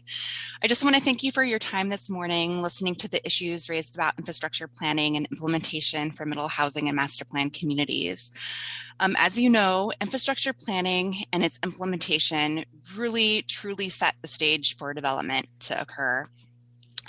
Infrastructure planning is complex, especially in expansion areas. And we know that House Bill 2001 allows for middle housing choices, but it doesn't necessarily require them to be built.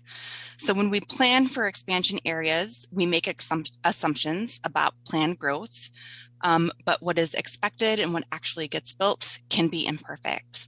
And as described in the staff report before you today, we believe that OAR is a bit imperfect in itself. So as described in the staff report, the language in the rule states states, a large city must plan to provide urban water, sanitary sewer, stormwater, and transportation systems to accommodate at least 20 units per net acre. Infrastructure is costly, and we just hope that this doesn't force jurisdictions to overbuild. We know that adding costs ultimately affects system development charges, and those, eventually affect the price of the housing units. I think there's probably a working balance, but I don't know what it is yet between planned density and expected density and how we plan for the appropriate amount of infrastructure in these expansion areas. Maybe what is needed is additional clarity in the rule itself. Maybe it's establishing some additional parameters against these disconnects that we have. Or maybe it's building in some contingencies for infrastructure planning if demand really exceeds what is planned for. So whatever the resolutions may be to these very complex issues, I'm here to really strongly encourage the Commission and DLCD staff to continuously engage your local government staff, in developing modifications to this rule. We are the ones continuously, navigating and implementing, the rules for middle housing. I would suggest maybe starting with a working technical advisory committee, to really test these options and to have DLCD staff really listen and to learn from our local needs. So again, with that, I just want to thank you for your time this morning and recognizing that there are concerns with the current language and the administrative rule for implementing, infrastructure in these expansion areas. Thank you. Thank you for being here. Questions from Ms. Palmer? Chair MacArthur? Yes. If I may just ask, and this is probably more for staff. I read the draft policy agenda a couple of days ago, and I need to refresh myself on that this evening before our discussion tomorrow. But is that going to be the venue maybe for us to talk about whether a technical advisory committee or some amendments to the rules could and should be discussed? Is that a good time to talk about that, or is it unless we feel like it's clearly options, one of the options 1 through 4 or something of that nature? Yeah, Commissioner Lilac, I will leave the direct answer to your question to somebody in the policy office or maybe Deputy Director Green. But I will say that I think regardless of the potential option or the recommended option, that comes with some sort of involvement and engagement with the folks on this call and others, local practitioners. So, that's going to be instilled into the process regardless of the course forward. But in terms of discussing how that mechanism functions, I don't know. I see Gordon has joined us on camera, so maybe he has thoughts. Yeah, Gordon. Yeah, I guess I think the question is more immediate, and maybe you answered it and I just wasn't hearing it very well. So I think Commissioner Lilac's question is, if we vote to go ahead and tweak this, work on these provisions, is there staff available now to do it? Or are we talking about doing this in 3 years? I mean, and maybe Gordon, you can shed light on that. Well, yeah, thank you, Chair MacArthur. Sorry, I had to take a phone call for a few minutes. That was very important, but I'm glad to be back. Yeah, I think the timing in terms of any potential rulemaking we would do is something we would need to work out with the director's office and the policy team in terms of trying to fit something in. We have a very packed agenda for rulemaking and things like that, but it is also an important issue, and so we would try to see if we did get direction from you on that, as trying to see when feasibly we could get that work done in the future. Thank you. And that's it. And the timing issue too, we should be thinking about this because as Miranda mentioned, and I think we pretty much know that with the last urban growth boundary expansion for the metro area that this body approved, I think a couple of summers ago, maybe 3 summers ago now, I forget. But certainly before pandemic, we were meeting in person. There were, as part of that, you may remember, and maybe some of the newer commissions don't remember this, that as part of the UGB expansion in the metro area, Metro requires that jurisdictions that want to expand the urban growth boundary within their area, that they produce concept plans. And there's a very minimal requirement for the concept plans initially to get them considered to figure out where the area would grow. But then there's more detailed plans that are being done now. And then obviously master planning specifically is what I think Miranda's discussing in that. So it's not a small problem, and it's a more immediate problem is the point I'm trying to say. It's not like we can just wait a couple of years and maybe do it at the end of the next this biennium in order for it to be timely for local use. I think that's what I've heard from Miranda. So just as a side, and I think Deputy Director Green, you'll have your hand up. Well, thanks, Chair MacArthur. I put it down because Gordon really just did hit it. But as we address the policy agenda tomorrow, and when Sadie's here and showing the Gantt chart of the existing work and the timeline, there's a period and it may not be soon enough, but it's the sort of last quarter of the biennium that we have been expecting where we were expecting this might land. It will bump initiation of the farmland protection improvements, but we know that, and Hillary and Gordon are aware, and we might just want to be launching those with the kind of 50th year renewal of the land use planning program anyway, so it might be fine to just kind of wait on that package. So I would just put a pin in this and let's revisit it tomorrow during the policy agenda timeline where commissioners can see that the work stacked and certainly understand though the timeline, and if we need to reconsider how we have things queued up, then we look forward to that discussion. Yes, thank you. I don't want to have that relative discussion now. It would be inappropriate. But just basically to summarize, there's no staff today that would do this work unless there might be if we rejigger the policy agenda. So I just want to summarize that for the commissioners. And then any other questions though for Ms. Palmer from Sherwood? Seeing none, let's tee up Colin. Morning. Good morning, Chair MacArthur and members of the commission. My name is Colin Cooper. I'm the planning director for the city of Hillsborough, and it's a pleasure to be here. And I want to thank Ethan and DLCD staff for inviting all of us to participate in this meeting and testify. I love going after Miranda and Erica because I can just kind of almost say what they said and get you to lunch really quickly and be the hero. But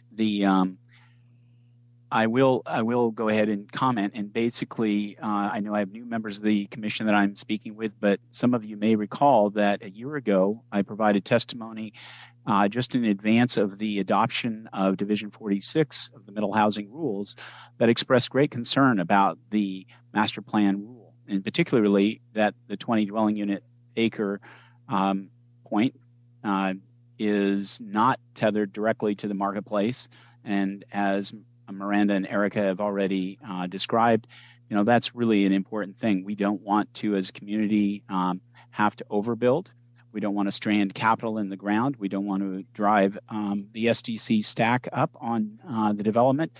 Currently in South Hillsborough, which you're seeing in my background that I'm floating over, which is about a 2.5-year-old photograph, which is completely built out now with a variety of great housing, all virtually alley loaded and walkable to a town center at the north side of that picture, is that we're at a SDC stack of roughly $50,000 per unit. And we are keenly aware of wanting to always advance the most affordable, equitable housing that we can. So that's why this issue resonates with us. We are a community that is on the edge of the urban growth boundary. We have future urban reserves.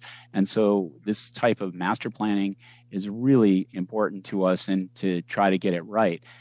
cutting sort of to the chase, I can tell you about our history of providing really outstanding award-winning master planned communities throughout our entire region. When we testified in front of the legislature back in 2019 for House Bill 2001, we described that we have over 6,000 middle housing units already, because our community has always understood that there's a spectrum of needed housing which matches our comprehensive plan goals, our community plan goals, and the actual data-informed HNA that's been adopted and recognized by DLCD. So we embrace that. I just, for the new members, and if you're not familiar with Hillsborough, this is not some big, old 1970s subdivision community. Our new master planned communities, like what you've heard from my colleagues, is very rich in the diversity of housing stock.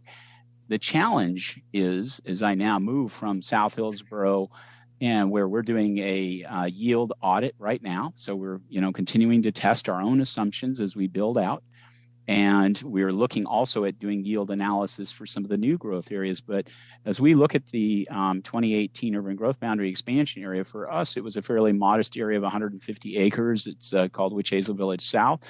And that area, to get to 20 dwelling units an acre and to sort of create the certainty that we want to, is requiring us to build multifamily. Nothing wrong with that. We like to include that in our communities, obviously, for diversity's sake, but we're still not quite getting there. And so we're trying to use the master plan rule because it allows us to create the certainty for certain enclaves of just single family. Because when I look at the marketplace still wants 50 to 60% single family homes, whether they're small homes and small lots that are within walkable distance of open space, natural space, and all the other services that people want in their full communities. We want to create that diversity. We don't want just to kind of create the sort of popcorn effect of building. It's sort of what Miranda says, our alternative is to basically just take the subdivision rule, apply the rule. We're okay with the rule, but then, we don't know what we're going to get as a community. And so those are our concerns. My recommendation would be similar to my colleagues, which is to ask DLCD staff to reevaluate the rule, to pull together a group of public and private sector practitioners and really lean into this in the Oregon way, which is collaboration. Let's find a great solution, because you can hear from each of us that our communities absolutely embrace affordable, equitable housing strategies and solutions, and ultimately outcomes. And that's what I'll end there. I could talk a lot and happy to answer questions. Thank you, Mr. Cooper. Appreciate all three of you, and you're very you're practitioners. You really get this stuff, and you communicate the issues very well, all three of you. So thank you. Back to any questions for Colin from commissioners? Seeing no hands. Warren has his hand raised. Thank you, Commissioner Warren. Sorry, I must be hiding on the screen somewhere. I think you have a yellow wall, and so the yellow hand, I don't know, maybe it's just me, actually, operator error. Maybe I'll change the color for you. Colin, thank you for testifying. I just wanted to run by the 15 unit per acre. Would that be an acceptable kind of interim fix to the rule while we move into a more substantial look at changing the rule? I think that would be closer to what we see in market reality right now. We are on our preliminary audit for South Hillsborough's master plan. We're at roughly 15 dwelling units an acre, but that's feathering in a lot of multifamily. To Chair MacArthur's point earlier about Metro and what at least the cities in the metropolitan area, we're always subject to minimum density standards by the Metro Council. And in fact, in these growth areas, we were conditioned, all three of us in our expansion areas, to include middle housing. And that was prior to the adoption. But going beyond the answer is yes. I think 15 would be a more reasonable thing, because that doesn't prevent us from going higher, right? We can have the creativity to go higher, but the trick is to try to set SDC rates at a rate that is predictable and affordable, so that we can achieve, housing that, we're not just, reaching for the upper end of the market always. So that would be, I think, a big help. Great question, Commissioner. Any other questions? Not seeing any hands. I'll turn it back to Ethan and Sean. This is a tough one. I can see a lot of interest on the part of commissioners to go forth and work on this or have staff work on this. So where do you want to go with this item, Ethan?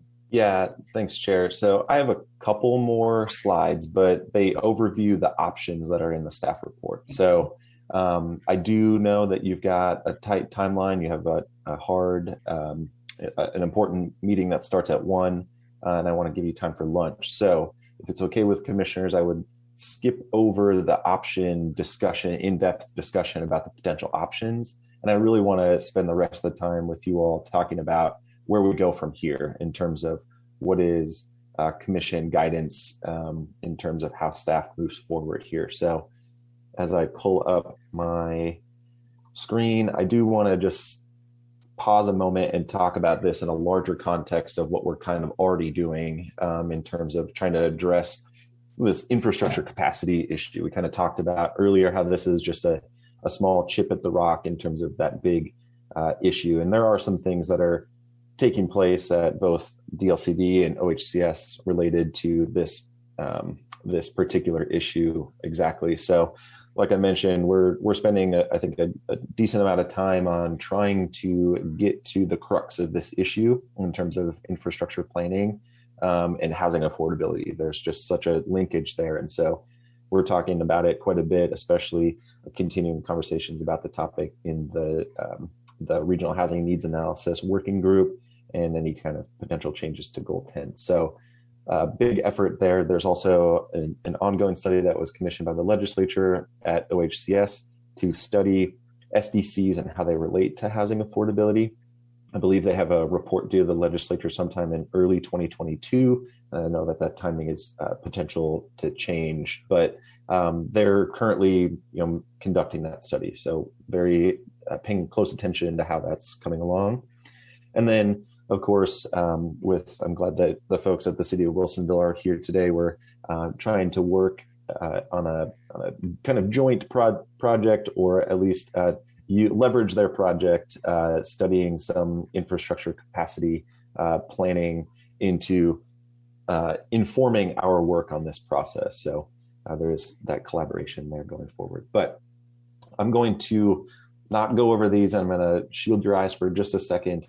And go straight to the discussion of, the options. Yes, sorry. There's also, Chair, I apologize. I'm forgetting that there is also public comment. Nobody signed up, though, is my understanding. So I'll look to Esther to correct me, but. That's correct. Thank you. Great. Okay. So here are some kind of question prompts. Do we have a preference on a preferred option or a blend of options? Are there other options not considered here? And then in terms of process, how do we move forward? What's the kind of engagement process? I think we've heard pretty loud and clear from the folks at the local governments that this is going to be is worthwhile in having kind of a greater collaborative effort between DLCD and the city. So, this is really just the time for you all to provide direction to us on how we proceed here. So, thank you, Ethan. So, commissioners, again, I can't get you all on my same screen for some reason, but so I can't tell who has their hand up. But, Commissioner Lilac, I do see you. Thank you. Well, thank you, Chair MacArthur. I'll just jump right in and just say I certainly support option 2 and reducing it to 15 dwelling units per acre as a starting point, pending our discussion tomorrow under our policy agenda to see if there is an opportunity to potentially have a work group or technical committee or something of that nature to help flesh it out. Because if that's not the right solution at the end, I think that's worth the investment of time at some point. And that like I say, that conversation appears to be better suited for tomorrow. Thank you. Thank you, Commissioner Warren. Yeah, I just kind of want to second what Commissioner Lilac just said, and then also ask a question of staff. Is that the kind of the direction you're hoping we move into, is kind of maybe a short term, fix now, and then conduct kind of a larger working group on how to make this rule even more appropriate for our communities? That's a good question, Commissioner Warren. I think we do need to be cognizant of just the rulemaking process itself. A short-term change, even a short-term change, requires months of time and a public hearing in front of you all to make that change. And so, I think me personally and other folks on staff can contradict me, but I feel like if we're going to go do the effort of changing the rules, we should do it one time. But that's just one person's perspective. Yeah, if I could enter here, Chair MacArthur, Commissioner Warren, let's not forget that there are some other voices on this issue that aren't represented here today, housing advocates in particular, that were very vocal on this issue during our rulemaking process, and I think they might have a different point of view that we need to consider going forward as well. Yeah, thank you, Gordon. I was thinking of that same thing, because those very voices, the collective voices we heard from, both these three entities as well as others, and the other voices at our commission meeting last year, and we decided to go with the 20 units per acre. So it was obviously well thought out at that point to get to that. But it's nothing like having a little more information, a little more time to start thinking about these things. It's useful to get some new learnings on it. Other commissioners? Chair, can I ask us just a follow-up question? Yes, please do. So if we were to engage in a kind of a second set of rulemaking here, just really focused at the planned communities rulemaking, what's the timeline look like for that? And on top of that, what are the implications of that? So if we continue with the 20 unit per acre planning for infrastructure, it sounds like there are a good number of communities who are doing that work now. So, are we going to be holding them to a unreasonably high standard and force, larger streets to be built, which is something we're kind of trying to work against in our climate friendly and equitable communities rulemaking? So if maybe a little bit your impact or your input in there on that would be helpful for me. Thanks. Well, I think the first question maybe is the link, because we haven't agreed to go forth with rulemaking. So I think what you're asking, if you don't mind me trying to paraphrase, how long would it take to do rulemaking on this issue? And I suspect it depends on how many items we include in the rulemaking, but I will defer to staff to give us a ballpark figure. Yeah, Chair MacArthur, I think our initial kind of timeline was 6 to 9 months. Just that gives us, if we don't go more than one meeting a month, that gives us at least a couple meetings in front of a stakeholder group or something like that to help us work on the rules. I think that's a really back of the napkin kind of estimate. We could do it more quickly than that, or if we needed to wait for certain capacity, then we can do that too. And Commissioner Warren, I want to go back to you. Did I do justice to your question? I don't want to shortchange you, but. No, I think that's exactly what I'm looking for in kind of the first part of the question. But then the second part of the question is, what are the impacts we're going to see from this now, in your opinion? Is this going to be kind of limiting to a lot of these communities to move forward with development plans, or what are your expected outcomes of that? Yeah, Chair MacArthur and Commissioner Warren, I think that's a really good question. And part of the potential solution here is that we blend either some of these options where we do keep the existing rule somewhat intact in terms of like how it functions, and whether we change the numbers around, that's an option. And then we could also create kind of this safe harbor within that process. So there's kind of this multiple forks in the road that wouldn't derail an existing process of the local government, but would provide an additional option for them at some point in the future if they were, wanting to think a little bit differently about how they actually comply with that portion of the rule. So,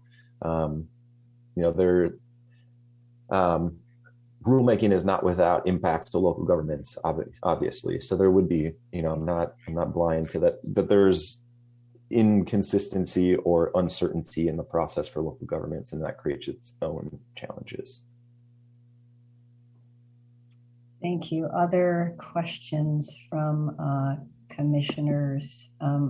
Vice Chair Halova, I don't know if you want to weigh in on this, because I think we're kind of, what I'm sort of hearing is that we're leaning toward wanting staff to explore this rulemaking further, or to embark on new rulemaking for the existing rules. But you also had a position pretty strongly, it seemed to me, last year when we were looking at these provisions. So do you have any thoughts? Can you hear me? Yes. Yeah, okay. I unfortunately missed the first most of the presentation. So I feel like I don't want to give a strong opinion because I wasn't a part of most of the conversation.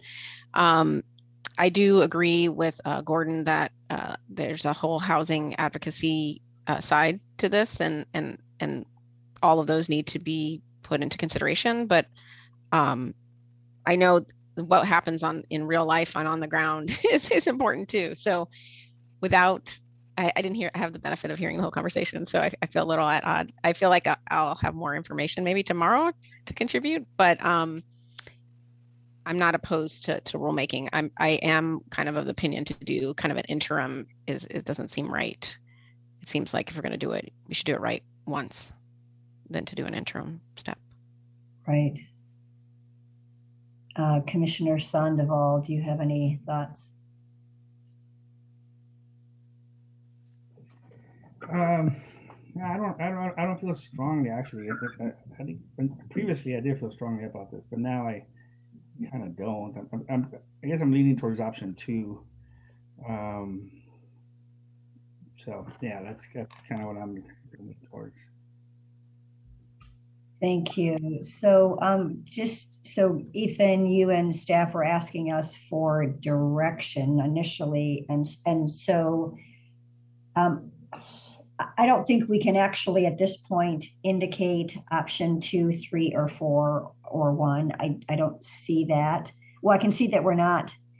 I get the sense that commissioners would like to look at what it might be involved in not doing option number 1, which is keeping it the way it is. But I don't think we have enough time today to kind of go over all that. It doesn't feel like it's quite ripe yet. So I'm kind of struggling with how to proceed. I think there's enough information we're getting from the locals and actually some of the research you're doing to indicate a more nuanced approach to master plan communities is the right way to go. I worry about opportunity costs, because if your staff was planning on doing something else and they do this, what's that? But those are conversations for tomorrow. So maybe the best. What is the best way to proceed here? I do sense the commissioners would like to look at this further, is what I'm hearing. Yes, Ethan. Yeah, Chair, I think that's perfectly fine. I think we feel like in having these conversations that there is some change that needs to be made, whether it's an option 1 or 2 type change or an option 3 or 4 type change, and so. Holding off until the policy agenda conversation is definitely direction enough for us. But like you were mentioning, I think I'm hearing personally that the commissioners are interested in going forward with some type of change. And so, whether that is a particular option or a blended option, I think that's up to staff to study a little bit further with your direction and provide some more solid options to you or staff recommendations. I think that's this is important. Yes. Yeah, this is Gordon. I would also suggest staff can go forward and speak with some of the other interested parties in this issue and get some more input. And maybe there is an agreed upon solution to the issue that can achieve some consensus. I may be being Pollyannish on that, but hopefully I'm not. And but as staff, we can certainly investigate that and look at whether some sort of a blended option or a single one of these options would get some consensus or some at least grudging acceptance and going forward. I think that's the direction to go in then. Appreciate very much the conversation from our partners and all the work that the housing staff is doing. And I'm gonna close down this agenda item because we do need to get to our lunch and we do have to get back at 1 today. So I'll see you then.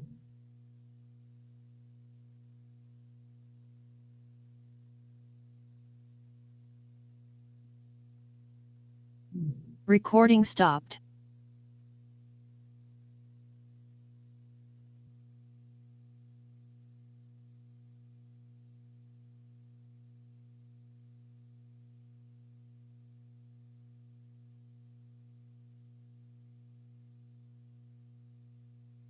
It is 1:00 p.m.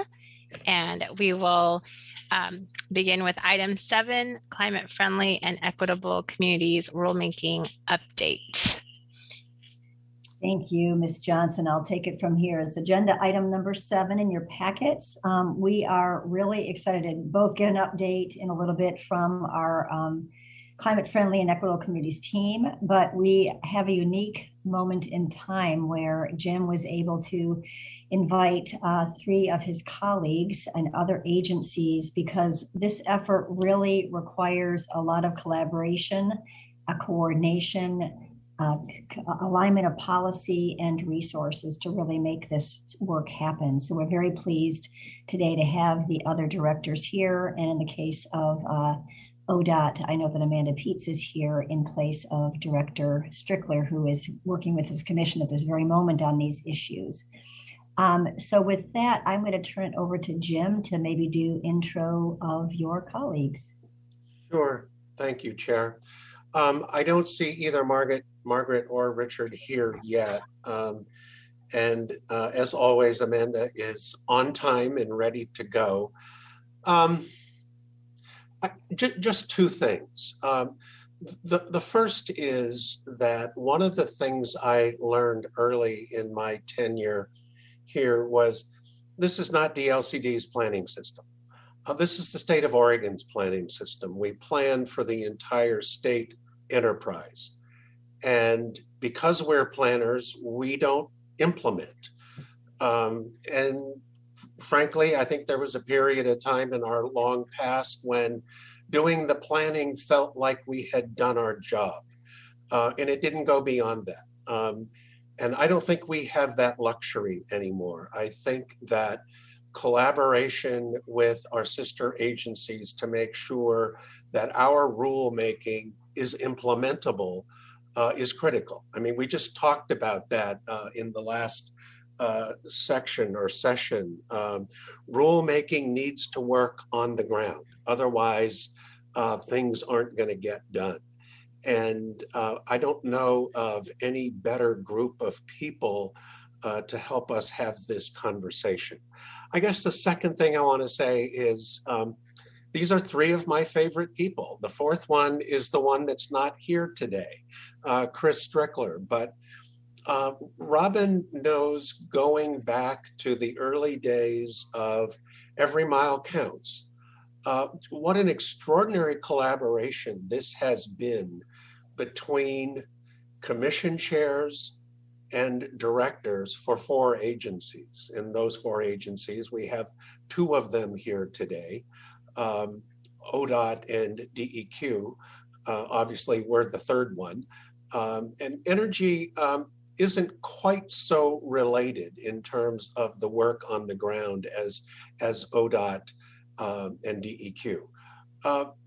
But as we mentioned this morning, transportation choice, housing choice, equity, and climate are all the same thing. And so I'm just encouraging you all to take advantage of this opportunity to have these, and I see Director Salazar has now joined us. These people are my favorite people, and I just am happy to share them with you. So thank you. Thanks, Jim. I think we'll probably turn it over to Amanda then. Thanks for being here, Amanda. Great, absolutely. So for the record, my name is Amanda Peets. I'm the administrator for the Policy Data and Analysis Division, and I'm stuttering because I'm trying to pull up my presentation at the same time, and apparently doing two things at once is a little challenging. So hopefully you can see my slide deck now. Is that right? Yes. Okay, great. So thank you for the introduction, Director Rue. Really appreciate it. I want to first start off by saying Director Strickler wishes he could be here, but as Chair MacArthur mentioned, he is in the midst of our Oregon Transportation Commission meeting, of which I presented at earlier, and he's seen it through the long haul. We're having a lot of good discussions about the federal infrastructure bill and a lot of things really that this rule talks about. So he's kind of ingrained in that work and helping to lead the agency and the commission together. So he sends his regrets for not being here today. So I want to start out referring to the work that Director Rue just talked about, which is called Every Mile Counts, which is a multi-agency cooperation for really supporting the climate-friendly equitable communities rulemaking and pursuing other emission reduction efforts. It's solidified in the initiative called Every Mile Counts, and that grew out of the Governor's Executive Order on Climate, which is Executive Order 2004. It includes the 4 state agencies, mine, ODOT, as well as yours, the LCD, and then Department of Environmental Quality and Department of Energy. And we really worked to identify multi-agency actions that required cooperation and collaboration among 2 or more of those agencies to advance what's known as a statewide transportation strategy. If you're not familiar with the statewide transportation strategy, we lovingly call it the STS. You may have heard that name. And it's really Oregon's carbon reduction roadmap. So it's the ways that we need to reduce emissions from transportation. And as we all know, transportation is the biggest emitter out there, responsible for around 40% of all emissions in the state. We have shared updates in front of this commission before for Every Mile Counts, but I just wanted to pivot my presentation from this base, noting that we're working off the same playbook towards 3 key outcomes that are listed in this slide. The first is reducing vehicle miles traveled per capita. The second is trying to get towards cleaner vehicles and fuels. And the third is really integrating greenhouse gas emission considerations into decision making. And I really feel that's core to the climate friendly and equitable communities work. Like the name CFEC, we are putting climate justice and equity lens to all of this work and within our individual agency efforts as well. So Director Rue's comments on you can't separate them is absolutely spot on. We really are trying to integrate it in everything that we do. So I wanted to speak first to some of the efforts that ODOT's engaged in, just to give you a sense of and flavor for some of our climate initiatives. I'll try to go through this pretty quickly so I can spend time more on the implementation side. But I'll just give you a brief flyover here. So the Climate Office was established last year in 2020, and I was the inaugural director there. Now I oversee that and our policy strategy and other parts of the agency. But really, it's not just the Climate Office alone. We're trying to get to a cultural shift in the Oregon Department of Transportation and really integrate climate into everything that we do. So it's not just one group's responsibility kind of off in the fringe. It really is core to the mission and values and everything that all parts of the agency work on. We're centering climate just overall, and it has many different facets. The majority of the work has been focused on greenhouse gas emission reduction, but we also have some major efforts, like our adaptation work. We were looking at the impacts of climate and extreme weather on transportation system, and most importantly, the traveling public. So it's not just about how's our transportation system going to be impacted, it's how are the people going to be impacted by our transportation system not working in the face of some of these natural disasters.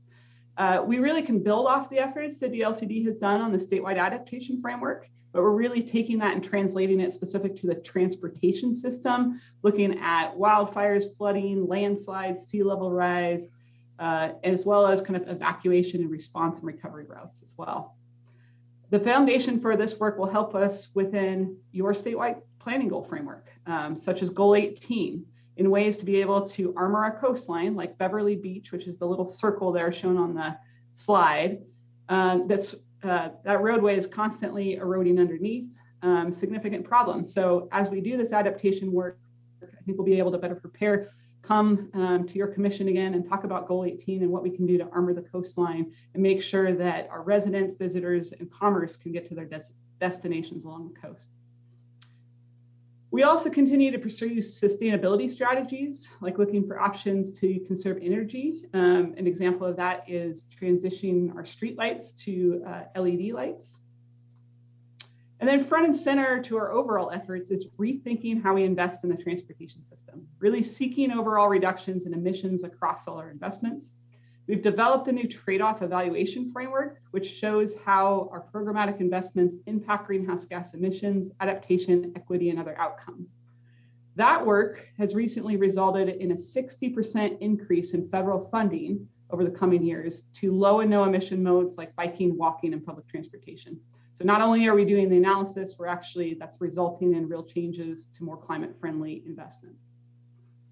That analysis that I just mentioned focuses on emissions that would result from how people would change the way that they travel as a result of a transportation project. So if we put a new project out there and we build a new segment of roadway, let's say, which isn't very often, how might that change how people travel? But we're also looking at embedded emissions. So as we construct and maintain the transportation system, how do we get towards cleaner fuels and cleaner materials? So that's another one of our efforts. And then a big part of what we're trying to do in terms of types of project is really investing more to enable biking, walking, and bus travel by many of the methods highlighted in your climate-friendly and equitable communities rulemaking. So same kind of things that you're highlighting there as good things to do, we're trying to do at the state level as well. So we're looking at things like inventorying and understanding the needs for biking, walking, and transit, prioritizing investments towards safety, connectivity, accessibility, and user comfort. Increasing the viability of biking and walking in transit is a key path to achieving this STS vision. But even if we're super successful on this front, we get, say, a total of maybe 40% mode split. 40% of people are biking, walking, taking transit. We still have a lot of people that are out there driving.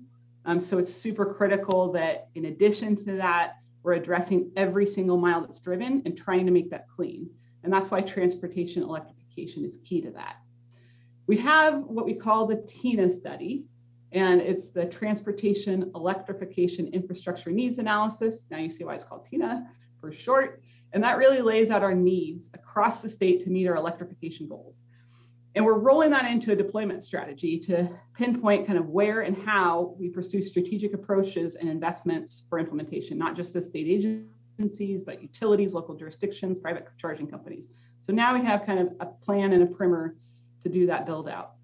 We're also translating the TINA findings into investments. We've created a new community charging grant program that I'm pretty excited about that's really bringing charging infrastructure to BIPOC, which is Black people, Indigenous and people of color, and low-income communities.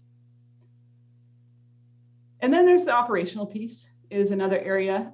We look at things like transit signal timing, which makes that mode more viable because it's able to travel quicker, for example, and the extremely important tool of tolling and congestion pricing, which we're working on pretty diligently to launch in the Portland metropolitan area. And lastly, I want to point out that we're working towards transparency in all this work and data and information that will inform future decision makings. We've been working with DLCD staff and the Every Mile Counts partners on crafting a performance measures dashboard, which we hope to launch in the spring of 2022. All right, with some of that context in mind, I want to dive into the specific ways that we're currently or could support implementation of the CFEC rules.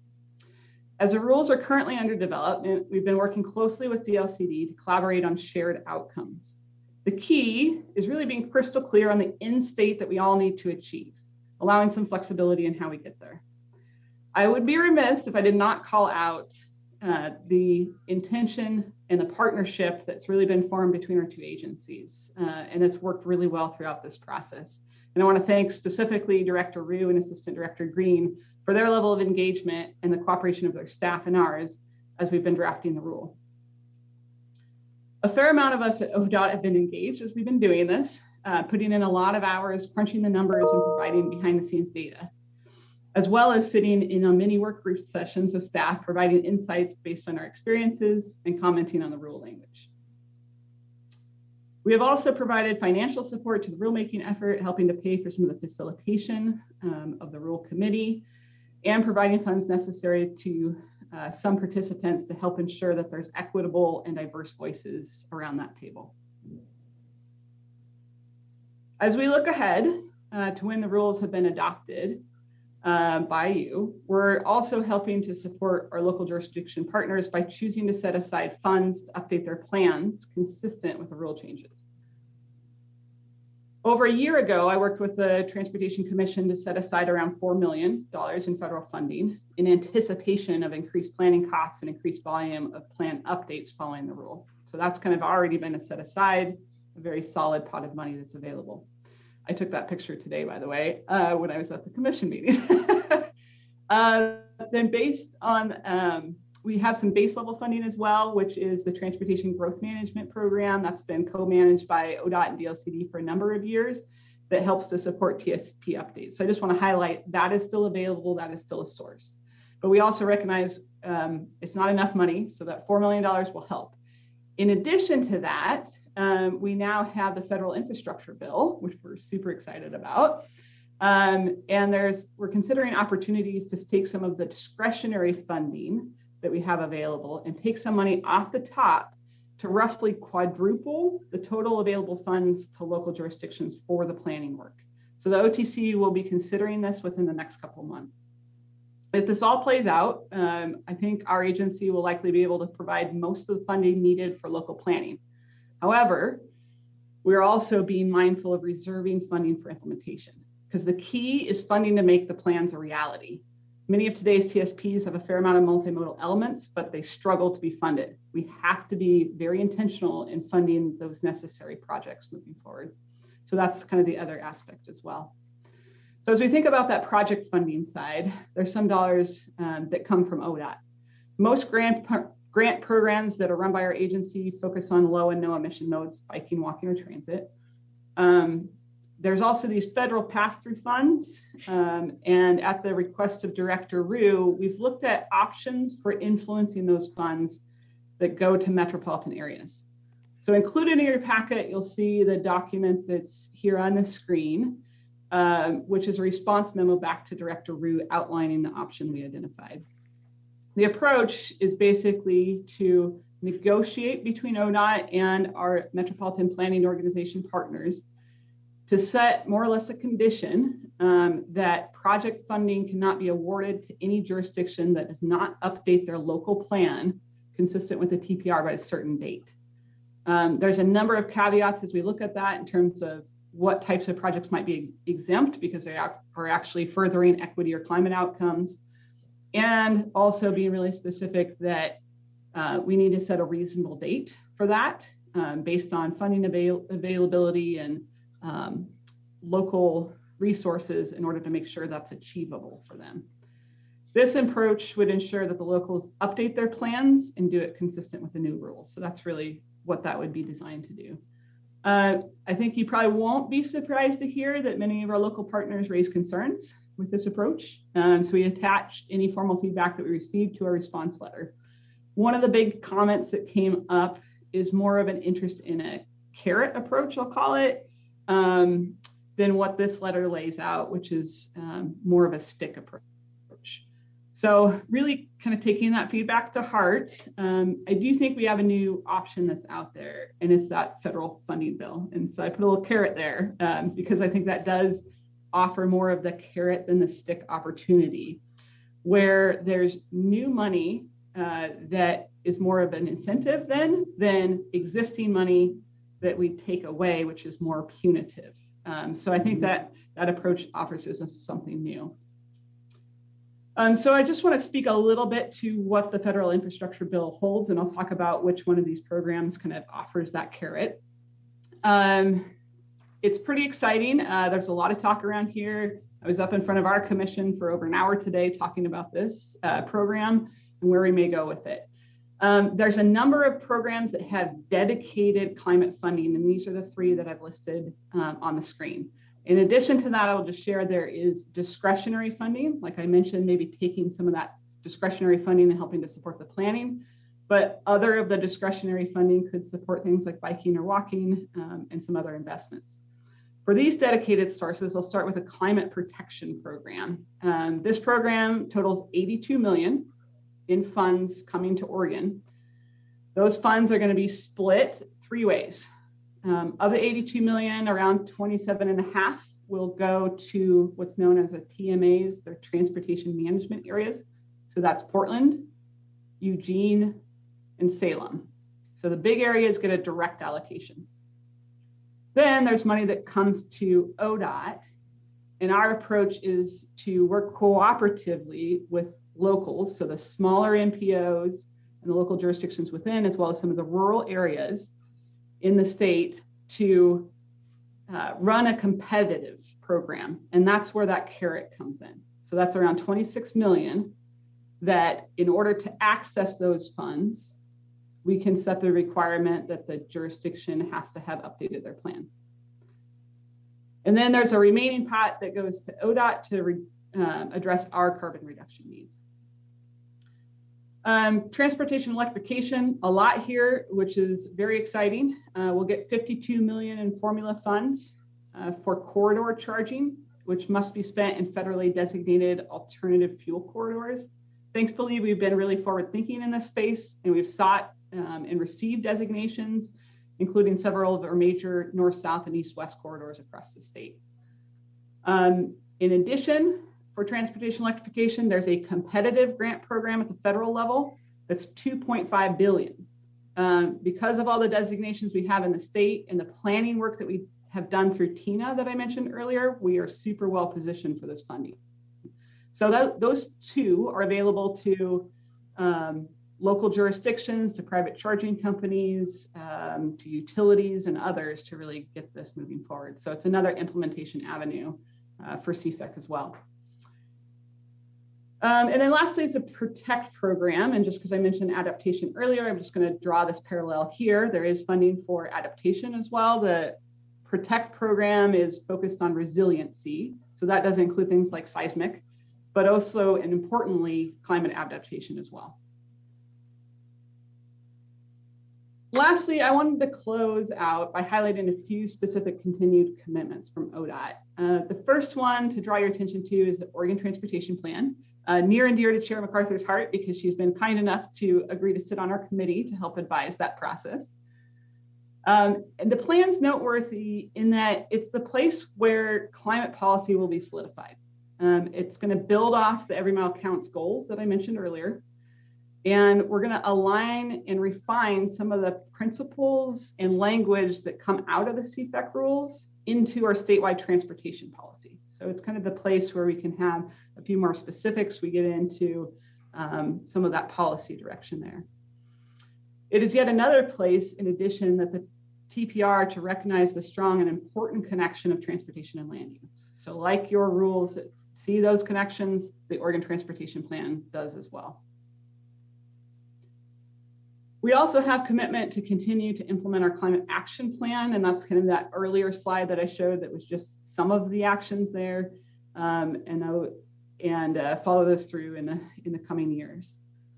And then part of this, and I did talk about this earlier as well, is just rethinking our investments. And I really want to emphasize that that's going to be a shift as well of how we identify our projects. And I think that's a lot of what the Climate Friendly Equitable Communities rulemaking starts to do as well for local jurisdictions, is really look at our projects and understand what the trade-offs are and what the emission impacts are, really looking to lower carbon emissions overall.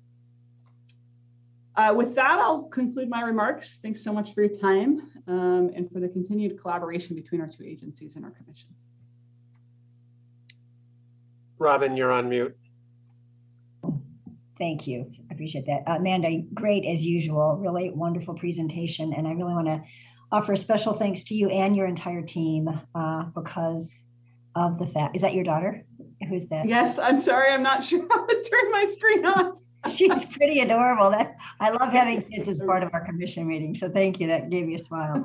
But you and your team have been invaluable in working with our CFAC team on these issues now and in the past. So just thank you for all of that. I have a question about existing project lists.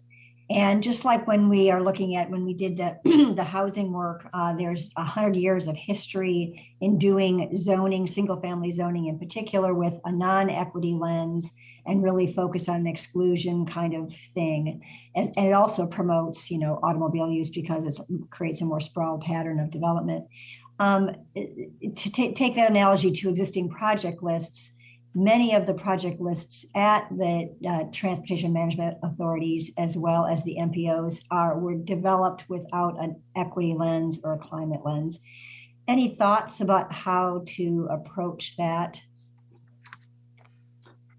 Yeah, great question, Chair MacArthur. I mean, a couple ways. Let's see if this hits the mark of where you were going. I think the rulemaking itself really draws in the recognition that those need to be explicit considerations in any future lists. And I think requires the reevaluation of existing lists because it has to be financially constrained. So I think that is the mechanism for locals in the state to reconsider those things. And then I would say that last slide that I flashed up that showed what I'll call the pretty color chart, the reds and the greens, that was our attempt to start to look at that across our investments. And we did that in a way to inform how we program our funds. And as I mentioned, we program more towards biking and walking than we had in the past and less towards highway. But also we're continuing that as we actually scope out the projects, to your point. So there's a programmatic piece and then there's the project component. And as we look at the projects kind of across the program area or across a region, we're seeing which ones help move in the direction of greenhouse gas reduction, which ones may not, may move in the opposite direction. And for those ones that do, should we either not consider those to move forward, or should we try to mitigate those because there's other reasons, maybe safety or otherwise, that they need to move forward? So that's kind of the process we're in as an agency to do that. And I think your rulemaking really influences on the local side that same thing. Thank you. I appreciate your perspective and the work ODOT's doing already on that front. Fellow commissioners, please. Commissioner Lilac. And I'm sorry, just before we do this, we still have 2 other presentations and we only have an hour. Oh, so, okay. Yes. We just need to be aware of time. Yes. Well, we wanted more time than we were given, but that's okay. You're right. So thank you. I should move on to, is that okay, Commissioner Lilac? Great. I will move on to Director Whitman. Welcome.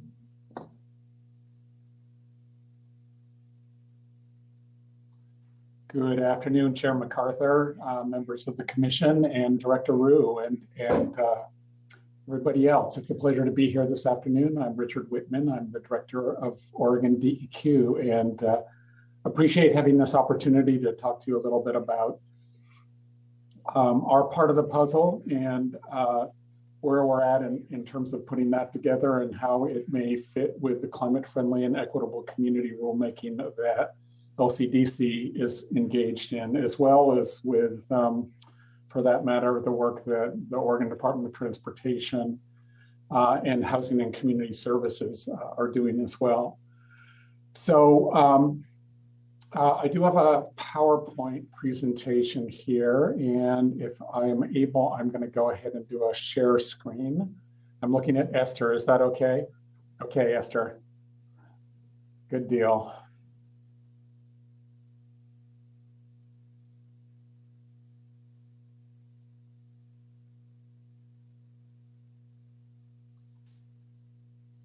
Okay. Here we go. Sorry, for some reason unknown to all of us, all our commissions decided to meet at the same time. So I'm literally coming from the end of a 2-day commission meeting and transitioning to your commission meeting. So apologies in advance. Let me get this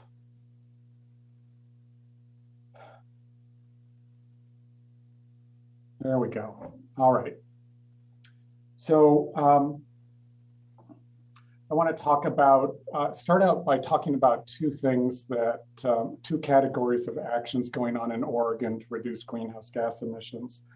First of all, a category of programs that are already in place in Oregon to reduce greenhouse gas emissions. So as you all know from the transportation arena, there are kind of three basic legs to the stool for reducing greenhouse gas emissions in the transportation sector. There's clean cars, there's clean fuels, and there's driving less. So in terms of clean cars and trucks, we now in Oregon have very strong support for that leg of the stool, if you will. We already had adopted California's standards for zero emission vehicles and light duty vehicles.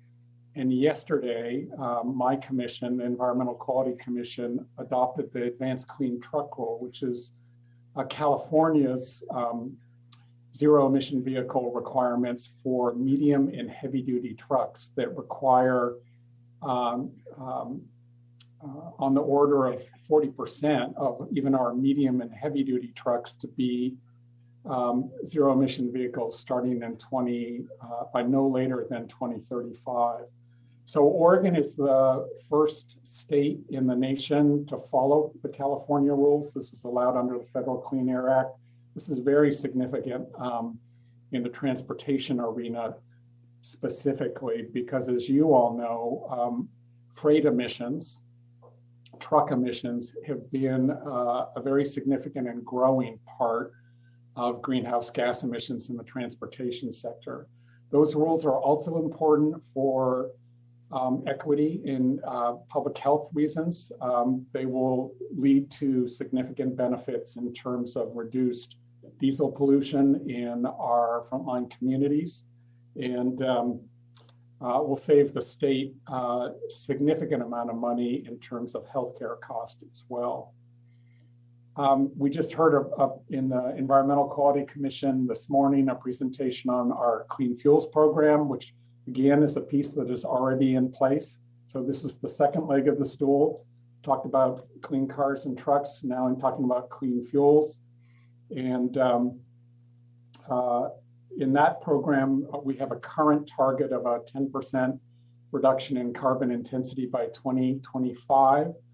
We are looking at extending that program to on the order of a 35% reduction, or maybe even more by 2035. And so Clean Fuels is a successful tool. We already have achieved significant reductions in carbon intensity of our fuels in Oregon. We're also seeing those clean fuels be produced here in Oregon. So instead of sending money to out-of-state fossil fuel companies for them to import fuels for us to use in the transportation sector, we're now keeping more of that income and more of that economic development within the state of Oregon through this program. Clean vehicle incentives. Oregon is also a national leader in incentives for zero emission vehicles. We are number 2 in the nation behind California. We hit 6.5% of new light duty vehicle sales in Oregon in the first half of this year were zero emission vehicles. And that's about a 50% increase from where we were a year ago. So we're seeing a real acceleration in adoption of clean vehicles.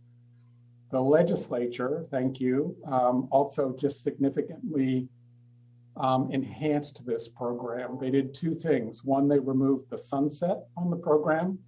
And secondly, they doubled the incentive in the program for low and moderate income households. So this is also, there's a significant equity push in this program as well. And when you combine the state incentives for zero emission vehicles with what is proposed coming out of Congress for electric vehicle incentives, we're now looking at on the order of potentially a $20,000 credit for purchase of an electric vehicle in the next year. So we're expecting those numbers to really take off. Also important on the equity side, the Oregon program is also available for used vehicles, not just new vehicles. So your typical lower and moderate income household is not going to be interested or able to buy a new, brand new shiny Tesla. But this program can be used for a used Leaf or other used zero emission vehicles as well. So that it's got a strong equity push that a number of other states are looking at emulating. And then on the another action that was just taken by the Environmental Quality Commission a month ago was adoption of the strictest methane standards for landfills in the nation. Landfills are a significant source of methane emissions, along with leaks, as we've all been reading about, from natural gas production and distribution, but landfills are kind of the #2 source. And so controlling methane emissions, eliminating methane emissions is particularly important because of the near-term, short-term impacts of methane on climate change. And then on the electricity side, Oregon already had a renewable portfolio standard, and it's called a clean law. We've had an energy trust program that has made us a leader in energy efficiency for some time. So these are all important parts of the puzzle for reducing greenhouse gas emissions in Oregon. The really exciting work is the brand new things that are coming now, and that includes your work on the climate-friendly and equitable community rulemaking. It also includes implementation of the legislation passed in this last session for us to get to 100% clean electricity by 2040. This is really key to a lot of our work, because making sure that our electricity supply is completely clean allows us to really push on transitioning our use of energy from fossil fuels to electricity as a core strategy for how we reduce greenhouse gas emissions in the state. The other piece of the puzzle that is about to come into, we hope, place here is the Department of Environmental Quality's Climate Protection Program. And that's really the main reason I'm here today, is to talk about that piece. We expect that rulemaking to come to our commission for its consideration the middle of next month. So we're about a month away from action by the Environmental Quality Commission. I've talked about most of this already, but the point here being that with all these various pieces, we have a network of programs, initiatives, investments in Oregon that get us really to a comprehensive approach to reducing greenhouse gas emissions in the state. Okay, so I do want to talk a little bit about the Climate Protection Program. This program is also known as the Cap and Reduce program. So what it does is it sets caps on greenhouse gas emissions from transportation fuels and from the use of natural gas in Oregon. And those caps decline over time. It regulates suppliers, so not individual facilities for the most part. This is going to regulate gasoline and diesel suppliers that supply those fuels for use in Oregon. And it is going to regulate our 3 main natural gas utilities that supply natural gas for residential, commercial, and industrial uses in Oregon. It also does cover propane and compressed natural gas as well. Okay, there is also a part of the program that is facility specific, where we're regulating at the facility level. And this includes a set of manufacturers whose greenhouse gas emissions are not mainly from natural gas, they're from process emissions. So it's things like chip manufacturers and cement production. There, we're taking a technology-based approach to regulation and requiring those facilities to have best available technology for reducing those emissions. Okay, so the program will, if adopted by the Environmental Quality Commission, require a reduction in those covered emissions, which are about half of the total greenhouse gas emissions in Oregon, of between 45 and 50% by 2035, and by between 80 and 90% by 2050. Our commission, the Environmental Quality Commission, is currently considering where in that range, whether it's 45 or 50% or 80 or 90% by 2050, but it will be somewhere in one of those ranges. So I think the main thing that Director Rue wanted me to talk about today was an aspect of this program called community climate investments. If adopted by the Environmental Quality Commission next month, this aspect of the program would allow those fuel suppliers to meet a portion of those reductions through investments in a third-party entity that in turn would use enter into contracts with community-based organizations and others to spend those dollars to reduce the use of fossil fuels in our communities. So this could be everything from replacing oil and natural gas heating with electric heat pumps, to energy efficiency work, to further incentives for acceleration of zero emission vehicles, to investments in alternate modes to reduce driving. It's really, the bottom line though is the entities receiving these funds are going to need to show that they are achieving a level of greenhouse gas reduction equivalent to the emissions occurring that they're avoiding a compliance obligation with. So let me put it in numbers to make it clearer.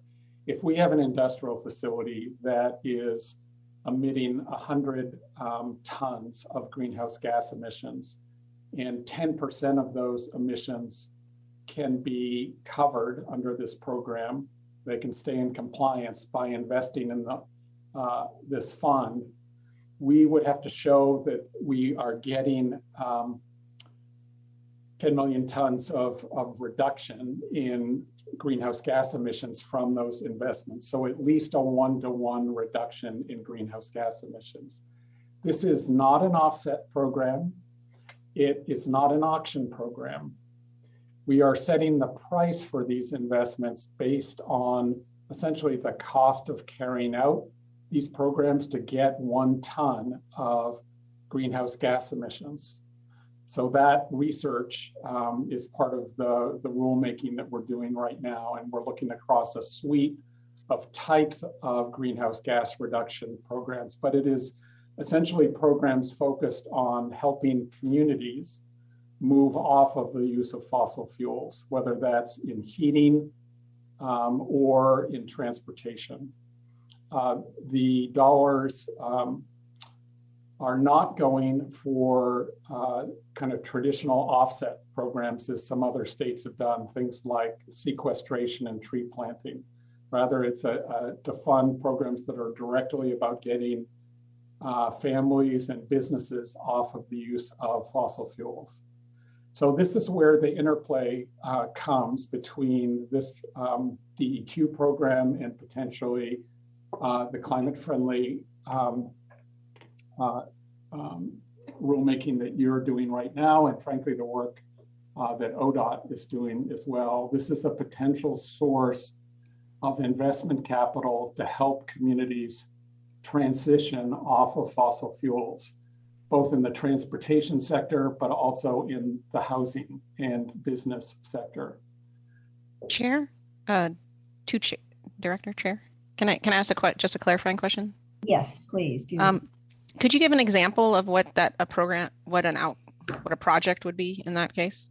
Just an example of one. Trying to set it into the reality. Yes, Vice Chair. So an example would be if let's say a gasoline supplier pays $1 million into this third-party fund. That third-party fund can then contract with a community-based organization to pay households to incentives to help them install electric heat pumps. I'm using the heating example. Or you could have a program that does deep energy efficiency work in residential structures. Or it could pay potentially a local government to invest in programs that reduce the amount that people drive. This is the example that's more pertinent to DLCD, but we would have to show that for that entity's programs as a whole, they're getting at least that one-to-one reduction. So the price that we're setting for these CCIs is going to be important in terms of what types of programs can actually get funded through this. We are, this decision is still pending before the EQC, but the price will be pretty significantly higher than, for instance, offset prices in California's cap and trade program. We're looking at prices on the order of between $80 up to maybe $120 a ton of greenhouse gas emissions reduction. And at that range, it does start to become feasible to fund a broader range of programs like some of the VMT reduction programs that DLCD and ODOT are interested in as well. So another clarifying question, Richard, is DEQ then responsible for doling out, administering the funds in that, or each utility or whatever that needs to have the reduction? Who administers this? Chair, this is administered by a third party that DEQ contracts with. So the dollars do not come to the state of Oregon. And this is one of the results of the fact that our legislature wasn't able to pass legislation. We don't have legal authority to receive dollars and then spend them.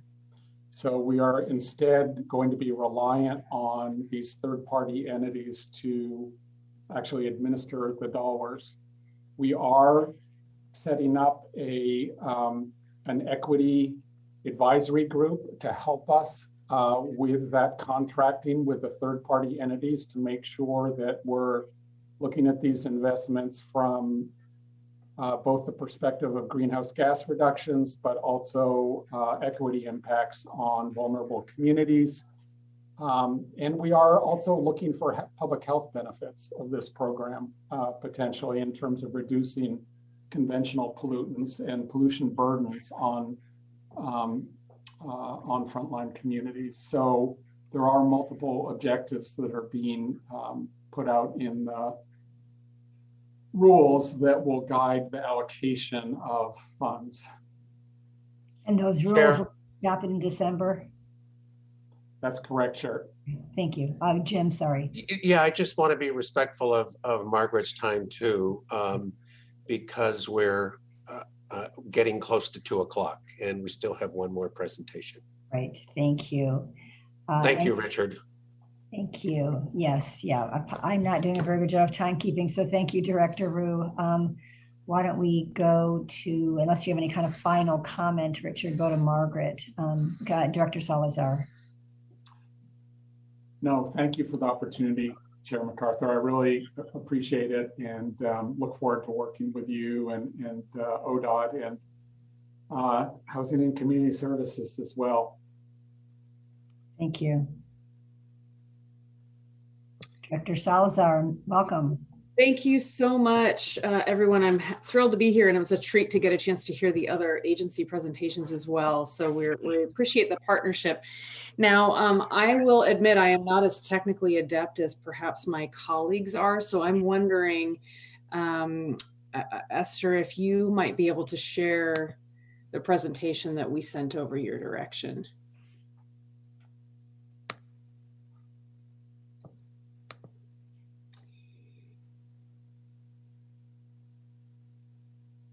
She's being modest. There's nothing Margaret can't do.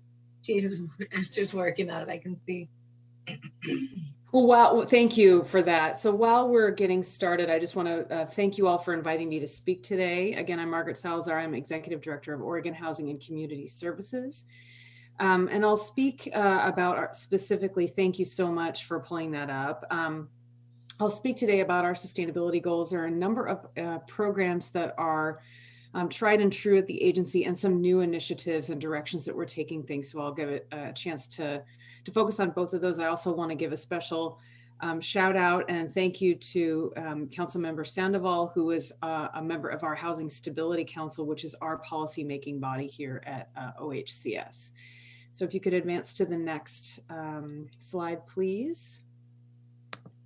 So just a little bit about who we are as an agency and making sure that you all are familiar. So we work all across the housing continuum, everything from preventing and ending homelessness all the way through creating home ownership opportunities. We are your state housing finance agency. So we are a mortgage lender, and we also fund the development and oversight of affordable housing. But increasingly, we're providing more and more services, especially in the impacts of COVID, the recovery from the pandemic, and even the recovery from the state's wildfires of 2020. So part of our core programs you'll see are things like energy bill pay assistance, weatherization programs, as well as the development work that we engage in at the agency. I will note that in 2019, we launched our statewide housing plan, which was our 5-year strategic plan. And Assistant Director Green knows that plan very well because she was our lead consultant helping to put that plan together. We have ambitious goals and 6 major policy priorities that are, I think, germane to the work that you're considering, but just to make sure that you're aware of where we're headed as an agency. Those goals include a call out and a specific policy priority around equity and racial justice, an emphasis on homelessness and building a coordinated and concerted statewide campaign to prevent and end homelessness, particularly unsheltered homelessness of Oregon's families with children and Oregon's veterans. An emphasis on permanent supportive housing, which is service-enriched housing for folks that have been experiencing chronic homelessness or have severe and persistent mental illness. An emphasis on affordable rental housing with an ambitious goal of financing 25,000 homes in a 5-year period. And I'm thrilled that we're way, way ahead of our goals in that particular arena. Goals around expanding our homeownership programs and particularly leaning into racial disparities in homeownership and serving communities of color and building generational wealth. And then finally, an emphasis on building out the housing supply of Oregon's small town and rural communities. Oregon's rural housing crisis is in many ways worse than our urban housing crisis in terms of the affordability and the lack of housing supply in our smaller communities. So that's a huge emphasis for our plan as well. So next slide, please. I know you all have talked a lot about transit-oriented development. We share your passion for transit-oriented development, and it has been a long-standing goal of the agency. So I'll talk a little bit about how we do that and how we're looking at that going forward. We administer the Low-Income Housing Tax Credit, or LIHTC. This is the core engine of producing affordable housing, affordable rental housing. It's a federal program that we typically pair with state dollars and private investment. It is helping us realize climate-friendly and equitable community goals. So the LIHTC program provides tax credits for developers to construct, rehabilitate, or acquire and rehabilitate qualified low-income rental housing, which is typically 60% of area median income and below. And that's federal policy. These funds are typically competitive, and they're allocated based on selection criteria that we lay out in something called the QAP, or the Qualified Allocation Plan. So we have included transit-oriented development in our statewide housing plan as a goal, and we've included it over time as a goal in our qualified allocation plan. This year, we're better incorporating climate into the scoring of the QAP. We were thrilled to collaborate with DLCD staff to update our specific location-based criteria, which includes transit-oriented development to increase affordable density in our urban centers. We have long used TOD in our development process, but now we have a lot more precision in the methodology that we collaborated with with DLCD staff. And I will just say, you know, this is using that location criteria is really, really important as we allocate credits to affordable housing, because we're trying to get that balancing act between revitalizing existing neighborhoods, getting ahead of things like gentrification and displacement. I'll speak about that in a moment, while also looking at transit-oriented development as well as proximity to communities of opportunity where there are good jobs, good schools, and other important features that are so important for families' long-term outcomes. So one example of transit-oriented development, and there are many, many examples, and I would say most of the work that we're doing, particularly in the Portland metro area and our large urban centers, is transit-oriented. But this is a really great example. This is the Market District Commons in downtown Eugene. It's 50 homes right in the downtown center, and of course close to bus access, as well as other train and bus service, and of course so many opportunities right there in the core of downtown Eugene. Next slide, please. Before I get into anti-displacement efforts, I just want to note that, and you'll see a slide at the end of the presentation on this that is a reference slide, but I want to talk a little bit about rural Oregon. So as I mentioned to you, we have a goal in our statewide housing plan to expand the supply of housing in our small towns and rural communities. And what we've experienced and what we've heard from our small town partners and smaller urban centers is, you know, affordable housing is being embraced as a way to revitalize main streets. And that's what we've all been fighting for in the housing arena for decades. And so the fact that we're seeing folks sort of understand that and come to see affordable housing as a conduit for good is a wonderful, wonderful thing. So transit-oriented development can also occur in rural communities. And the example that we have at the end of the slideshow is a project that we were thrilled to finance in Ontario, in Eastern Oregon, which is combining federal and state resources, creating 55 homes a block from Beck Kiwanis Park. A bus line is located on the same block with access to the rest of the city and some regional amenities. So that's really exciting. I would also note, though, that when we talk about transit-oriented development, it is a concept that can be alienating in small towns and rural communities. And I just want us all to sit with that and acknowledge that. But one of the things that we're proud of is that, again, our affordable housing investments, which are reaching those communities across Oregon that are desperately in need of what they might call workforce housing, we might call affordable housing, really to drive the engines of those economies and to prevent folks from long commutes, is that affordable housing is really revitalizing those main streets and is becoming part of the fabric of communities like Tillamook, Yachats, Hermiston, and even Sisters, places that we know need a workforce to be thriving. We need folks to be able to send their kids to schools and not be commuting for hours.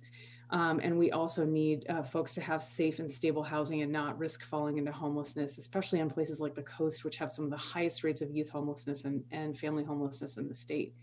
So I just wanted to call that out, that you know, there might be other ways to talk about this that are sort of walkable communities or revitalizing main streets. It's not your typical transit-oriented development, but if we can build in those smaller communities, we are reducing folks having to commute for 2 and 3 hours and have that lack of an anchor in being able to settle down into thriving communities. But let me talk a little bit about our anti-displacement efforts. This is really, really important to us with our equity and racial justice priorities. As you all know, we are leaning into the work to try to undo and reverse the legacy of housing discrimination and redlining. As a housing finance agency, we take that charge very, very seriously. So as we look at housing development, we have to be very thoughtful. It's incumbent on us to be thoughtful about location. And I would just say there are too many examples where transit-oriented development actually has led to displacement of BIPOC community members. We need to look no further than our backyard in the Portland metro area to see that. And so we're trying to be very thoughtful about that. And one of the things that we're trying to do is to invest in affordable housing to try to get ahead of gentrification and displacement so that our community members have housing choices. And our new QAP will include a newly compiled demographic and housing index of gentrification risk based on the Department of Land Conservation and Development's anti-displacement and gentrification toolkit. So we're thrilled to be able to make use of that and to collaborate with DLCD on that, which is allowing us to better balance being climate friendly with our equity and racial justice goals. This example in Aloha can show how targeted investments can help avoid displacement. We are providing 82 affordable homes close to TriMet, jobs, parks, schools, transportation, and other amenities. And another really important conversation that's happening, of course, in the affordable housing development world is how we ensure that we are building our funding opportunities to give opportunity and priority to culturally specific organizations for and by people of color, so that we're not paying lip service to those equity goals, but actually providing that economic opportunity. In this example, Hacienda CDC, and there are many other examples where we're partnering with NEA and the Farm Worker Housing Development Center and other culturally specific organizations, PCRI, many, many others. But that's an area where we continue to learn and I think lead in this space amongst our peers across the nation. There is so much more to learn and so much more to do to really live out these goals. Next slide, please. I want to talk a little bit about energy efficiency and weatherization. I know that's been a theme today. So just to be clear, we operate a number of programs that not only help with energy bill pay assistance, but also provide resources for weatherization of both single family and multifamily homes. These are both federal and state funds, and you'll see a list of these programs at the end of the slideshow for reference. One of the programs that we're proud of is the Oregon Multifamily Energy Program, or ORMEP, which offers incentives for energy efficiency measures to eligible new construction and existing building projects. So while we have standards at OHCS around energy efficiency, and those are baked into our programs, and we give folks options for how to meet those energy efficiency goals, we also have this dedicated funding source. It's paired with other rental housing development resources to incentivize and support the ability to build housing or to conduct rehab projects to preserve existing housing with increased energy standards that can save up to 30% in kilowatt hours. As of August 2021, ORMEP has reserved incentives for over 5,000 affordable homes. We have a pipeline of over 4,000 homes on a waiting list due to the program being out of funding until 2022. So this is an area where there is great need. We do not have enough funds to meet the need. And we've tripled our outreach from all previous years, and we're currently oversubscribed with a 2-year wait list for more projects. So this is something that we lean into. We definitely are in need of additional resources for this program as well. And as you can see, it's everything from windows, appliances, light fixtures, and energy efficient insulation. So typical standards there. Next slide, please. Chair? I just wanted to see if I could ask a question to the director, just more. Do you see that the money, it said you were oversubscribed and it'd be great to get more money. Is any of the infrastructure bill money, could that be paired with housing? Is that of consideration? I don't know about that money, that source of funding. Vice Chair, thank you for that. I would say we're still digesting that, both the infrastructure bill and the pending Build Back Better Act, to see whether there are some resources there that could work for multifamily energy efficiency. I'm guessing that there would be some opportunity there.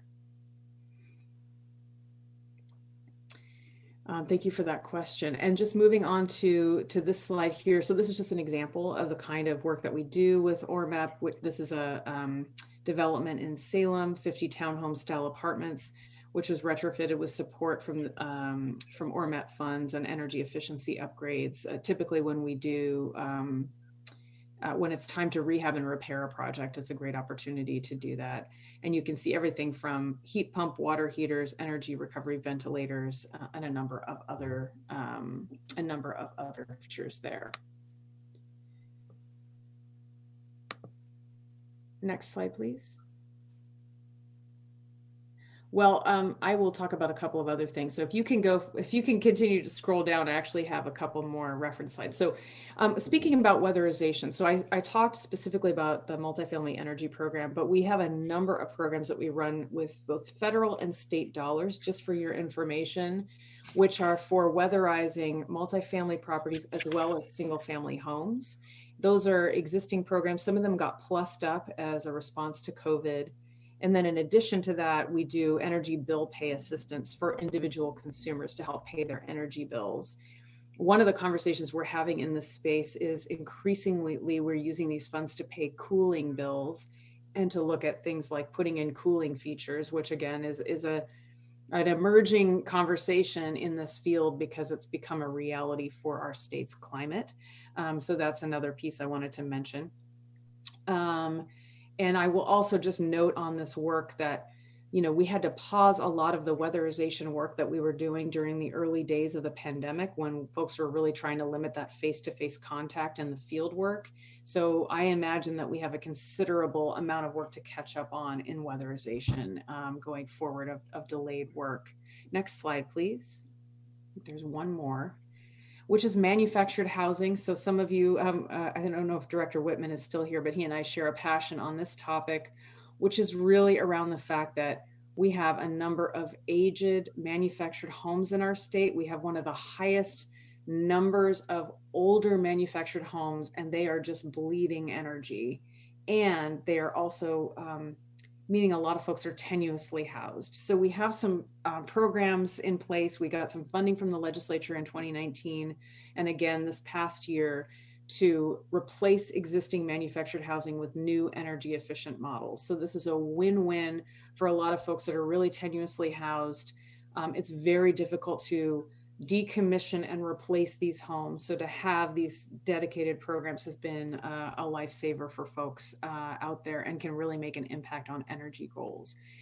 And then the final thing I'll mention, and I don't have a slide on this because it's breaking news, but I mentioned to Director Rue that we recently learned that Oregon will be awarded $422 million of CDBG disaster recovery funds to build back from the 2020 wildfires.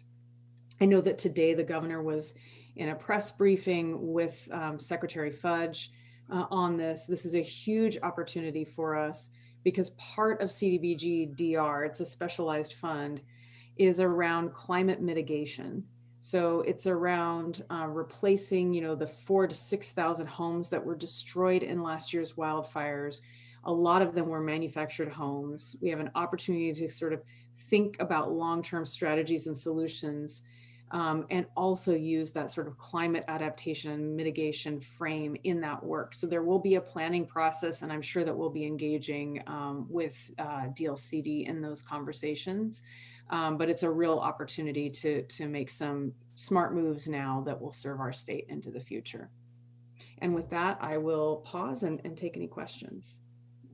Thank you, Director Salazar. You're doing an amazing amount of work on many fronts, and it's just really helpful to hear from you and the other directors. I guess we don't really have that much time for questions, but maybe we could just take a few because I just feel like we've just touched the surface of this very important array of topics. Yeah, I see that, and I'm sorry to interrupt, Chair, but I see that Richard and Amanda are still with us. So it's up to you how much time you want to take for questions, but this is a pretty unique opportunity. It's incredibly unique, and I would like to have lots of time on this, but Commissioner Lilac, you had your hand up earlier, so I want to go back to start with you. Thank you, Chair MacArthur. I wanted to first just say to Amanda, I really appreciate the carrot approach in response to the AOC LOC letter. My question was really around grant timelines from ODOT. We're looking at establishing climate-friendly areas within a year, and then all the implementing ordinances and all the programs a year after that. And I'm just curious if ODOT is looking at the timelines in which to review, approve, and distribute funds like the granting programs. I just think about, and I don't mean this as a criticism, but TGM can often take a year from grant award to a contract to beginning the work. I'm just curious if the agency's looking at streamlining some of those processes to get those funds into the communities faster. Thank you. Yeah, thanks, Commissioner Lilac. Great question. It's true. It takes a while to, one, get the money out the door, and then two, for the planning work to even happen. So I think there's a couple different fronts that we probably need to look at in this. And one, to your point, is how to expedite the funding. So I think we can try to find some ways to make it quicker than the year. I'll tell you, I think what the challenges often are with those is, in order to do the contract, ODOT or DLCD, we work with a contractor of the community's choice. So you need that time to go out to bid, and you select somebody, and then you negotiate the contract. So I would say your 6 to 8 months, I think, is about what we could trim it down to at the most. And that would assume that local jurisdictions have the staff capacity to really work back and forth those negotiations with a contractor to reach that agreement, and that contractors are on the spot as well and providing us really good statements of work from the beginning. So I think if we can streamline that side, we're probably getting to, like I said, six to 8 months instead of a full year, but it still is certainly a time suck there. And then I think it does require us to look at the overall timing set on things in recognition that it takes a while to get things under contract to even start the work. The amount of community engagement, which I think is excellent because it really is engaging different communities and bringing folks into the fold, in addition to some of the inventory and analysis work. It's going to take, a couple of years for these plans to move forward. So I think just recognizing how long it takes to get under contract and how long it's going to take to do the plan, I think we need to be very mindful of that as we set deadlines. Thank you. I really appreciate the response because I just want us to be coordinated in the expectations that we have of communities to create the climate-friendly areas and then to create the programs to implement them with the funding that we know that they need. I just want to make sure that we're thinking about all of these different pieces together. So I really appreciate that, Amanda. Thank you very much. Thank you, Commissioner Lilac. Other commissioners? Commissioner Lilac. Chair.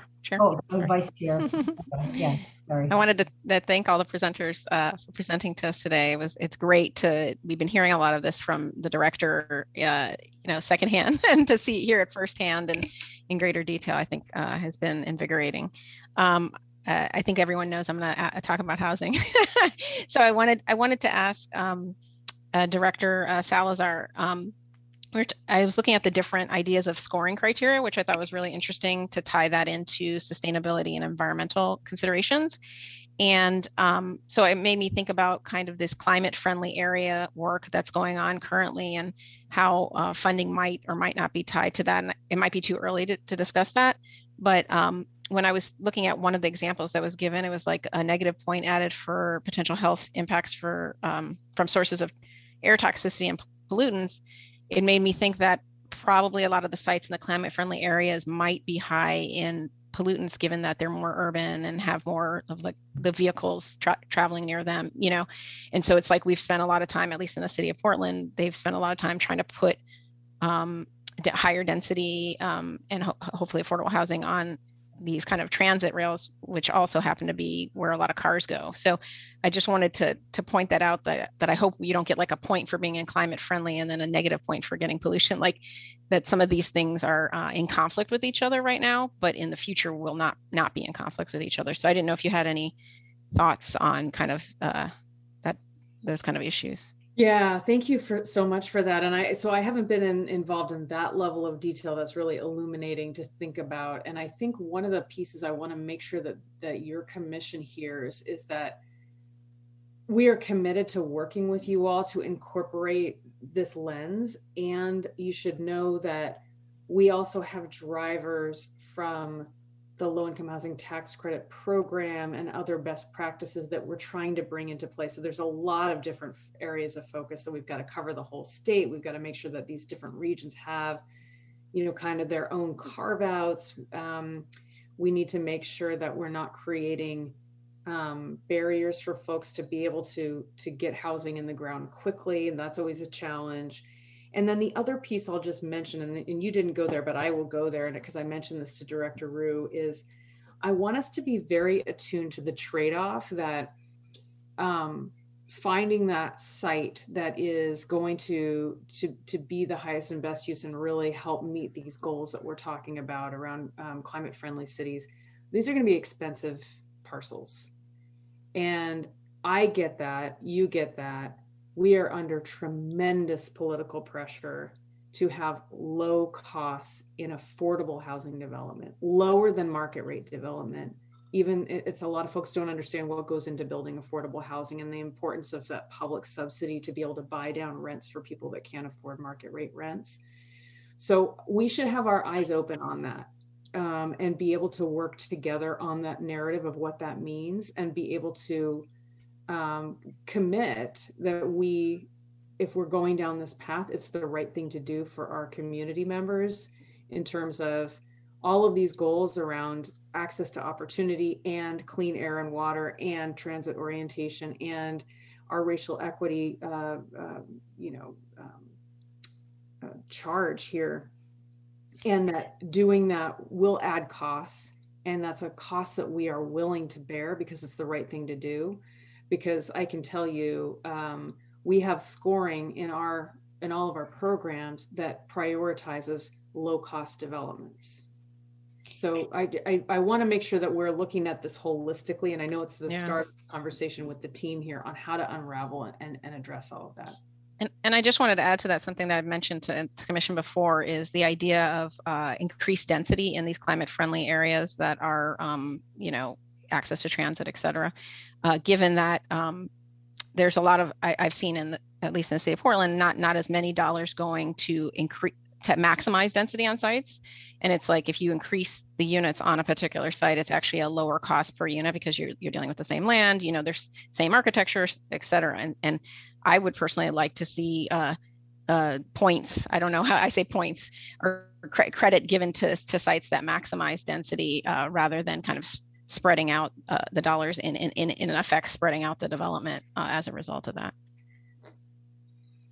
I will say one of the things that we've done, and we didn't speak about it today, but we have been incentivizing larger bedroom sized units.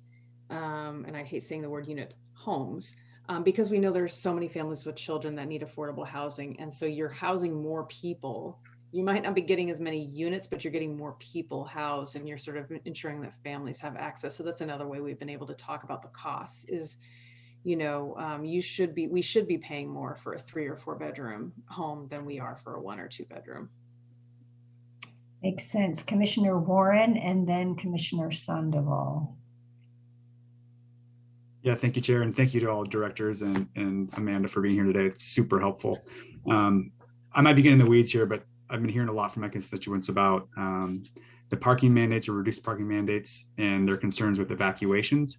And so I was wondering if ODOT has any studies or anything in the works to help these smaller communities, especially conduct evacuation planning and implementation measures, and what your thoughts are with removing parking mandates and potentially causing more on-street parking in those evacuation routes.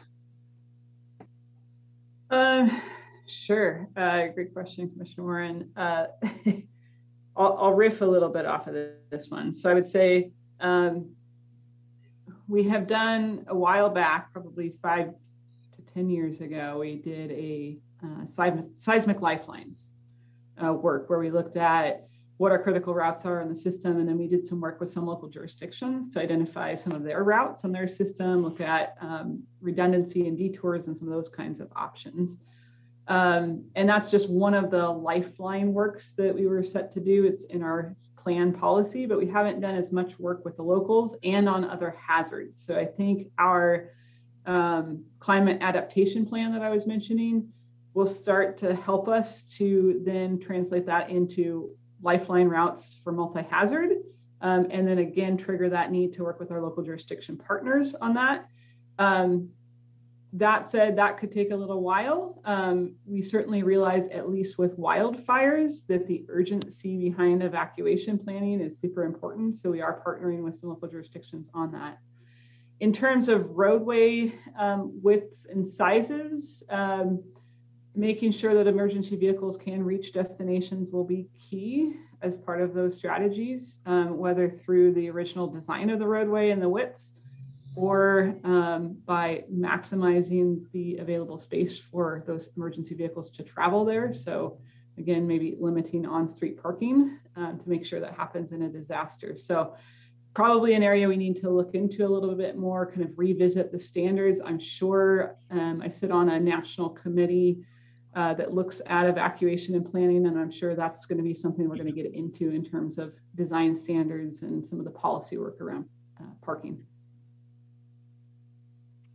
Thank you, Commissioner Warren. Commissioner Sandoval. Yeah, thank you all three for coming today. So well, I was trying to figure out like how the three agencies can create some sort of model project that we can kind of then showcase, you know, to the rest of the state, right? Because I think one of the things that kind of unites all of us is the sense of place, right? And the climate friendlies and equitable communities program, you're basically doing two things. You're trying to improve the environment. You're trying to increase access to communities of color or priority communities.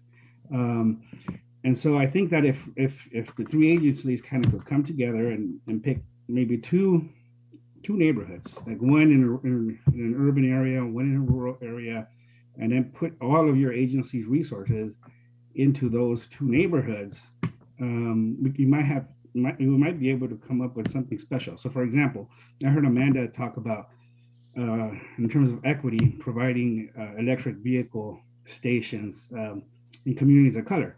Well, for me, that's kind of a recipe for gentrification. But if it's linked to also building affordable housing and so forth, then maybe you could mitigate some of that gentrification. So I guess my suggestion would be, let's think about how to actually showcase like a neighborhood where the three agencies could come together under this program and be like a model for the rest of the country.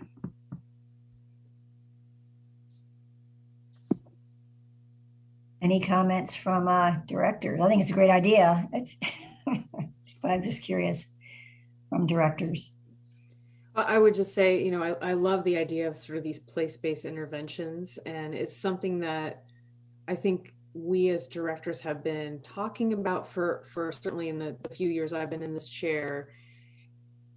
And we had some attempt to kind of to tackle this with something called the workforce housing pilot, which was the idea of sort of aligning our funding streams and doing a sort of a joint notice of funding availability. And it was not under the kind of lens of climate, but I think we could do that going forward. And there certainly are a lot of new resources, both state and federal, available. So I think that's something that we should definitely take back and take a look at.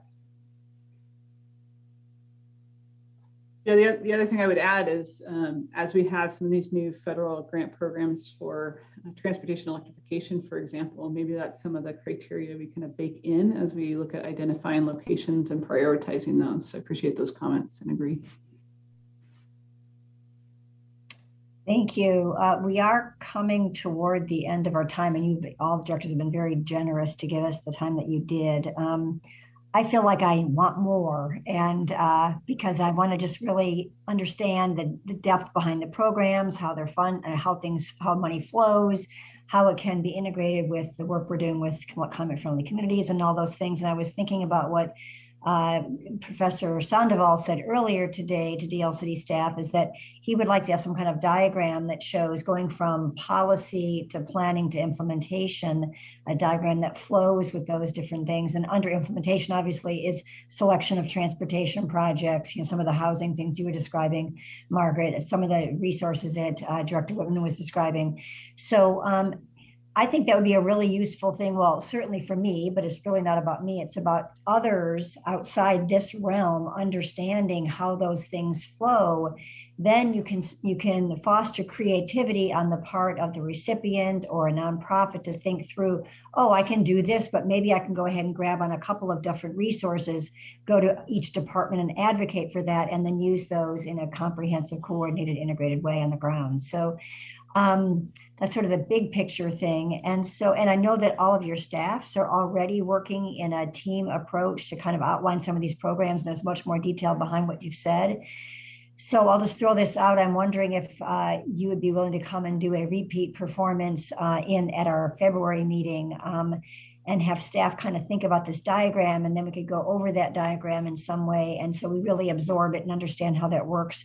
By that time, we'll also have much more clarity on the definition behind our climate-friendly areas and the resources local jurisdictions might need. It's just a thought, just wanted to throw that out and see if that's even a possibility. If I may, Chair, just add to that thought. It's a really interesting bit of timing that you suggest, because it might, if we do this analysis, give us the opportunity to craft cross multi-agency POPs. Oh, wow. Yeah. Sounds good to me. Money. And before we close, I do want to add quickly a note that Cody Meyer sent me during Richard's presentation. Given the fact that at least between ODOT, DEQ, and ourselves, vehicle miles traveled, VMT reductions are critical to truly realizing reductions in GHG. Cody is suggesting, and I think rightly, that the Every Mile Counts work plan for the next 2 years include an effort to quantify GHG reductions from reductions in VMT so that we can begin to address the concerns that Richard raised about how we think about ton for ton reductions if we would hope ever to get money from the climate protection plan to apply toward those efforts. So we got to quantify in order to qualify. No sense. Any other parting shots? This has just been a really incredible, unique opportunity for us. And we just thank each director for everything you do in your agencies and with your constituents, but for taking the time today to share that with us. It's just fabulous, the level of thinking on these topics that are so critical to our communities. Okay, thanks, Richard and Margaret and Amanda, very much. Thank you. Thank you, Chair. Thank you, Commissioners. At this point, I think I need a break. There's been a lot of information coming our way. Why don't we take, this was kind of a floating break, take our break now and return at 2:45, excuse me. Thank you.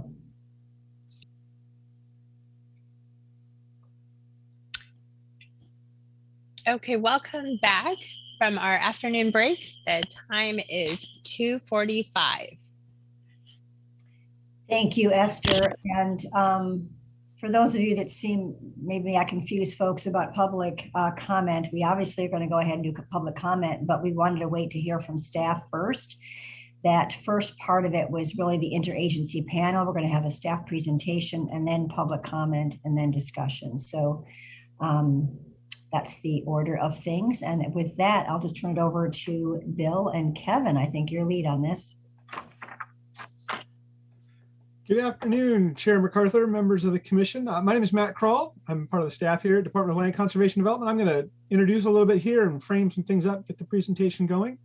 But before we dive into this, actually, I would like to take just a moment and introduce the newest member of our Land Use and Transportation Planning team. Ryan Marquardt here joined us just about a month ago. He was hired into the Transportation Growth Management Program to focus on some of the quick response But as soon as we got him on here, we've got so much going on with this rulemaking that we started pulling him in a little bit and saying, hey, can you help us out with this piece or that piece? So while he's not presenting any of it here today, he's definitely been helping us out on some of these rulemaking. And I'll let Ryan just say a little bit about his background and how that's really been helping bring a perspective that's very useful to us in this rulemaking.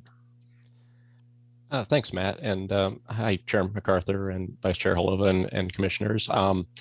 As Matt said, my name is Ryan Marquardt and just started with the LCD here in the past month. Prior to starting with the LCD, I was working with Washington County as a current planner. I was there for about 7 years, and then immediately prior to that, I was with the city of Milwaukee from about 2005 through 2014. So kind of have a background as a local land use planner from those two agencies. So trying to kind of bring that perspective and helping bring that into the rulemaking and things as well. So very nice to meet all of you, and thanks for the introduction. Welcome, Ryan. It's nice to meet you, and we're so glad you're part of the team. So you bring a lot of great government experience working in Washington County, which is going to be valuable too. So thank you. Thank you.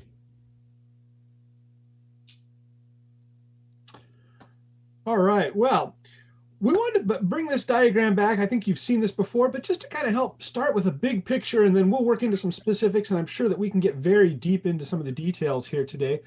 But just remembering where we are at Department of Land Conservation Development, working on climate. We've got adaptation, the sequestration, the mitigation part.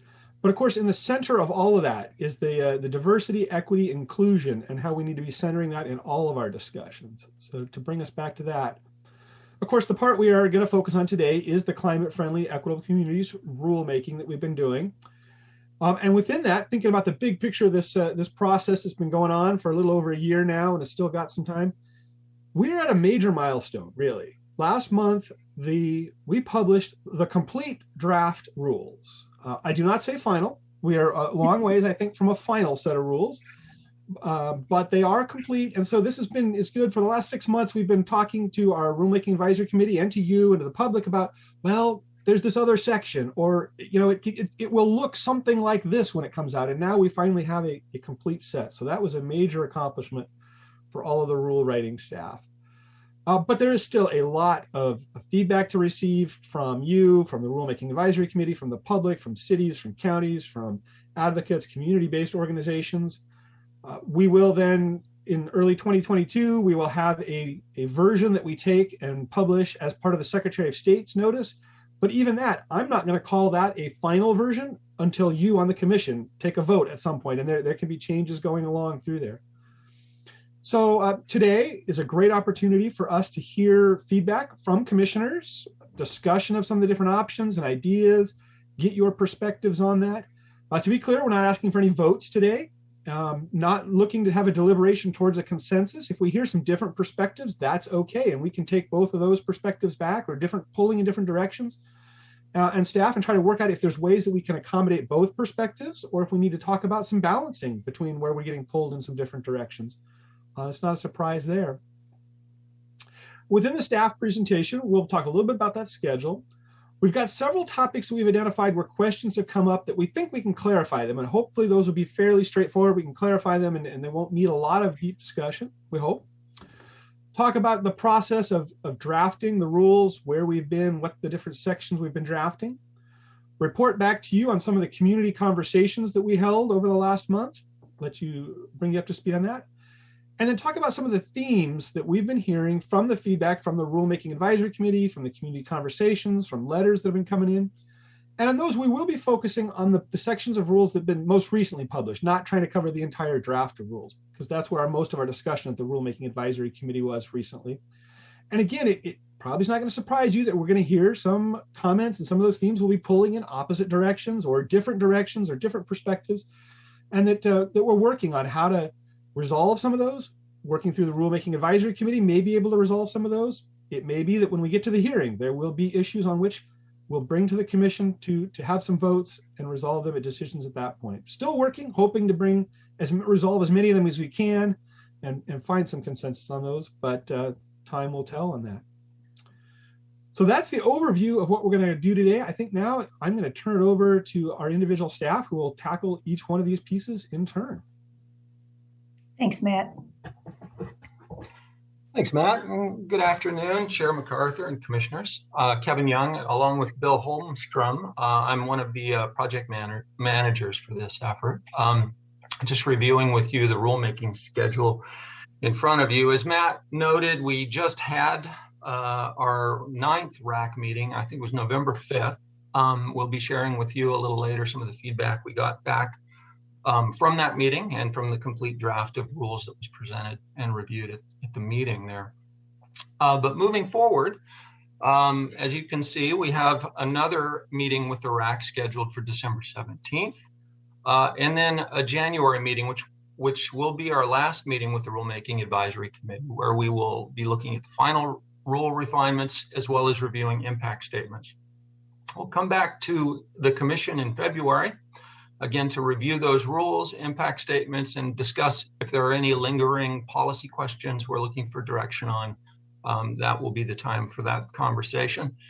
And from there, we will be preparing the rules and the recommendations for the first public hearing, which will be either the 31st of March or April 1st, according to if we keep to the schedule, with the final public hearing and adoption of the rules on May 19th or 20th, depending on when that actual hearing is scheduled. Next slide, please.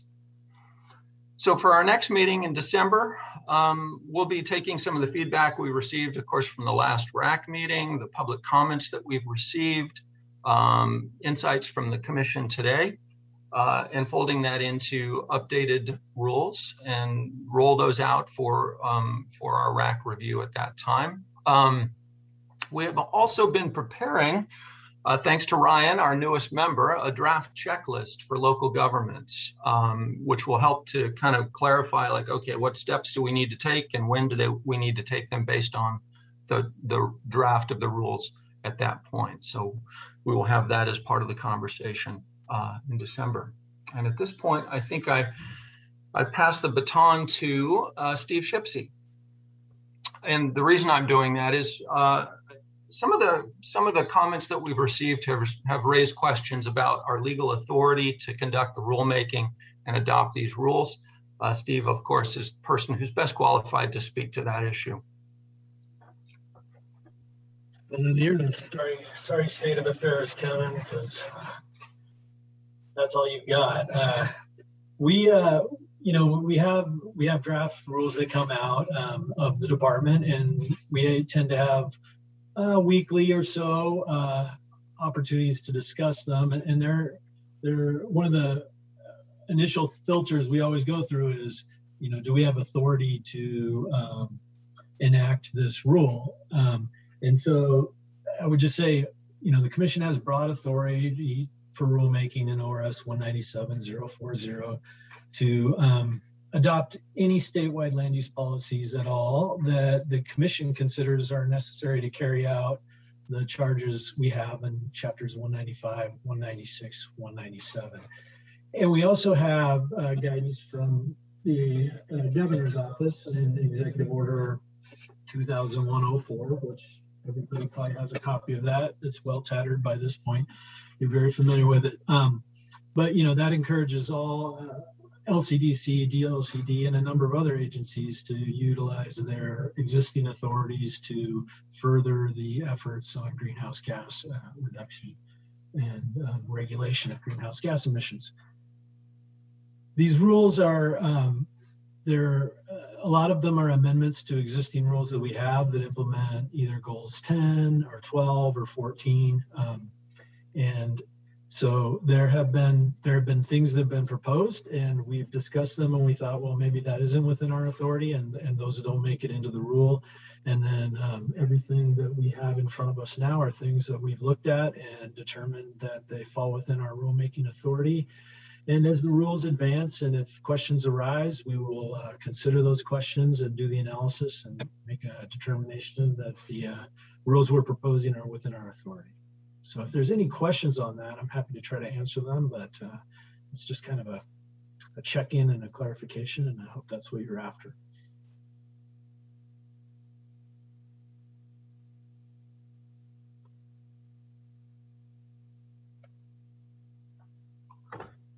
All right, thank you, Steve. I guess we can move on to the next clarification. I think there's a few items here.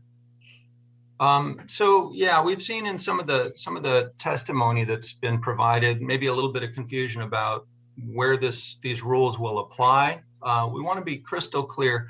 The rulemaking that we're talking about here applies only in Oregon's 8 metropolitan areas. Those are the metropolitan areas that are wholly within the state of Oregon. We understand there are a couple of MPO areas that actually straddle the Oregon-Washington border, notably one in the Kelso Longview Rainier area and one in the Walla Walla area that also includes Milton Freewater. Those MPOs are not subject to these rules. It's really only the 8 that are fully within the state of Oregon. And the last issue is some confusion about what the draft rules say about climate-friendly areas. So a little bit of confusion about whether local governments need to designate one climate-friendly area or whether they may designate multiple climate-friendly areas. The current draft of the rule allows for multiple. It doesn't require multiple climate-friendly areas, but it does give local governments that option. So hopefully that clarifies some questions that I've seen in comments thus far. Next slide. Okay. So now I'd just like to get us started on an update to the rules and the rule drafting work that we've done. Of course, the equitable outcome statement is something that we've reviewed earlier on in this process. This was a document that was developed with close consultation with advisory committee. We've gone through several drafts of it, and it is designed to guide all of our rule development work. And it includes both our desired equity and climate outcomes. So we need to be successful in both avenues, in both areas to meet our goals. So you may have noticed for commissioners in the packets, you'll see a memorandum prepared by staff that kind of provides an overview of the different ways in which equity considerations have been embedded in the draft rules. And I would invite anybody who's interested to take a look at that document. We also intend to provide a crosswalk. Basically, once we have the complete set of draft rules, and we didn't have time to put it in the packet this time, we haven't developed it yet, but we will develop a crosswalk that will kind of look at the equitable outcome statement and see how the rules kind of square up with, where we want to move to help to inform and make sure that we're doing the job that we need to be doing on the equity front. Okay, on housing rules, Division 8, we are proposing some not a lot of changes to Division 8, and this is the rule that applies statewide for housing. But again, these pieces will apply only within the 8 metropolitan planning areas. Essentially, in this draft, there have been just a few changes from the first draft that we reported on when we visited with you last time. So one of those changes now clarifies that local governments with identified town and regional centers within the Portland metropolitan area are to report on housing production within those town and regional centers as part of their housing production strategy work. So that kind of builds on, again, that housing production strategy work that came out of House Bill 2003. Another significant change is a change to urban growth boundaries and how the rules relate to urban growth boundary expansions. This revised draft, the new draft, essentially, rather than limiting future UGB expansions until the 30%, until local governments achieve 30% of housing in climate-friendly areas, the draft rule changes that significantly to require only that additional climate-friendly areas be designated in conjunction with a UGB expansion based on a residential land need. So essentially half of the identified residential land need, that equivalent would need to be designated as a climate-friendly area. And I'll turn it over next to I think, Bill and Cody to speak to the other updates. Thank you, Kevin. Yeah, Bill Holmstrom, Chair MacArthur, members of the Commission, Bill Holmstrom, DLCD staff. I'm the agency's Land Use and Transportation Planning Coordinator, and as Kevin said, one of the co-managers for the Climate Friendly Equitable Communities Rulemaking Project. I'm pleased to be with you again today. I'm going to talk real briefly about Division 12, or the Transportation Planning Rules. These set of rules is the largest bulk of the changes that we're proposing to make as part of our multi-pronged rulemaking project. The transportation planning rules, they've been around for decades already. They guide local governments how to do coordinated land use and transportation planning, and it's had a measure of success over the years. But of course, we know we need to do more in order to meet our climate equity goals, and so that's why we're making pretty significant changes to how these work in the metropolitan areas around the state. As Matt mentioned earlier in the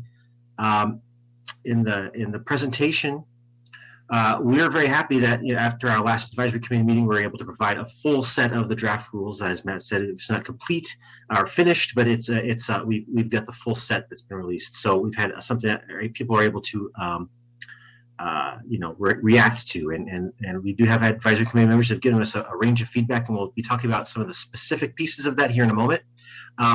But just so the Commission knows, we are planning to hold a series of topic-specific work groups based on where the advisory committee has told us that they would like to do some more of that. And we asked for that in a survey.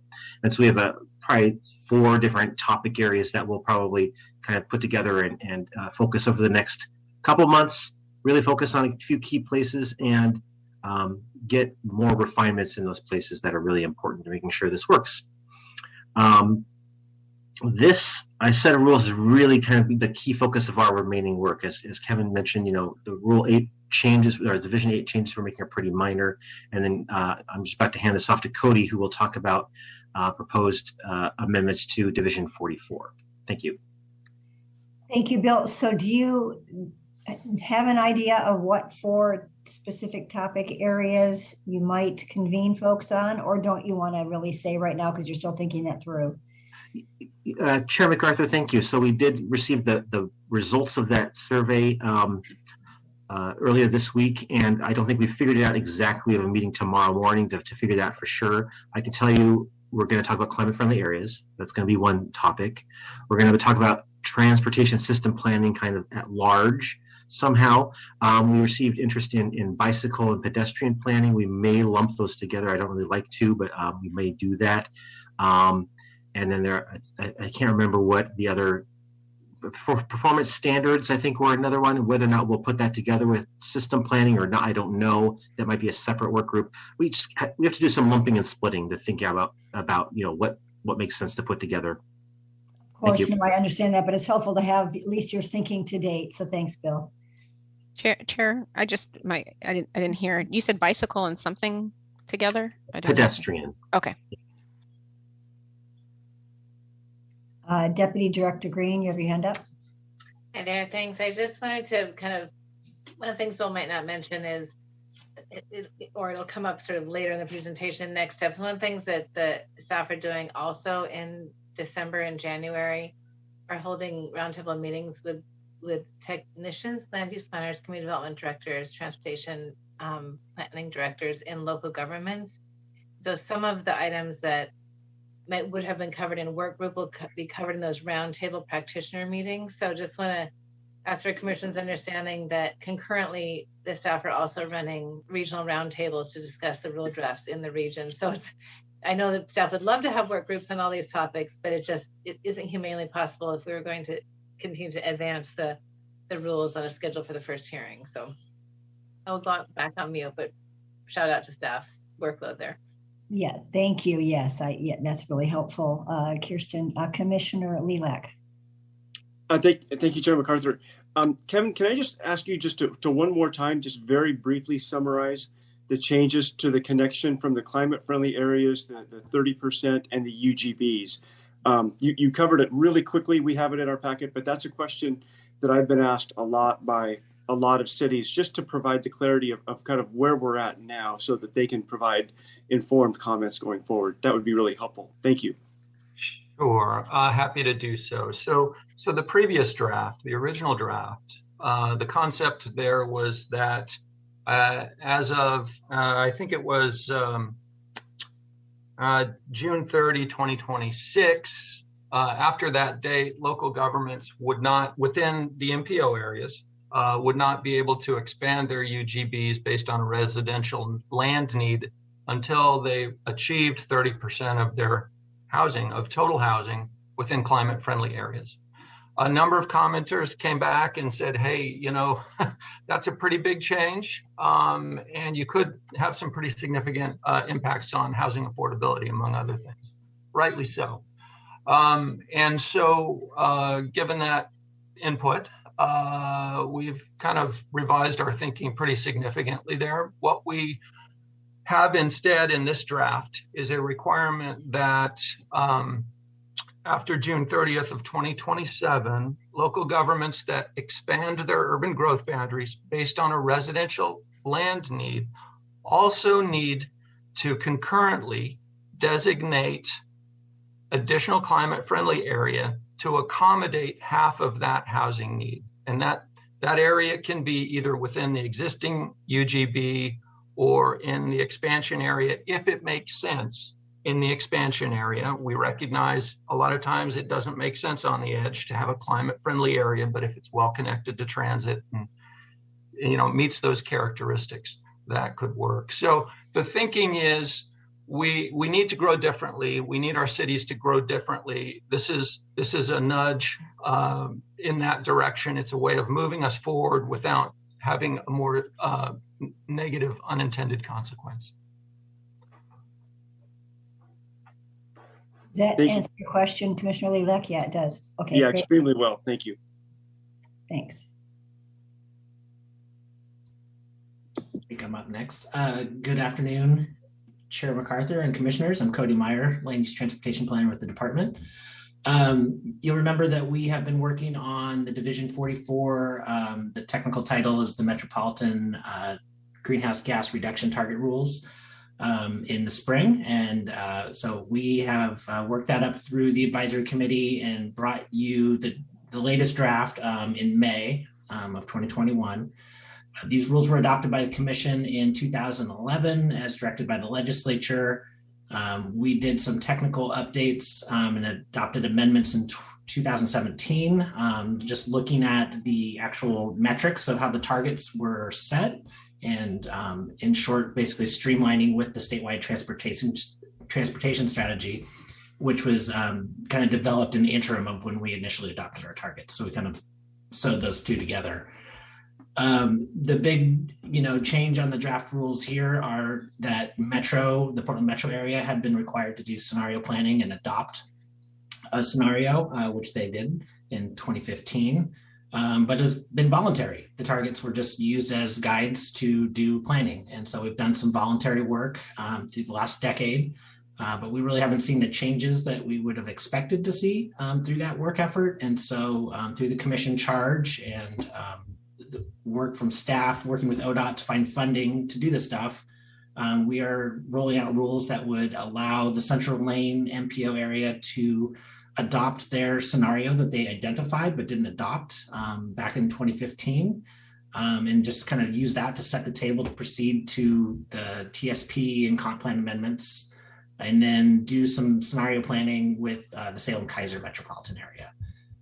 Then for the rest, we have identified in the rules that the commission can issue an enforcement order if there's something that is happening in another metropolitan area that the commission feels like that this work is warranted, or a metropolitan area can opt in to the program as well.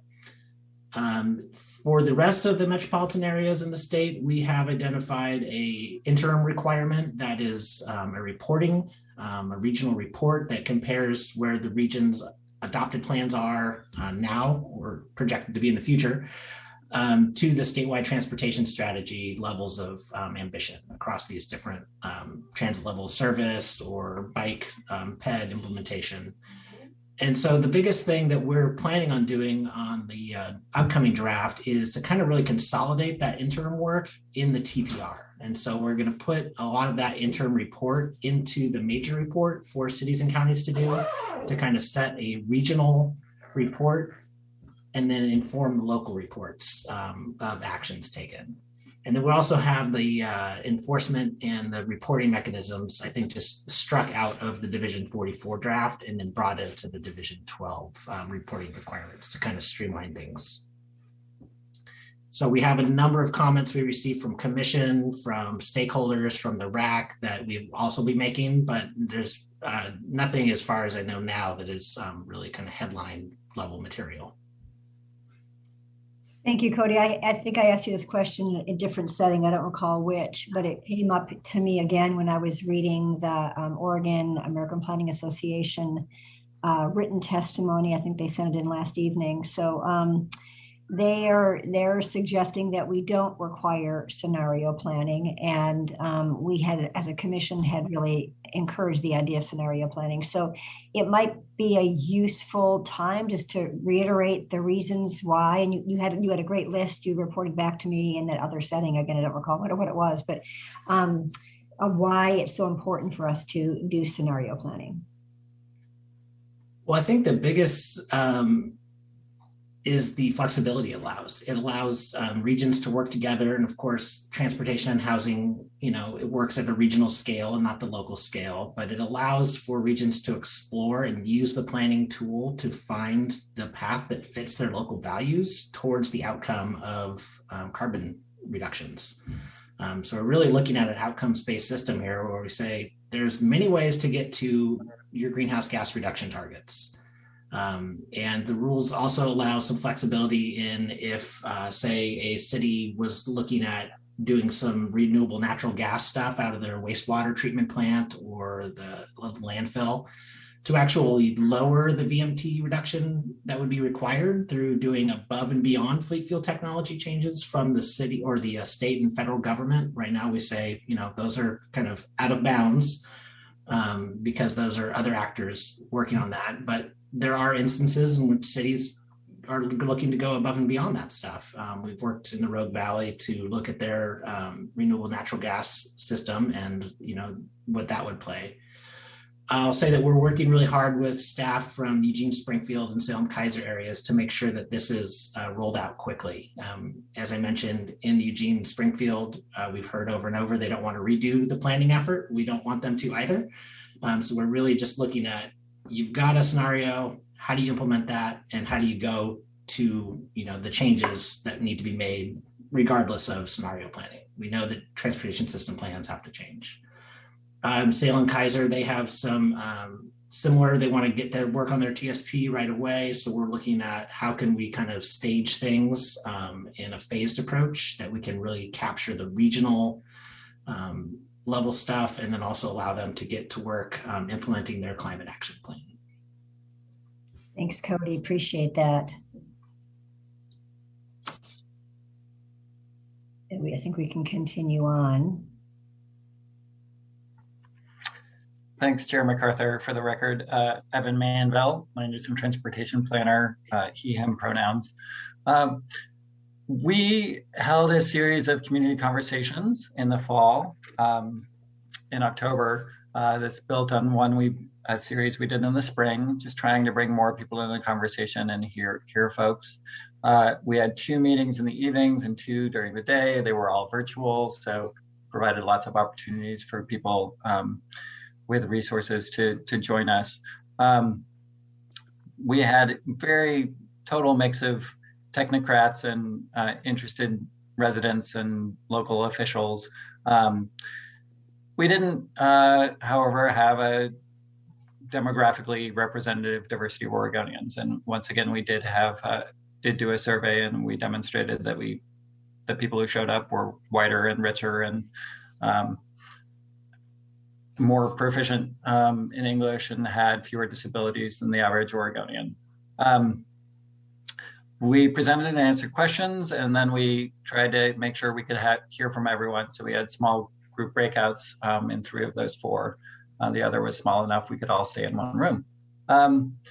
some very, very high level things we heard, concerns about implementation from mainly our local partners, funding, resources, et cetera. Some concerns that the market might not build what we want. Several residents were concerned the rules aren't strong enough, and they're concerned about enforcement. There's some concern that ODOT's investments in rules and authority may conflict with local efforts and our need to meet those goals. There were several desire for stronger bikeway and green infrastructure rules. And then there were some concerns about displacement and equity. There were lots of other things. They'll be in the notes for the next RAC packet. Next slide. So thank you, Evan. Again, Bill Holmstrom, DLCD staff. Sorry, I see a question from Commissioner Sandoval. I'm sorry. Apologies, Bill. Commissioner Sandoval. Thank you, Chair. Yeah, no, I just wanted to hear a little bit more about why you think we weren't able to get more diverse representation. Because I might have some strategies to help you out with that. So I just wanted to hear a little bit more about that. Well, first, we're not paying people to participate. So professional advocates and/or staff are more able to make the time for long meetings. I think that in some ways, our communication channels are built on historic communication channels where richer white folks are more engaged in the planning program overall. And we didn't have a lot of, the better thing to do or to go to pre-existing meetings of other groups rather than set up your own competing meetings and try to communicate with them. So those are a few initial thoughts. I see Deputy Director Green has her hand raised. Sure, and I just really defer to Commissioner Sandoval and his suggestions. I would say that knowing that, kind of open public forums do draw this kind of motivated audience. That's one of the reasons we spent so much time and appreciate ODOT's investment and partnership on a rules advisory committee that's more diverse and reflective of Oregonians, because we kind of expected that, well, absolutely necessary and critical to engage with the parties that were able to make these conversations and also the technical roundtables. The actual body making the rules needed to be more reflective. But Commissioner Sandoval also, as local governments are developing their plans, really would like your collaboration, if you can, on guidance of doing more diverse and inclusive outreach and engagement at the local and community level. And I think I mentioned that earlier, how the rules will actually compel that work.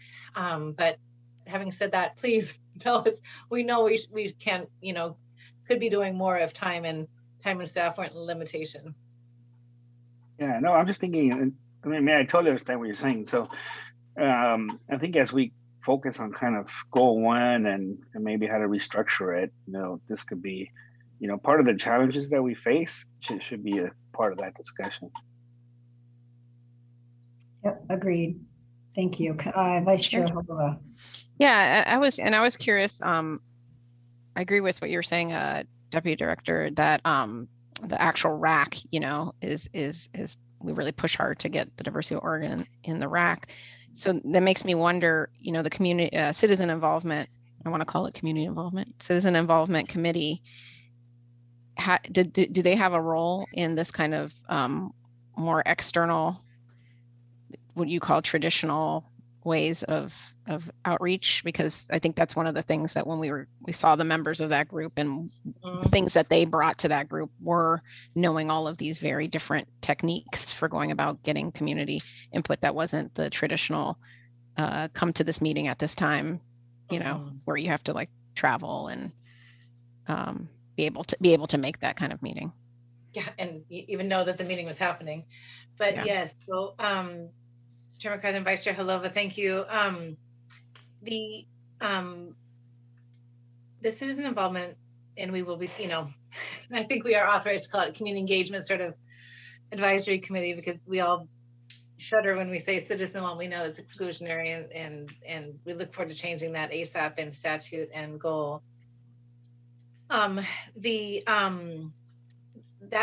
That group, I think, if you remember back to July, what was it, 2019 in Tigard, they presented to you, the commission, they're putting the people in planning document, which is a major step forward in guidance of how to do better community engagement according to Title VI of the Civil Rights Act that has been on the book for 50 years, you know. And I think this CIAC could be a great body to take a look at that and actually even modernize it, because really things have been changing rapidly in this space, and with Commissioner Sandoval's expertise, and from an academic, you know, from a national, you know, best practices perspective would be a great time to do that. They generally advise on we did take the the community engagement plan and the RAC interest to them for the CFEC at the beginning. But that I don't think we had impaneled the new CIAC at that time. So it'd be really great, you know, and I don't think Sadie's on this call, but to see kind of what their agendas are like, and to just engage on, okay, in this rule, and there's this really sweet nugget that I love in this rule, talked about a lot, which is this, how we ask local governments to use data to identify historically underserved and marginalized communities, and then to hold discussions in those areas. Would love, you know, Commissioner Sandoval's and the CIAC guidance on how best to support that work. That's not normal work for communities. And so just really helping demystify that, supporting that with grant funds, you know, consultant funds, language interpretation, access, resources. I think we can do better, and this is part of that process. So thank you. Yeah, and I think it'll be hard to require that of cities and jurisdictions if we can't be a model for that. And so that's why I was saying I think we know the right tools, we have the right people, and it might just be connecting the folks that are now on the CIC to the efforts that we're doing in the department. Good idea. Thank you.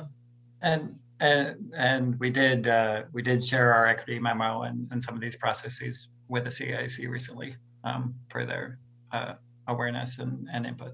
So did want to let you know. That's right. Thank you. Any other questions for Evan? If not, I think it's back to. I had one more question. This is actually a question I had before. Were these all in-person meetings? These were all virtual meetings. Oh, virtual. Okay. Because you said small groups, so I was wondering. Well, so, and commissioners were invited to them. A couple of us did them. It was actually, I thought it was really interesting. And the purpose was to get to a broader audience than we had gotten to with the RAC and some of the other outreach. So I think it actually, we should feel like it was successful in getting to a different audience. Yes, there's more things we could do to get more people there, certainly. But actually the one that I participated in, there seemed like there were diverse viewpoints certainly shared in that. And there was I thought Evan and the team did a great job of describing, it was a real opportunity for staff to take all this technical, confusing, important, but really tough stuff and make it available to a lay audience. And they did a brilliant job with that. I think it served its purpose. Yes, we could do better in the next time, but it's not the only outreach we have done for this staff has done to all those groups. So I don't want to leave us the impression it's a utter failure. I thought it was actually a success on many fronts, and yes, we can always do better.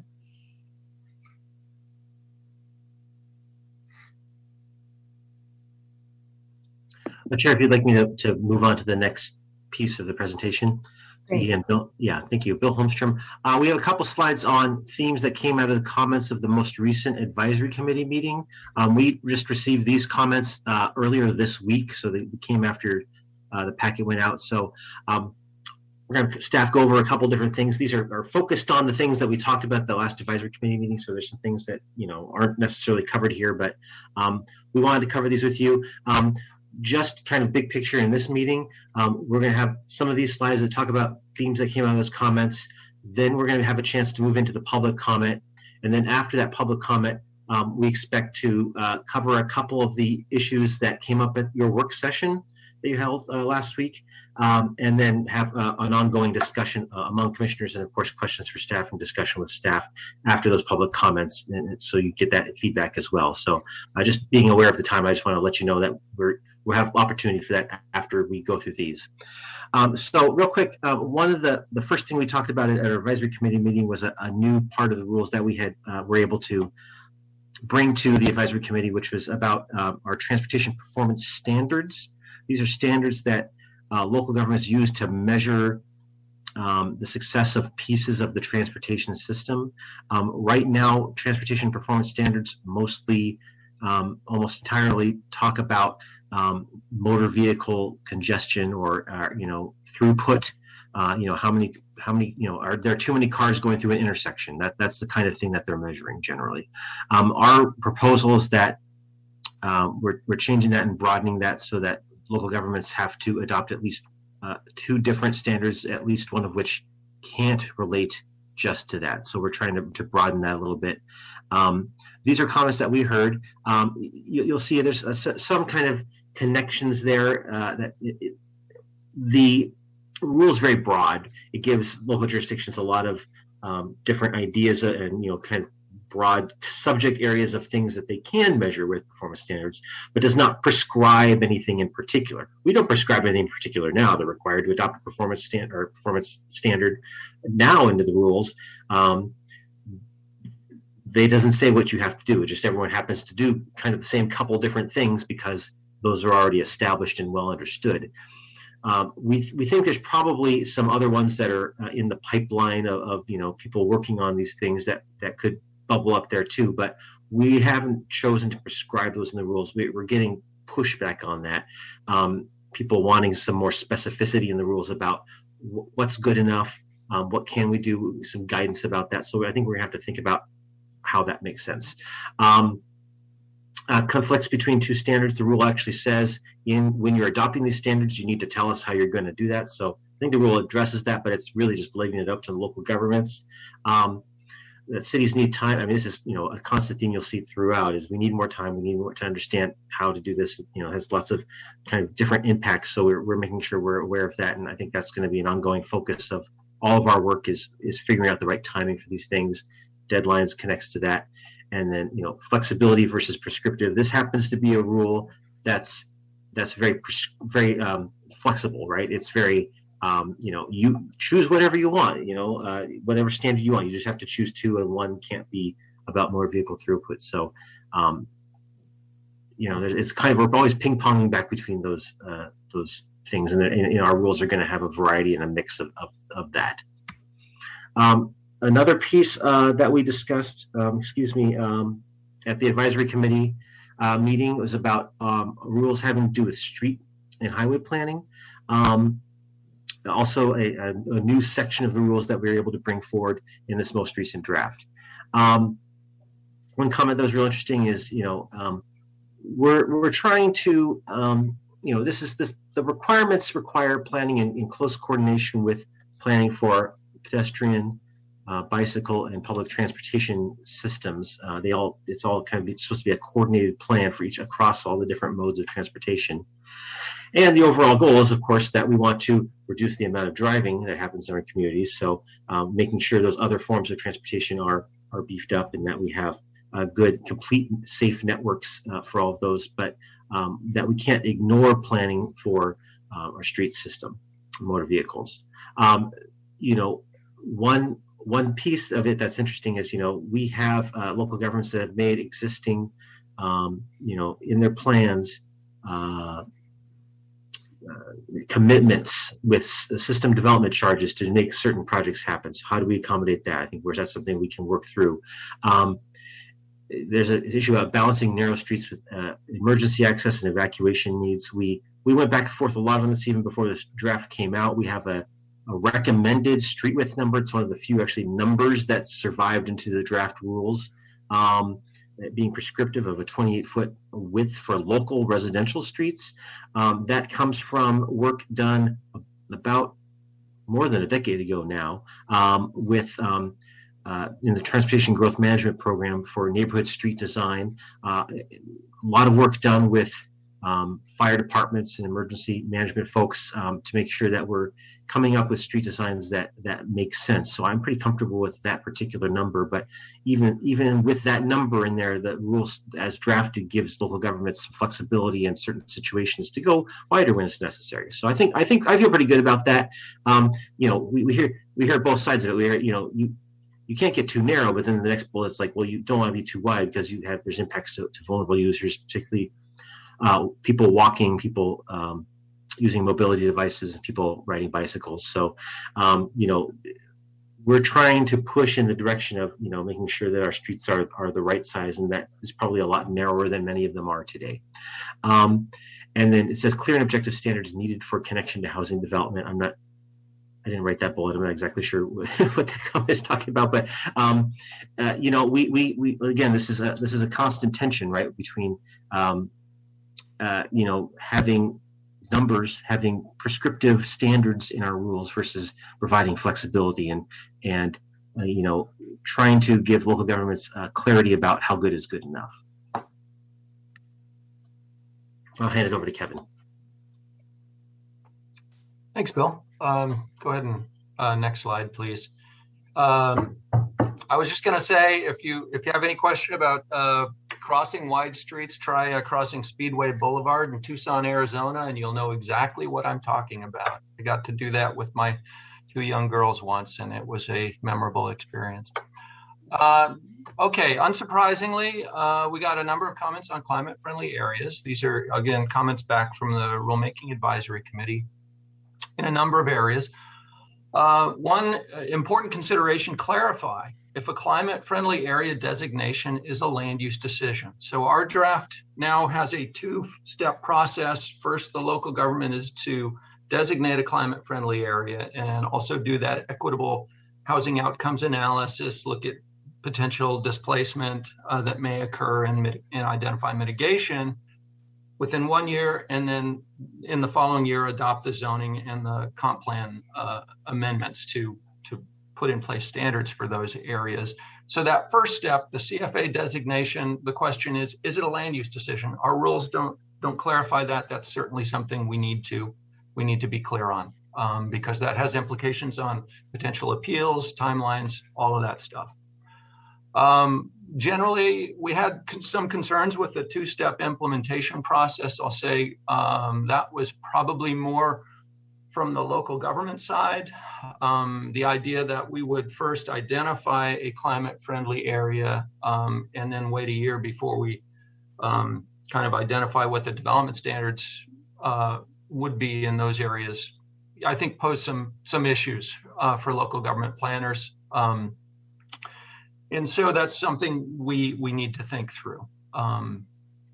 The need for market analysis regarding densities, a lot of questions about, do we know that the market will respond? We're a different housing market, in our community than, these other larger cities, or even other large cities have a different development market. I am afraid we have looked at a lot of research and data, but we haven't had the ability, the time, or the funding to actually conduct market analysis for these standards. In part, that's kind of input we're looking for from those that do development work, both on the nonprofit side and on the for-profit side. The draft rules also include a requirement for a 1,000-foot minimum dimension for a climate-friendly area. The thinking behind that was that we didn't want to see these long linear climate-friendly areas. If they're too narrow, we're really not getting the synergy that we need to get that walkable mixed-use environment. If it's just a narrow corridor of mixed-use development, and then beyond that, it's all low-density residential, is that really going to function as a climate-friendly area? Regardless, the concern was that the 1,000-foot dimension was overly restrictive, or I should say was too narrow, and that some areas that should qualify as climate-friendly areas wouldn't qualify because of that standard. Other input we received was that the rules, for climate-friendly areas, so this is again on the prescriptive path, where local governments can say adopt maximum height allowances, kind of focus on how big development can get, but they don't really look at the other side of the equation, which is whether we want to have minimum height requirements or floor area ratio minimums. Because on the other end of things, if we see development that is coming in that is at a low intensity, it then basically uses that area for some period of time and doesn't achieve the goals that we're looking for. And I know a number of local governments have, say, a minimum FAR, and that's a requirement that just requires a certain amount of building on a site in proportion to the land area on the site, so that we don't see underdevelopment occurring.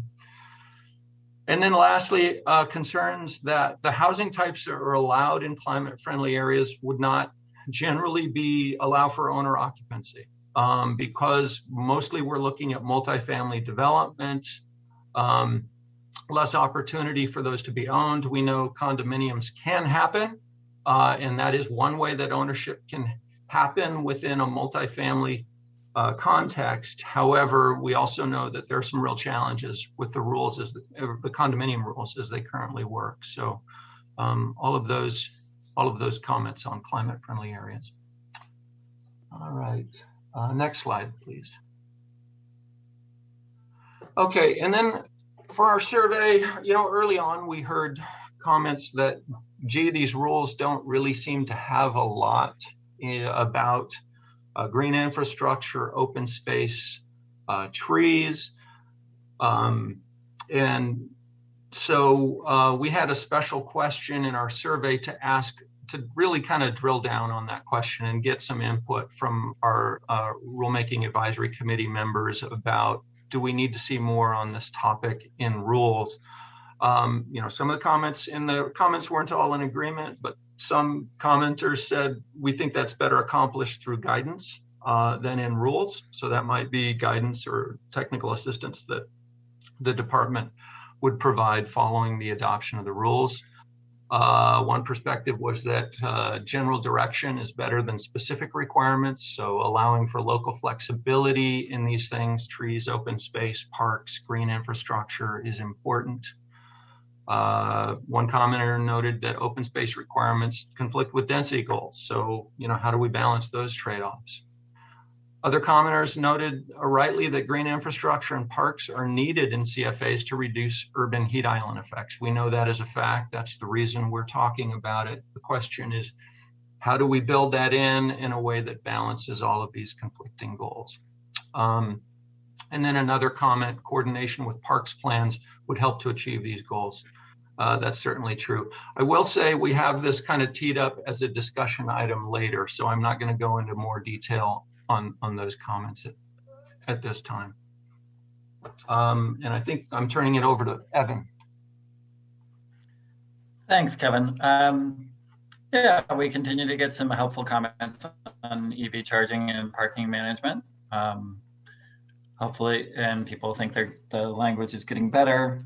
There continues to be some concerns about cost on the EV side, and interest in how we can help communities as they may have increased parking management responsibilities for on-street parking if less off-street parking is provided. So those are some super quick highlights. Next slide. So in addition to the questions we asked some just open-ended questions. Any concerns generally, or how are the meetings working for you? And we heard a lot here, actually. So I think folks really appreciate the, not being asked a specific line of questions. But one that Bill mentioned was that the timelines really have to account for implementation and what amount of technical analysis and engagement and public hearing process. And then that might work different. Things are scheduled out differently around the state. So continue to work there. As you'd expect in a draft document, we still have inconsistent and unclear language in the rules that we need to sharpen up. So a lot of really helpful comments through the survey pointing out just really technical, where things aren't consistent or where they could work better or things for staff to work through. Obviously, with our discussion earlier, the funding is going to be needed. We don't just have plans to update. We need to start building those plans if we want to achieve the equitable and climate outcomes here. So we continue to hear that. The rules just need to do a better job overall of addressing the needs of people with disability. And then as far as the 4-hour meeting format, we've gotten some comments that those are pretty long to sustain engagement for folks in those meetings. It's a long haul, and you probably are all right now thinking the same thing. I'll pass that back to Bill. Thank you, Cody. So again, Bill Holmstrom. Real quick, before we go into public comment, I just do want to highlight a few things that we will be discussing after public comment. There were a few issues that came up at the Commission's work session. I think we've addressed some of those earlier on our presentation, but I do want to say that we are planning to talk about the bullet points that are on screen here, implementing climate-friendly areas, the connections to our housing work, more discussion around trees, open space, and green infrastructure, some things around parking, specificity of some of the rules, and then local and state resources, I think primarily around implementation. So we will have space for that after public comment, but I do want to make sure that we have time to get to public comment. Thank you, Bill. Any kind of clarifying questions from commissioners at this point before going to public involvement? I'm not quite sure why I lost my screen. You still there? Okay. Yeah. Okay. So for some reason, my screen is blank, but if you can still hear me, why don't we start public involvement? Because I can hear folks. So the first person signed up for public involvement is Susan Crowley, and we're going to give each person 3 minutes. Okay. Okay, Chair, this is Esther, and I have switched over Ms. Crawley. Next will be Corey Harlan with Central Oregon Land Watch. Thank you. I have you back for some reason. I'm not quite sure I blanked out, but hello, Susan, please. Hello, Chair MacArthur, wherever you are. There were just 2 comments in the last point that I wanted to respond to, and that was that there are issues with regard to green space having to do with should it be suggestive versus mandatory. Are you still there? Yeah. Okay. Yeah. And the reality is that if requirements are not made mandatory for green space, smaller towns just won't do it. And I spent 3 or 4 years in litigation trying to get our town to not put housing in a local park. The density is their priority. It's the state's priority. All the pressure moves in that direction.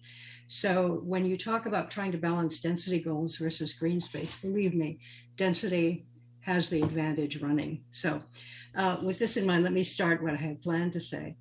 And that is, my name is Susan Crowley. I am a citizen from Hood River, and I have been working with a group called Protect Our Parks to protect local parks for about 3 or 4 years now. We just finished an extended period of litigation and managed to save a local park, but it was a huge fight. So just with that background, I wanted to talk more about the need for green space as it relates to the urban heat island effect. So I have a statement in there in your packets. You also have this beautiful 6-page statement by the Urban Green Space Institute that I strongly recommend you read, because they have a lot of very specific recommendations to try and make more likely the kinds of things we need with regard to green space. And please do pay attention to what they've written. Last June, nearly 100 people died in Oregon cities as the result of an unprecedented heat wave. They died largely as the result of heat buildup in heavily hardscaped areas. More than half were Portland residents who could not survive 116-degree temperatures. Yet the draft seems to have forgotten all about that tragedy. And I'm gratified, by the way, to hear in your conversation that you're going to be paying attention to these issues in your discussion. I've attached an excerpt from Dr. Vivek Chandas, an article that featured him prominently, and he's one of your advisors. And the evidence in that article and elsewhere in his work shows it's clear urban green infrastructure, parks, and widespread tree canopy, don't just think about tree canopy, can help city residents survive such intense heat. And I wanted to make clear that you have been told by the governor that this is one of your mandates. Agencies are, quote, directed to, again, quoting, prioritize actions that will help vulnerable populations and impacted communities adapt to climate change impacts. So the discussion of density has to be augmented by an equal emphasis on helping people adapt, and keep them alive. Despite this, enforceable language to assure development of green infrastructure, especially parks and open natural areas, to help people adapt is almost entirely ignored in current drafts. And mere suggestions won't suffice. I've already mentioned that. The Urban Green Spaces Institute has offered to you 6 pages of excellent suggestions for putting teeth into green space requirements. DLCD should follow every single one of them. There is simply no excuse for pushing more crowding and hardscape onto our cities without absolutely assuring there'll be concomitant development of life-saving and sanity-saving natural green space. And that doesn't mean putting more hardscape next to existing parks. It means making more parks, more trees. Thank you. Thank you, Ms. Crowley. I appreciate that. And any questions from my fellow commissioners? I don't see any hands up as I scroll through everyone. Thank you. Appreciate it very much. The next person to testify is Corey Harlan, and then after that is Bob Courtright. So let's tee up Mr. Harlan.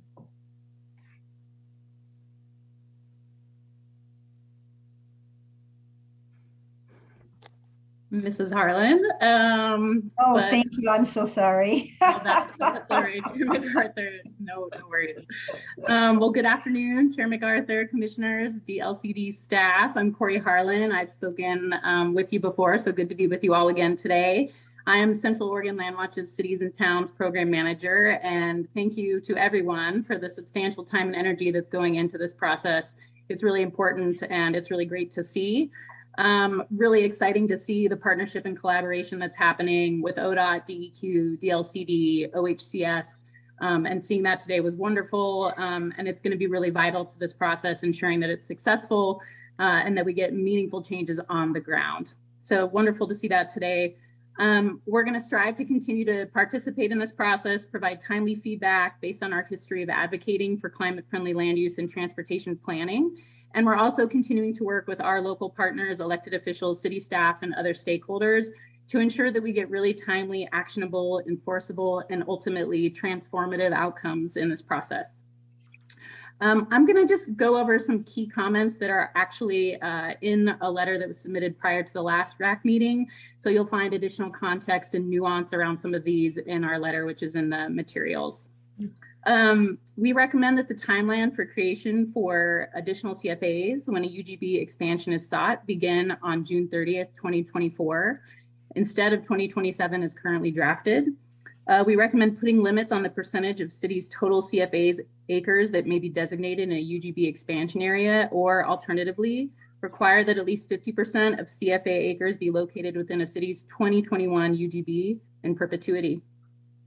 We request that the draft rules specify a deadline by which existing acknowledged TSP transportation system plans must be amended to comply with the full suite of rules. And we join in Thousand Friends and Oregon Environmental Council's request that this deadline be set for 2 years after the new rules take effect.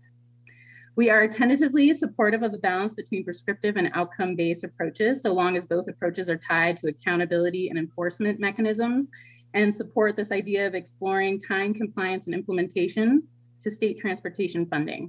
We also recommend tightening up language, for example, using shall instead of may, regarding periodic reviews and enforcement throughout these rules to ensure that the incentives and consequences, or the carrots and sticks that we heard about in the ODOT presentation today, are clear. And a few more comments here, I'll try to be quick. To meet the urgency of the climate emergency and reduce greenhouse gas emissions more quickly, we recommend requiring 40% of housing needs be accommodated in CFAs. We're highly supportive of the draft rules centering equity. We recommend that all 8 Oregon MPOs be scheduled and sufficiently resourced to complete scenario planning by 2030. And we recommend that the new alternative performance standards be clearly tied to incentives and consequences, as well as the VMT reduction targets. And for the last comment, local governments really need the resources to implement these transformative changes that the rules anticipate within this proposed timeline. So that was great to hear some of that discussion today. We strongly recommend that Oregon cities are provided with the financial resources and capacity they need, especially from ODOT, to really successfully implement these rules. So thank you all for your work and your consideration of these comments, and we look forward to continuing to work with you and our community throughout this rulemaking process. Thank you, Corey. And now that I see your face, of course, I know you. Hello, nice to see you again. Great to see you too. I just saw your name on the list and didn't put the face together. So I'm really glad you landed where you did. And your memo, very long memo, is in our packet as well, the written testimony. So commissioners, any questions for Corey? Don't see any. Again, wonderful to see you. I'm glad you're involved in this. Me too. It's really exciting. Thank you all. Great. Okay, next is Bob Courtwright.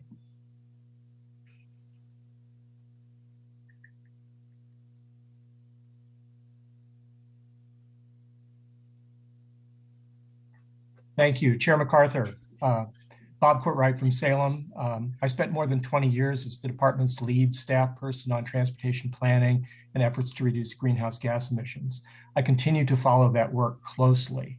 I support comments and recommendations that you've received from 1,000 Friends in the Oregon Environmental Council. I want to highlight 2 areas where changes to the rules are needed to put the department's good intentions into rules that get us on track to meet our greenhouse gas emission reduction goals. First, rules need to require that we begin as soon as possible to update plans and rewrite TSPs so that we get most new housing and affordable housing and jobs in walkable mixed-use areas.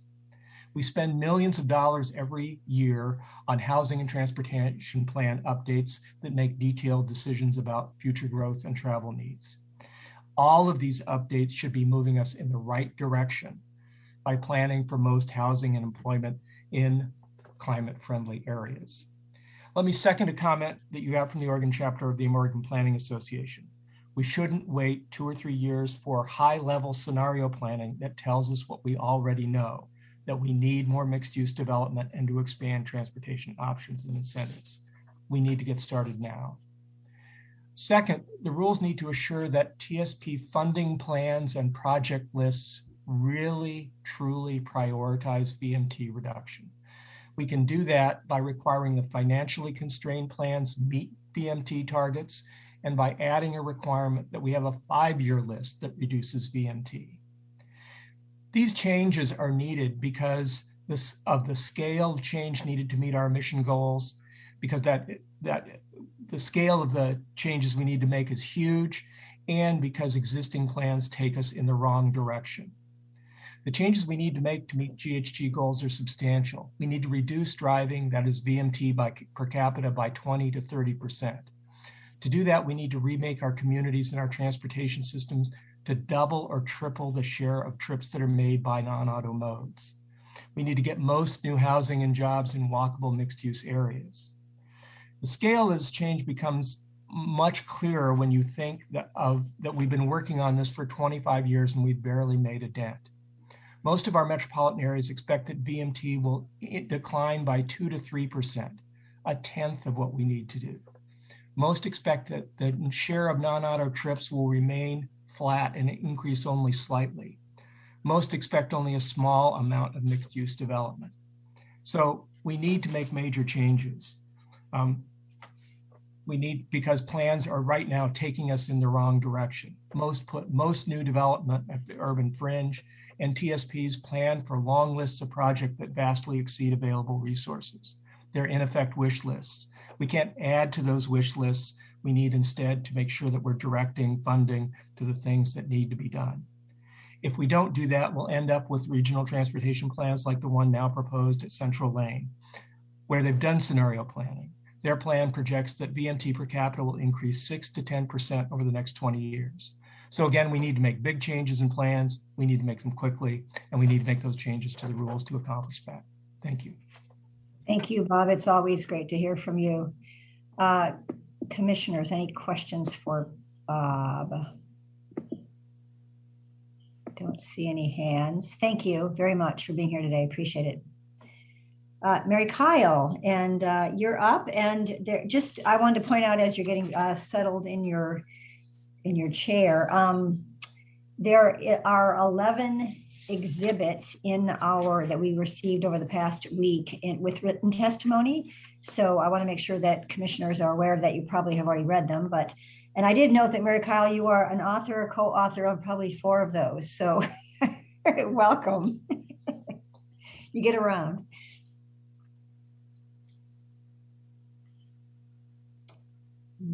Okay, there we go. Can you hear me now? I can hear you. Thank you. Okay. Thank you. I think we're an author of only, or co-author actually, of only 2 of them. And actually there are others that were very much more leads in the writing those letters. But thank you, Commissioner MacArthur and members of the Commission for another opportunity to provide comments on your climate-friendly and equitable communities rulemaking. We're going to focus on the 3 questions on which your staff has requested your guidance today. First, prescriptive versus outcomes-based requirements. We feel that bifurcation is unproductive and artificial, and we are likely to have a little of each and hybrids, depending on what's appropriate for the particular topic of that rule. But most importantly, it's getting ahead of where the RAC is. As you've heard from the staff is about to create topic area smaller work groups that are really the best way to make very productive use of the expertise and experience of RAC members. And the products of these smaller groups are going to include recommendations for specific rule requirements on that work group's topic. So we recommend that the Commission not give an either or direction, but rather allow the work groups to dig into these discrete issues and come back to the RAC and then to LCDC with recommendations. Secondly, timing of transportation system plans. As has been recommended many times, and you've heard it again this afternoon, we recommend that these rules require that transportation plans be updated within 2 years of rule adoption, and that those updates focus on pedestrian transit and bike improvements. The current proposed rules do not include an initial deadline for every TSP to be updated to comply with the rules, and there's no pre-existing schedule on which cities update their TSPs. And therefore, many are over a decade old. The staff report describes that based on current regional transportation plans, encompassing Metro, Eugene, Springfield, and Salem-Keizer, that eventually they will have about 50% of the Oregon population in a compliant metropolitan area. This is not sufficient. As Bob just said, the proposed Central Lane and RTP actually increases VMT or shows an increase in VMT. Salem-Keizer's TSP is not currently scheduled for an update until 2026, which is too far out, and only Metro's in compliance. Not requiring a schedule to bring the metropolitan jurisdiction TSPs into compliance and promptly is contrary to the governor's executive order and frankly to the whole purpose of this undertaking, which is to reduce greenhouse gas emissions from the transportation sector through planning and implementation of these plans. As Amanda Peet said, integrating this climate work into transportation decision-making is critical. Right track or wrong track? That again seems kind of an artificial question, but as Bob Courtwright just said, these rules lack the scale and urgency. We're getting closer, but they still lack that scale and urgency necessary to meet our rapidly changing climate. And I'll just, rather than repeating the things that Bob said, I just want to reinforce that we really do need to prioritize the substantial investment in bicycle, pedestrian, and transit that will be needed to ensure that we actually are on the right track. And just to address something Commissioner MacArthur brought up earlier, I think prioritizing those projects within the financially constrained plan is really how we get to incorporate equity into these very long lists of projects that are, as you mentioned, were in TMAs and MPO project lists. That's how we can incorporate equity, or at least one way to ensure we're prioritizing those. Thank you. Thank you. I appreciate your point on that. And I understand the urgency. You said scale and urgency, and so scale. You mentioned a lot of things, but what do you mean by scale in this context? By the scale of work that needs to be done. If we are to shift from currently about 10% of mode split being pedestrian, walking, and transit to 40% mode split, and to have most of new development in the CFAs, that's a scale of change that is not reflected in current planning. and I'm concerned is not reflected, and certainly not soon enough, in the proposed rules. Got it, Mary Kyle. Thank you. Thank you. Other commissioners? Oh, Chair, yeah. I had the same exact question, so I'm going to ask a little bit more. When you say the scale is not incorporated in our current planning, are you referring to density, size of climate-friendly areas, TBD, or I'm trying to get to the right, Commissioner Hollaba. First on the mode split share, moving from about 10%, on average, that is a mode split of walking, pedestrian, and transit, to 40%. Is going to take a scale of investment in those uses that we are not making now, and a scale of planning that's not just discrete siloed planning for a bike route here and pedestrian planning here, but really an integrated, connected network of pedestrian, bicycling, and transit. On the density side, as we've said before, I think different CFAs within a city and between cities will have different levels of density in them, appropriate to whether they're around a light rail transit stop or a bus stop, for example. But we are concerned about whether the density numbers are right. That's in some of our written testimony that we've sent in. For example, a very typical building one should find in almost every metropolitan jurisdiction that has CFAs in their CFAs would be a 3-story apartment building. And at 50% building coverage, that's about 60 units per acre, which is more dense than what's in the proposed draft rules. I think it's another reason why this is the type of thing that these smaller work groups need to chew over, where we've got local government people in. We can bring in more examples. I've sent some to your staff, actually, of what Minneapolis, St. Paul, the densities they expect along certain different types of transit and in different kinds of communities.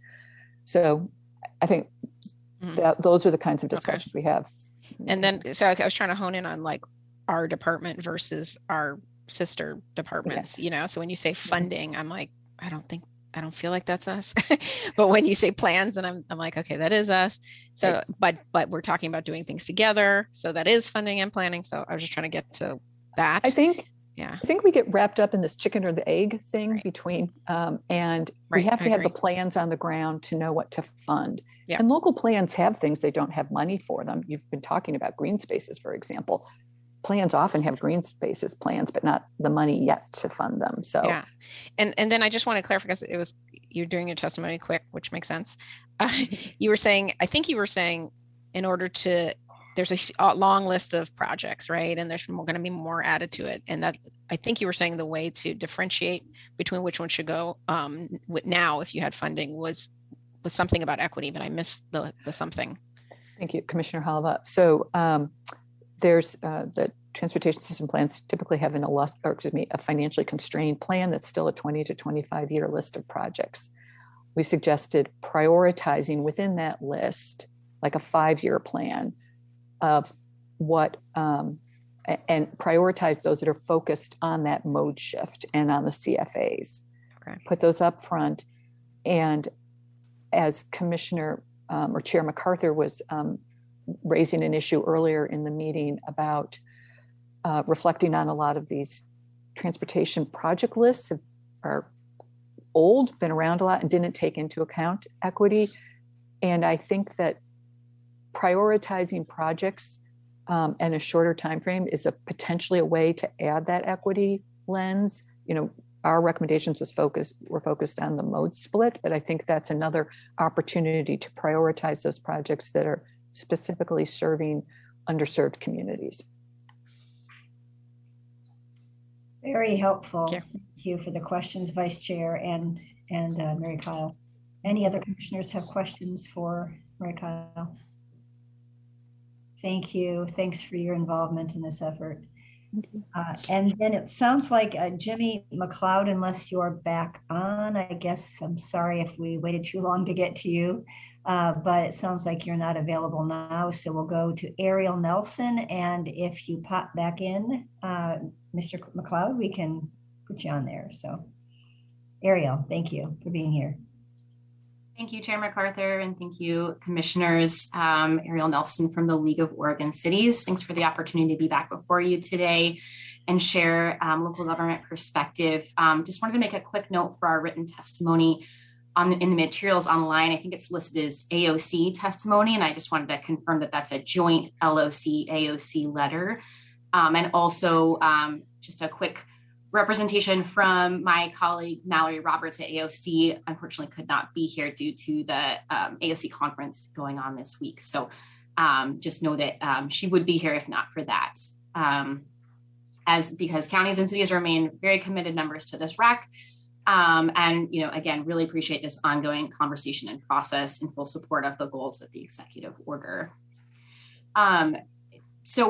Our letter really has my high points, but I'm really thinking I was really resonating on the presentations we had this morning that you heard from local government practitioners on the implementation of House Bill 2001. And so many of the points that they made and so many of the examples I felt are really can also tie into the process that we're going through right now with this rulemaking. I was thrilled to see the presentation from the City of Eugene on their really amazing community engagement process that they've undertaken. That really, it seems to me like a model and an amazing example as we look forward to Goal 1 update conversations next year and in the next biennium. But I really thought about the last slide that I think their planning director, Alyssa Hanson, presented. And it really emphasized for me the importance of process and kind of helped structure my thoughts for how I wanted to share local government perspective on the RAC process for CFAC thus far. So she had, I think, at least 3 points on that slide. She talked about the importance of clarity and flexibility, that rules must be achievable, and time for outreach. So under clarity and flexibility, she talked about clear requirements. It's really important that that for these new changes in land use planning, that needs to be clear requirements, clear who it applies to, and also allow flexibility to allow for local differences, allow local tools and strategies. And I think for the most part, we really saw that come out of the House Bill 2001 rulemaking process. And that's really important. Kevin shared some really helpful clarifications in the staff report earlier. But I think that those are really indicative of the need for stronger communication and transparency in this current process. I feel that there's still a lot of unanswered questions, and you'll see that there's some testimony on the LCDC materials from some legislators who are under the impression that their constituents in their districts are being left out, when in fact, I think we understand that their districts will not be impacted by these rules. However, I feel like we're too far along this process that these things should really be more clear. And I think there are additional pieces that we have still yet to clarify, even for RAC members who are at the table. So just wanted to really point out the importance of that. Eugene talked about the need for rules to be achievable. The executive order and the goals of these rules are ambitious, and that's important. And we agree that they should be ambitious, but they must also be implementable. And I think our folks are just asking, local governments are asking in their comments and their questions and concerns, please set us up for success. You heard from Eugene, you saw that these are difficult community conversations when it comes to actually implementing the actual plans on the ground. And so please set us up for success to have productive community conversation so that, we can achieve these goals together. And then she talked about the time needed for outreach. Equity and equitable outreach, accessible outreach, and community engagement is such a pivotal part of this rulemaking process. Eugene talked about how it really can't just be a check the box exercise, it can't be transactional. We're seeing that play out at the state level too, as you heard some recent outreach, they didn't see the representation that they would like. I know that that's happened in other processes, but equitable outreach takes time. And so we're seeing that play out at the state level. But as we look at these, proposed implementation timelines for local implementation, we really have to be giving communities time to reach underserved communities, to build new processes, to be innovative, and to have these important conversations and bring their communities along. So a big part of that Eugene talked about is the importance of educating community members about our complex land use processes. We need to be doing a better job of that at the RAC as well. I think that these technical work groups will be a huge help.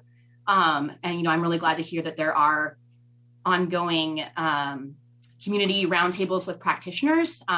As a RAC member, I'm not included in those. I don't know when they're happening.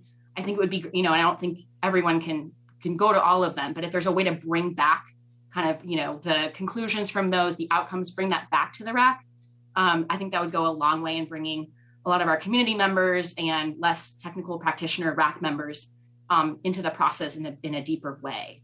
And that we can do that through the technical work groups as well. And then on equity goals, our letter touches on this a little bit, but I just wanted to share some specifics. In our letter, we said that we're feeling like equity goals aren't necessarily represented in the RAC or in the rulemaking language. And just some of the things that came up in in Director Salazar's presentation today, and in some comments with the commission is, really thinking about development costs. And we heard from some of the metro cities about how, some pieces of the House Bill 2001 rulemaking doesn't align with the impact on system development charges. And they're seeing, outsized costs, and they have thoughts and ideas of ways to adjust the rules to reduce, some of the costs for middle housing. So really want to be thinking about that when we're thinking about our climate friendly areas. And, some of the points that Director Salazar made about, noting that some of the current requirements for affordable housing development are potentially in conflict. Some of the cost requirements for affordable developers could potentially, conflict with some of the specific rules that we're seeing come out for CFEC. And Commissioner Sandoval, I think I heard him say earlier that some of these requirements for him sound like a recipe for gentrification, right? And so it's really important that on the other side of that, we're ensuring that additional affordable housing is coming. So just really, that's, I think a great topic for a technical advisory group, a technical committee to really dig into that and have OHCS at the table to both look at new development, anti-displacement, and then also those specific criteria that OHCS looks at when scoring affordable housing. I don't believe that level of conversation has happened yet between the departments. And as local governments are looking, as we're looking at these specific roles, I think we would really benefit from having OHCS staff at the table at that technical level. One other quick specific point, I think the rules are still assuming, when we're looking at density goals, are still assuming like 900 square foot units. You heard from Director Salazar that they're really focusing on building family size homes.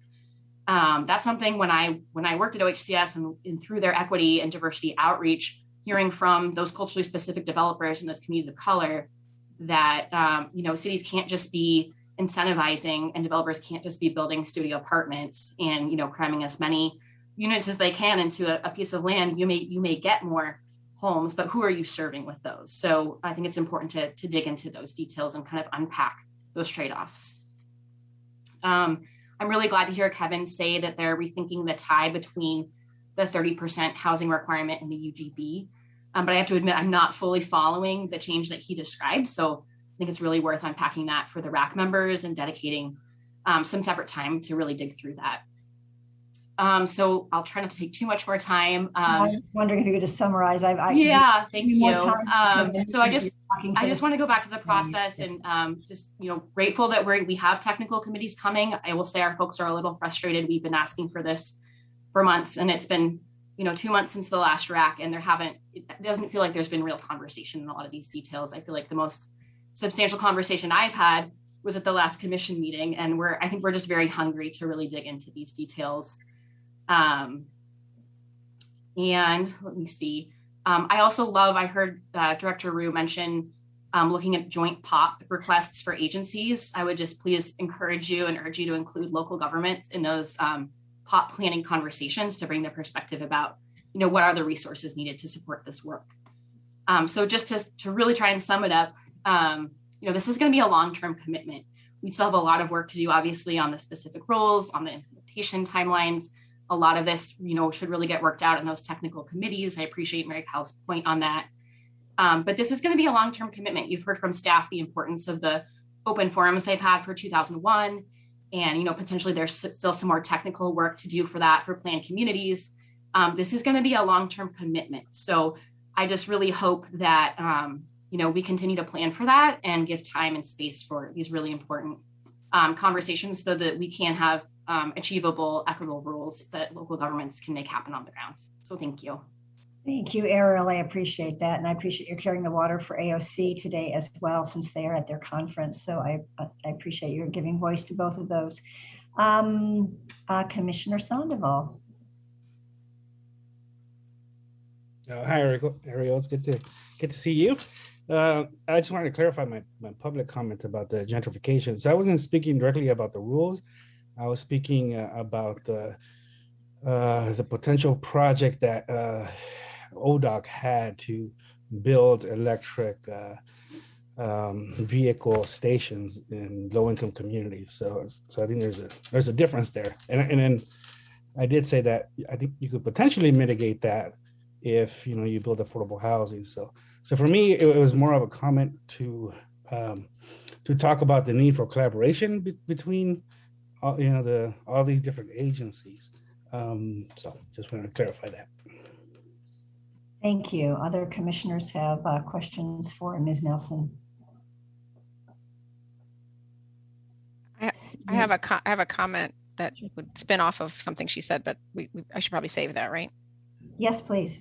Should I save it or say it now? Oh, you can say it now. Yeah. Oh, I guess I made me realize I should have asked Director Salazar on, her talking about the criteria for affordable housing to be kind of almost like the lowest cost.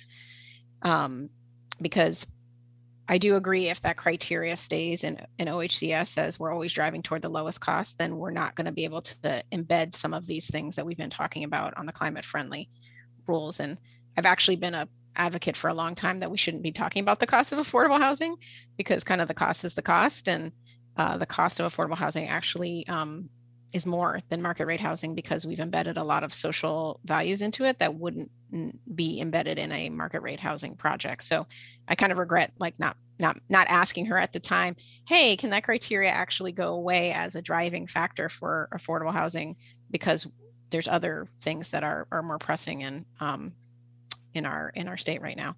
But it just highlighted that through the last testimony. Well, and I'll just comment, I feel like we just touched the surface of the conversation with our fellow directors, and there's actually more agencies that could be involved in this to integrate. We really needed to align our policies, planning, and all of our programs in a way that gets the resources to the local jurisdictions to do this work. So I see today as not a one-off. That was a first conversation. It was it was pleasant and wonderful, but I think there's some pretty deep conversations to have behind the scenes about how to make those things actually work in practice. So you'll have time again to make those comments. Any other commissioners have questions for Ariel? Thank you very much for being here today. Appreciate it. And I don't think that Jimmy McLeod showed up, seeing a no from Esther. So we will close public comment. And again, just reference all the great written materials we got from Esther, both email and in our packet. So please read those when you have a chance if you haven't already. Turning it back to staff now to Bill, right? Or Kevin?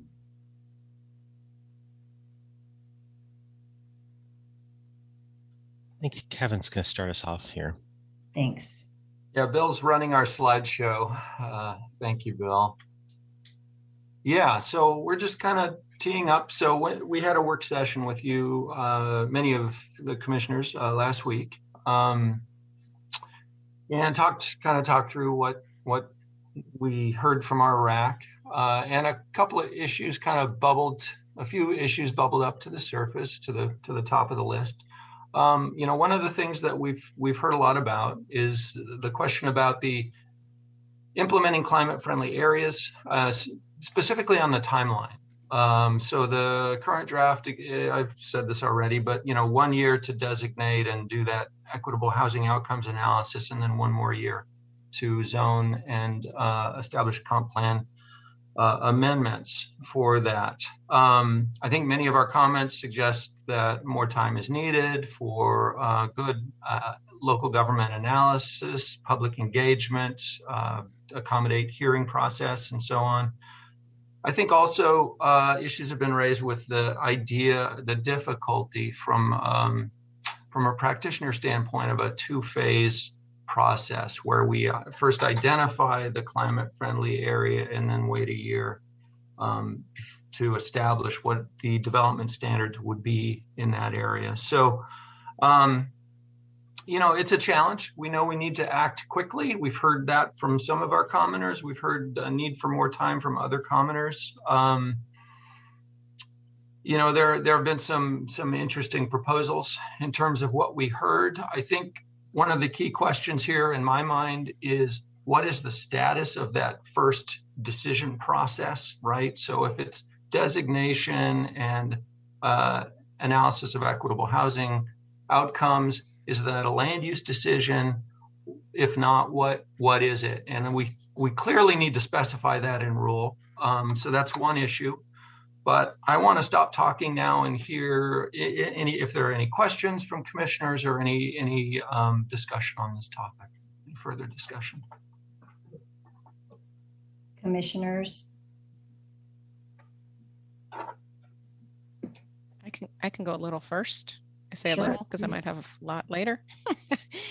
Are you talking, and you just want to talk about the climate friendly or everything we've talked about to this moment? He's talking about climate friendly right now. I think. Climate friendly. Okay. And just to kind of summarize, I think these are kind of general comments. Well, they can be specific too. But I see. The idea is that there is going to be a work group on climate friendly areas. So I think we're trying to weigh in on what we've heard. If you have any thoughts about what you've heard from the testimony or staff or from the work session that we couldn't discuss because it was a work session, we couldn't deliberate. So yes, please provide some direction to staff if you can do that. Okay, so just climate friendly. I have, you know, coming from the development perspective, I'm sure the cities have their own version of this. But like when I hear something's defined, but we don't know what's happening there, that's really bothering for the development community, because you don't know, is your land getting more valuable, less valuable, more restrictive, less restrictive, and that sends kind of market instability kind of feelings where people will feel not to act in that area because they don't know whether they want to be vested in the old rules or go with the new rules. So I think that the idea of having some gap of uncertainty is weird. And then the idea that you've defined these areas, but you don't know the criteria to which you're defining them. Like you might define them differently if you knew the criteria, right? The shape of it might be different if you knew the criteria. So that's sort of kind of an overarching feeling I have about that, just specific to that issue. And maybe I should turn to Kevin. Were you asking just for climate friendly? You initially only had climate friendly on there, and so I wasn't sure how you wanted to proceed with the conversation with the commission. Should you want comments on all those areas? Well, that's a good question. I had teed it up as really focusing on climate friendly areas. That's certainly what we've heard, I'd say, the bulk of the input on. But if there are other thoughts, I think. Yeah, I'll just say all my thoughts because maybe they're related. Yeah. I'm, all a big proponent of fast. The climate is changing. We have to go fast. But I'm sensitive to all of these, getting things right and making sure, so I just wanted to say that that's one thing I kept on hearing about the timing of things. And it sounded more like the timing of plans seemed more stressed, like of people adopting plans, which if that can happen, I think that's great. So I really like the emphasis that everybody had on these technical groups. I think I asked that last time. I'm like, don't we have technical groups in this RAC? Because those are so valuable to get, practitioners involved and then bring that back to the larger RAC with the pros and cons. I think there was a mention of the development community giving input, and I haven't really heard a lot during this particular RAC's process about how the development community is interacting. And I think we're definitely at a point where we need lots of different, like somebody mentioned, affordable housing developers, market rate developers, lots of missing middle housing developers, maybe a session just with developers to kind of understand what comes up quickly for their thoughts. And then something I haven't heard about that I bring up a couple times is parking management. when I heard the testimony about open spaces, you know, a lot of times there's no open spaces because people are doing surface parking lots, and a lot of times they're doing surface parking lots because parking is not you know, we have enough parking in our city currently right now. It's just not being shared, managed. And I know we had talked about this before, not being a land use issue, but since we're working with different departments, that has to go somewhere. One of the departments has to put that in there, and incentives for it. And that really bolsters with the electrical vehicle charging too, you know, because then office workers can charge during the day and residential workers can charge at night. And so there's just so many connections, but we have to manage our parking, our asphalt area better in our cities. So I just want to say that again. So I think that's the only things that came up. Sure, I'll just, you know, I'll defer to Evan on parking management, but it is very much a part of the rules that we're developing. Okay, good. Sorry. Yeah, I mean, there's so many details that if I missed that. No sorry worries about that. Thank you, Vice Chair. Commissioner Lilac. Thank you. And I think probably a theme you're going to hear from us is such strong support for the technical advisory groups that are coming up and very quickly, and how critically important they are going to be to the success of this effort. And it almost makes me think about I'm not going to go down this path, but makes me think that our December 17th full RAC meeting should almost just be a report out of the status of those technical advisory groups, rather than, you know, because I think staff is going to be really consumed with these technical advisory groups. It's not going to just be one 2 to 4 hour meeting and then, hey, thanks for your input, let's go on. I'm sure they'll meet a couple of times to identify the issues. We know how they work, and so that'll be very successful. So I'm really looking forward to that. I agree with the Vice Chair about the urgency. At the same time, I am so committed to setting up local governments for success. As Ariel said, it is going to be absolutely critical that they are set up for success. And I thought the Eugene example this morning was so good. And I appreciated what they said is they already have a 2 to 5 year work plan, and this isn't on it. And so that just brings into the whole question of the grants and the resources, which is also on this list. And I think about the timing of what, and I'm going to think about the outcome approach, even with the timing of it and the CFA. If it's do the CFA first and then the implementation program, to me, I'd leave that up to either the technical advisory committees or to the cities. If the goal is whatever time frame it is, 2 years, 2.5 years, 3 years, whatever the time frame is to establish it, I would say let the local governments decide how they're going to get there, and but with check-ins, so that it's not we're year 1.5 and we haven't started yet. We need some sort of a check-in so that we know that they're moving down that path. Because as I asked that question earlier to Amanda about just the ODOT grants, for example, and I know that's common, it does take 6 to 8 months to establish contracts, and then they hire consultants, and then it takes the consultants a couple of months in order to get started, and then the community needs to organize. So it's all of these things take time. So I'm going to really defer to the technical groups, I hope, to really think through these key issues for our collective benefit. So thank you. That summarizes my comments. Thank you. All good points. Excuse me. Any other commissioners? Commissioner Warren. Thank you. And yeah, I just want to echo what Commissioner Lilac said, and Vice Chair Halova as well. There is a sense of urgency here, and I feel that strongly. And I'm trying to remind myself of what we can actually do. And I think that the achievable thing is really crucial for us moving forward. Is, are we making rules that we can achieve? But then on the plus side, or on the opposite side, I should say, are we holding ourselves and these rules to a really high standard? And are we going to produce rules that produce the outcomes that we're looking for and that we really need? And I know myself, I'm struggling with that, because I want to be, the climate advocate means like more. Let's do more. Let's really like dig into this thing. But then the realist in me, someone who's worked with the city government before, is like, probably can't make those things happen. So I just want to say that, kind of before I say my next comments. One of the comments we received, I think it was from OEC and 1,000 Friends, was about the removal of the 250-foot block length. Is that true? Did we take that out of the rules? Yeah, that's correct. Yeah. Okay. Is there anything in there that that specifies, kind of small, like the fine-grained scale of redevelopment? I'm going to look to Bill on the, I know there's another set of rules. I can't say whether they speak to that question. I don't think the CFAs do. So Chair MacArthur, Commissioner Warren, we have rules about the climate-friendly areas and specific requirements in those places. Then we also have a rule that talks about general land use requirements across the jurisdiction, across the urban area in the affected areas we're talking about. That's largely based on existing rules in Rule 45, but the new rules is for metropolitan areas is going to be Rule 330 if you want to take a look.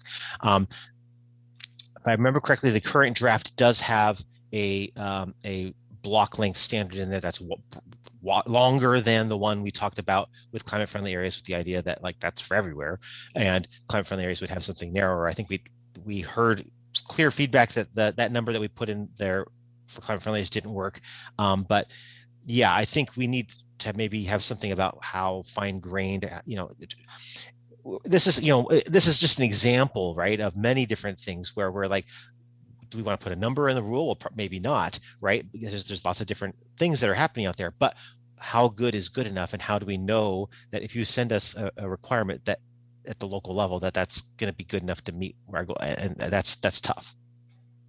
Yeah, thank you for that answer, Bill. I would definitely push the commission to give some direction in that place. I think that small grain scale is really necessary for achieving the goals we want. And especially in the CFAs, if we're up to just me, I would say we should do it for the whole, citywide. But I think it makes more sense to really specify, or maybe be a little more specific in the CFAs for achieving that fine-grained nature.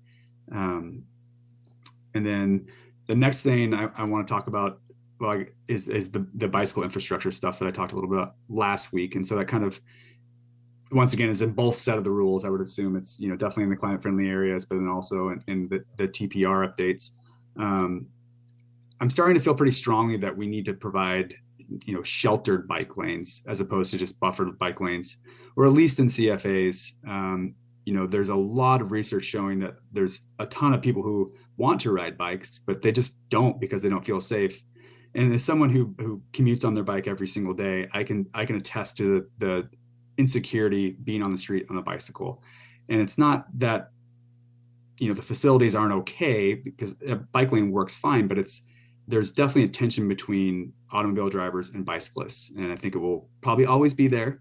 And until we kind of bridge that gap and provide a space where people feel safe to commute with a bike, we're probably not going to see those changes. I know here in Eugene we have on 13th Street a protected bike lane, and it's wonderful and it gets used a lot, but then it just ends, and it's kind of inconvenient for folks who are actually commuting longer than 5 blocks away.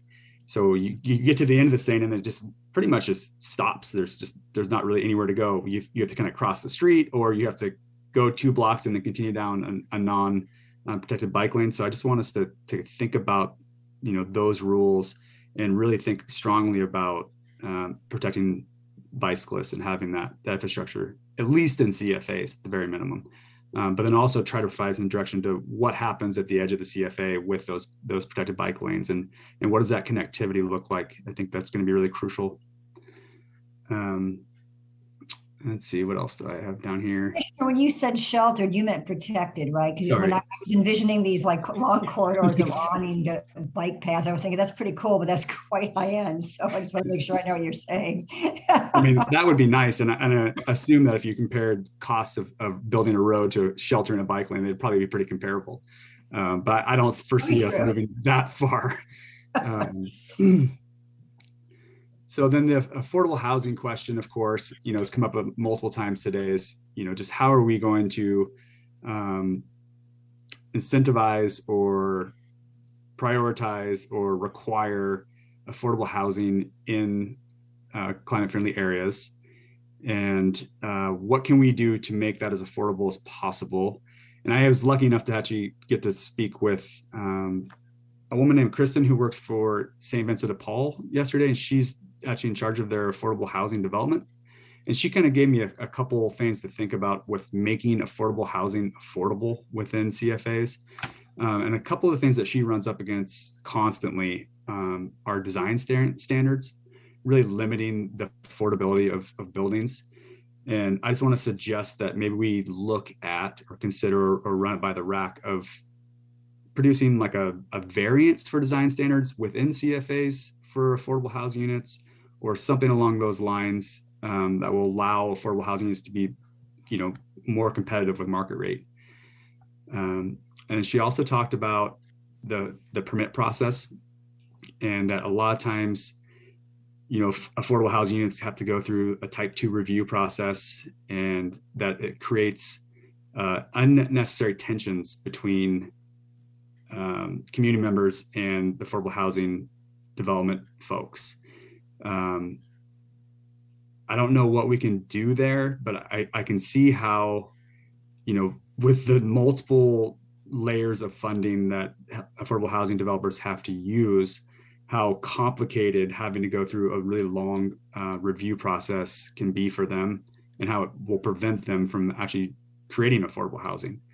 And she said, she mentioned that anytime she can get the development through it on a type 1 review, that the affordability is much, much better, and then they can build it faster. So just something for you all to think about there too. Chair, do you? Yes, I was Vice Chair. I have such strong opinions on this particular topic.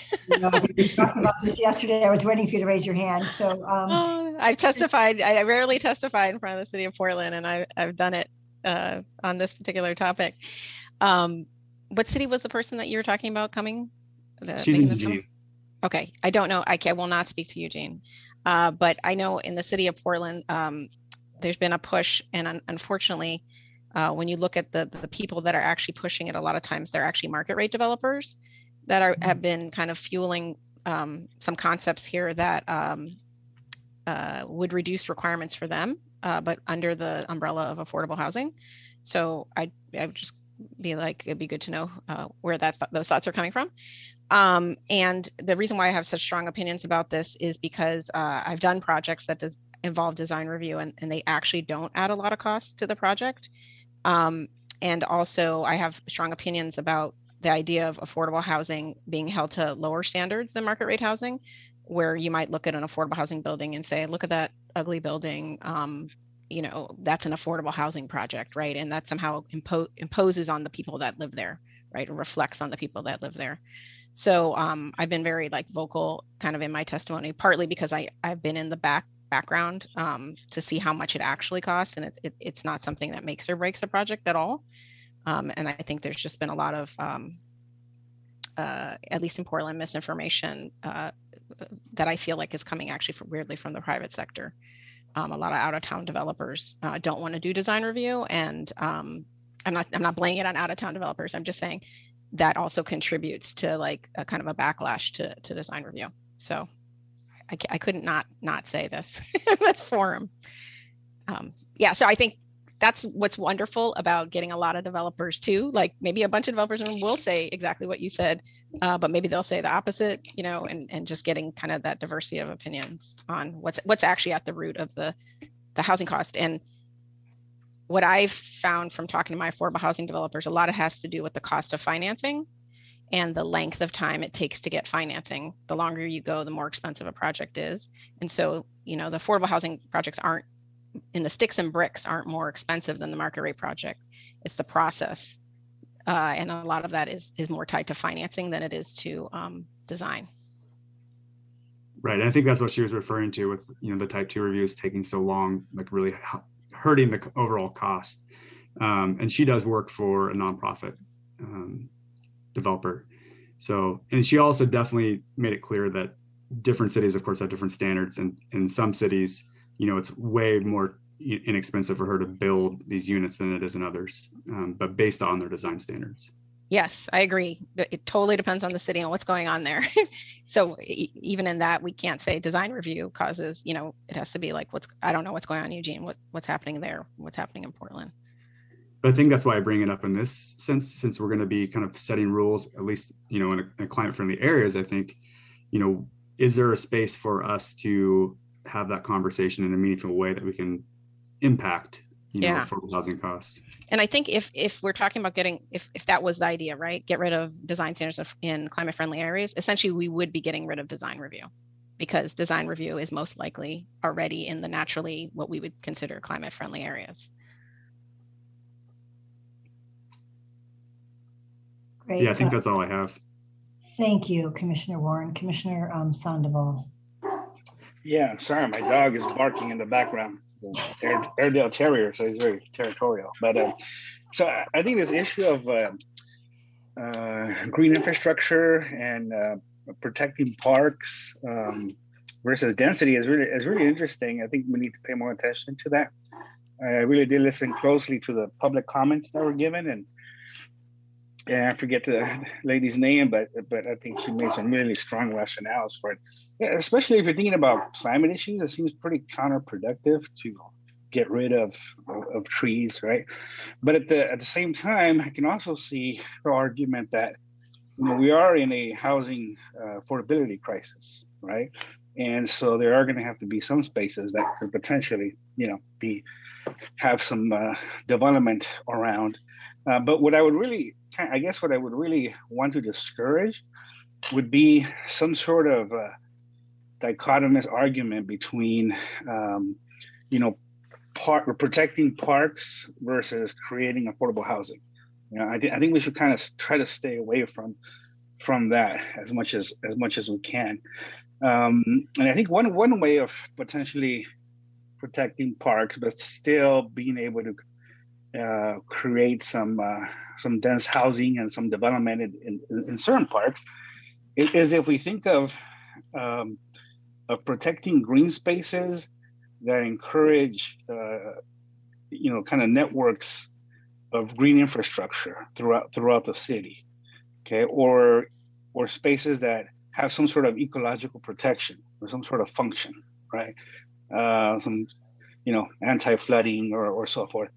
And then, parks that are just kind of there for aesthetic purposes, maybe, not give so much leeway to not protect those parks as much. I think at the end of the day, we're going to have to kind of make a decision on this. And so I guess my point is, one is, I don't want to see this argument be, protecting trees versus having affordable housing. And two, it'd be good to create some sort of criteria where we kind of weigh, which parks we might have to, or help cities kind of figure out, which way to potentially develop over some other parks.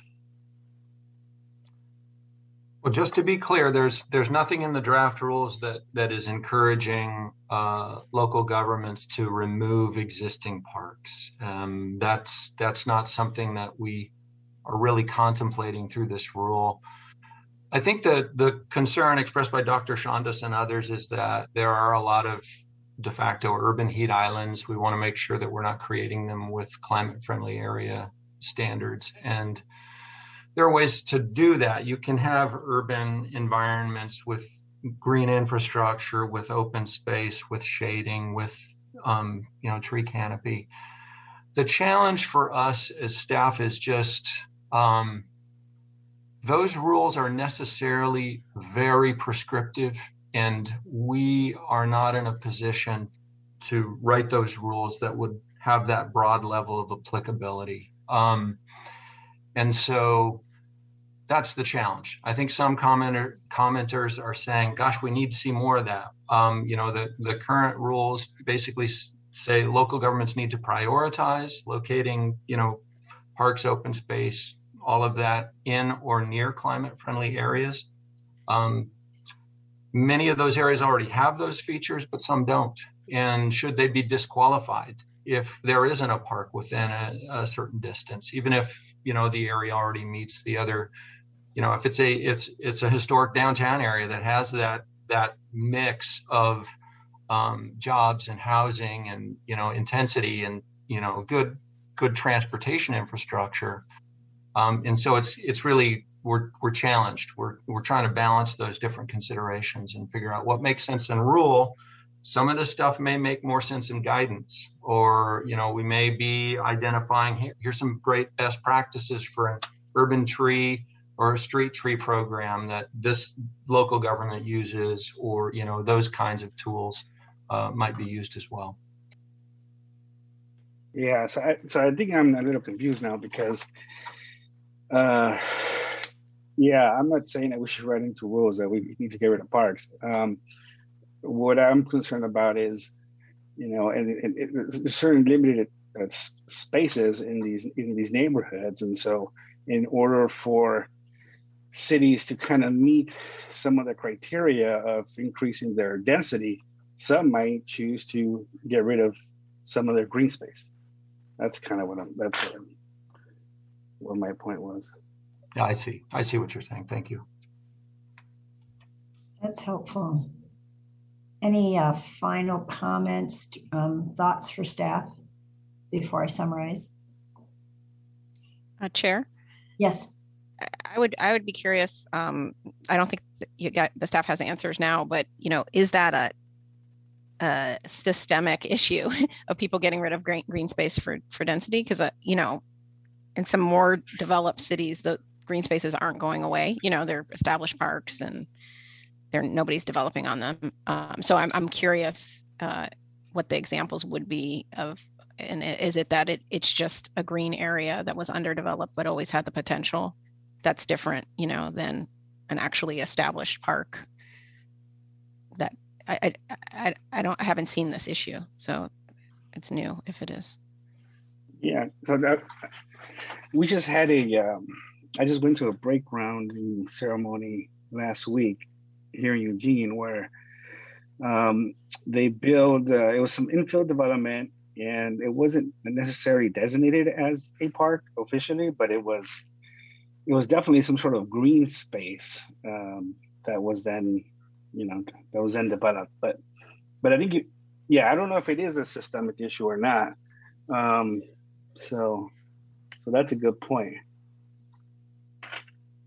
Well, I guess I feel, I mean, yes, there was an issue in Hood River. I won't go into all the details. I think Susan Crowley was involved in that, but it was a park-like area. Maybe it was designated a park, and there was a desire to put some affordable housing on there. And I don't know the facts. I don't want to go deeply into that, but I think that is one example. Whether or not that was an established greenfield, I don't know. I don't know the details. So I think there are some anecdotal situations, but there's also some really good examples that local jurisdictions have pursued to provide green space as well as affordable housing. So I guess I have faith in, if we have the rules and guidelines, if we draft them correctly, to allow jurisdictions, when they engage their public in their communities and various interests and voices, that they can sort through those very issues. I don't think we need to decide those specifically across the state. I think we provide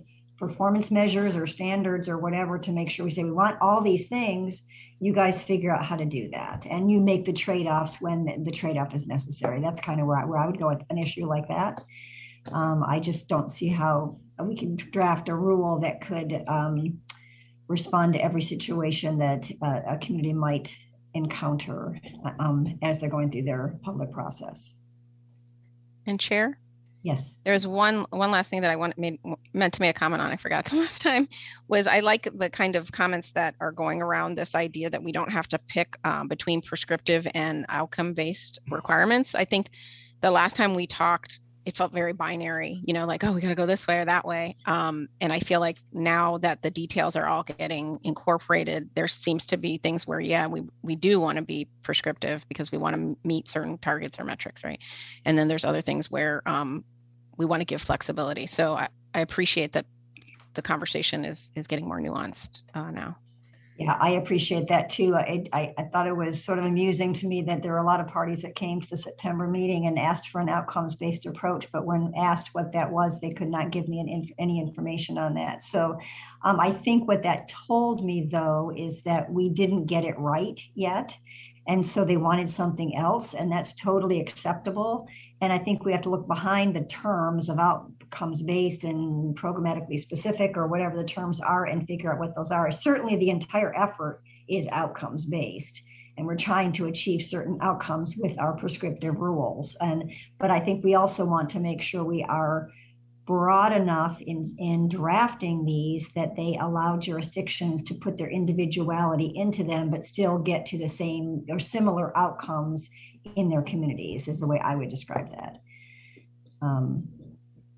So it is getting late, and we could probably spend hours more on this. We won't, but I want to just take stock for a minute, because I just want to I think we're at a great point. I know there's a lot of comments, and really, really good comments, but there's been so much progress on this project since we initiated this rulemaking in September of 2020. And I really do think we're at a good place.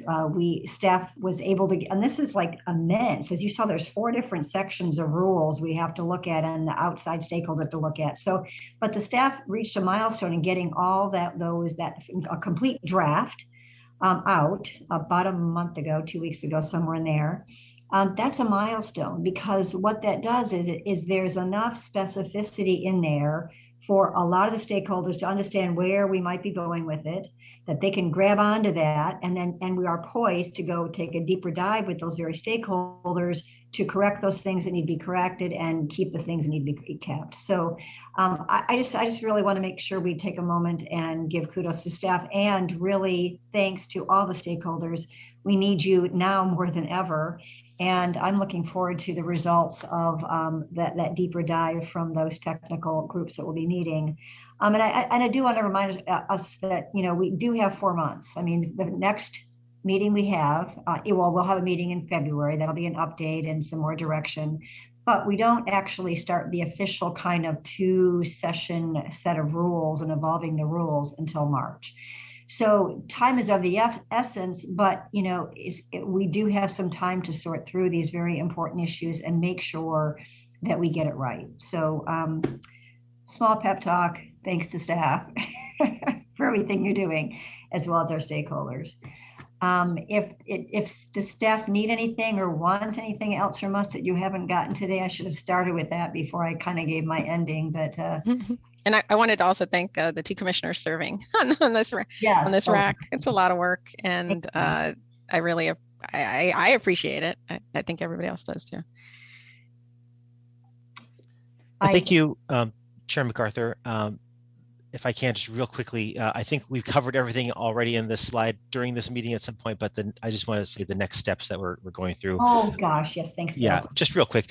We do have, I think we mentioned regional practitioner meetings in early December that we've scheduled in each of the metropolitan areas where we'll be able to talk with folks.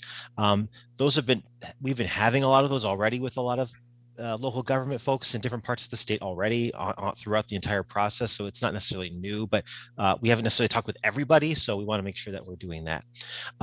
Again, the work groups that we've talked about, we're going to continue to work on those and put those together. And we'll be talking internally at staff tomorrow about what that looks like.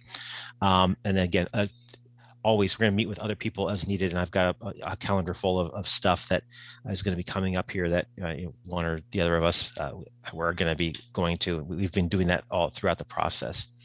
And our next advisory committee meeting again on December 17th. Thank you, Bill. Thank you, team. Great work. Do we have another work session scheduled in front of the commission in January? I know, just for the audience's sake, we had a work session last week. It was a specific, we notified, and people were certainly, I think people did listen in, but just like you folks need a lot of time to absorb all this information, the commission members felt like they needed it too. So we had that work session, I think it was a week ago Tuesday. We had very particular protocols around that. We were only to ask questions for clarification. We didn't deliberate. We didn't discuss among commissioners.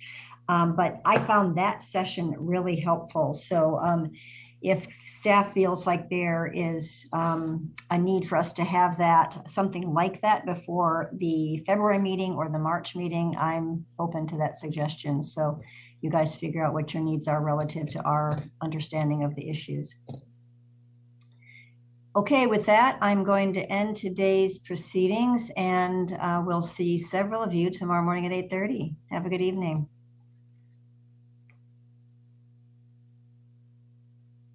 Recording stopped.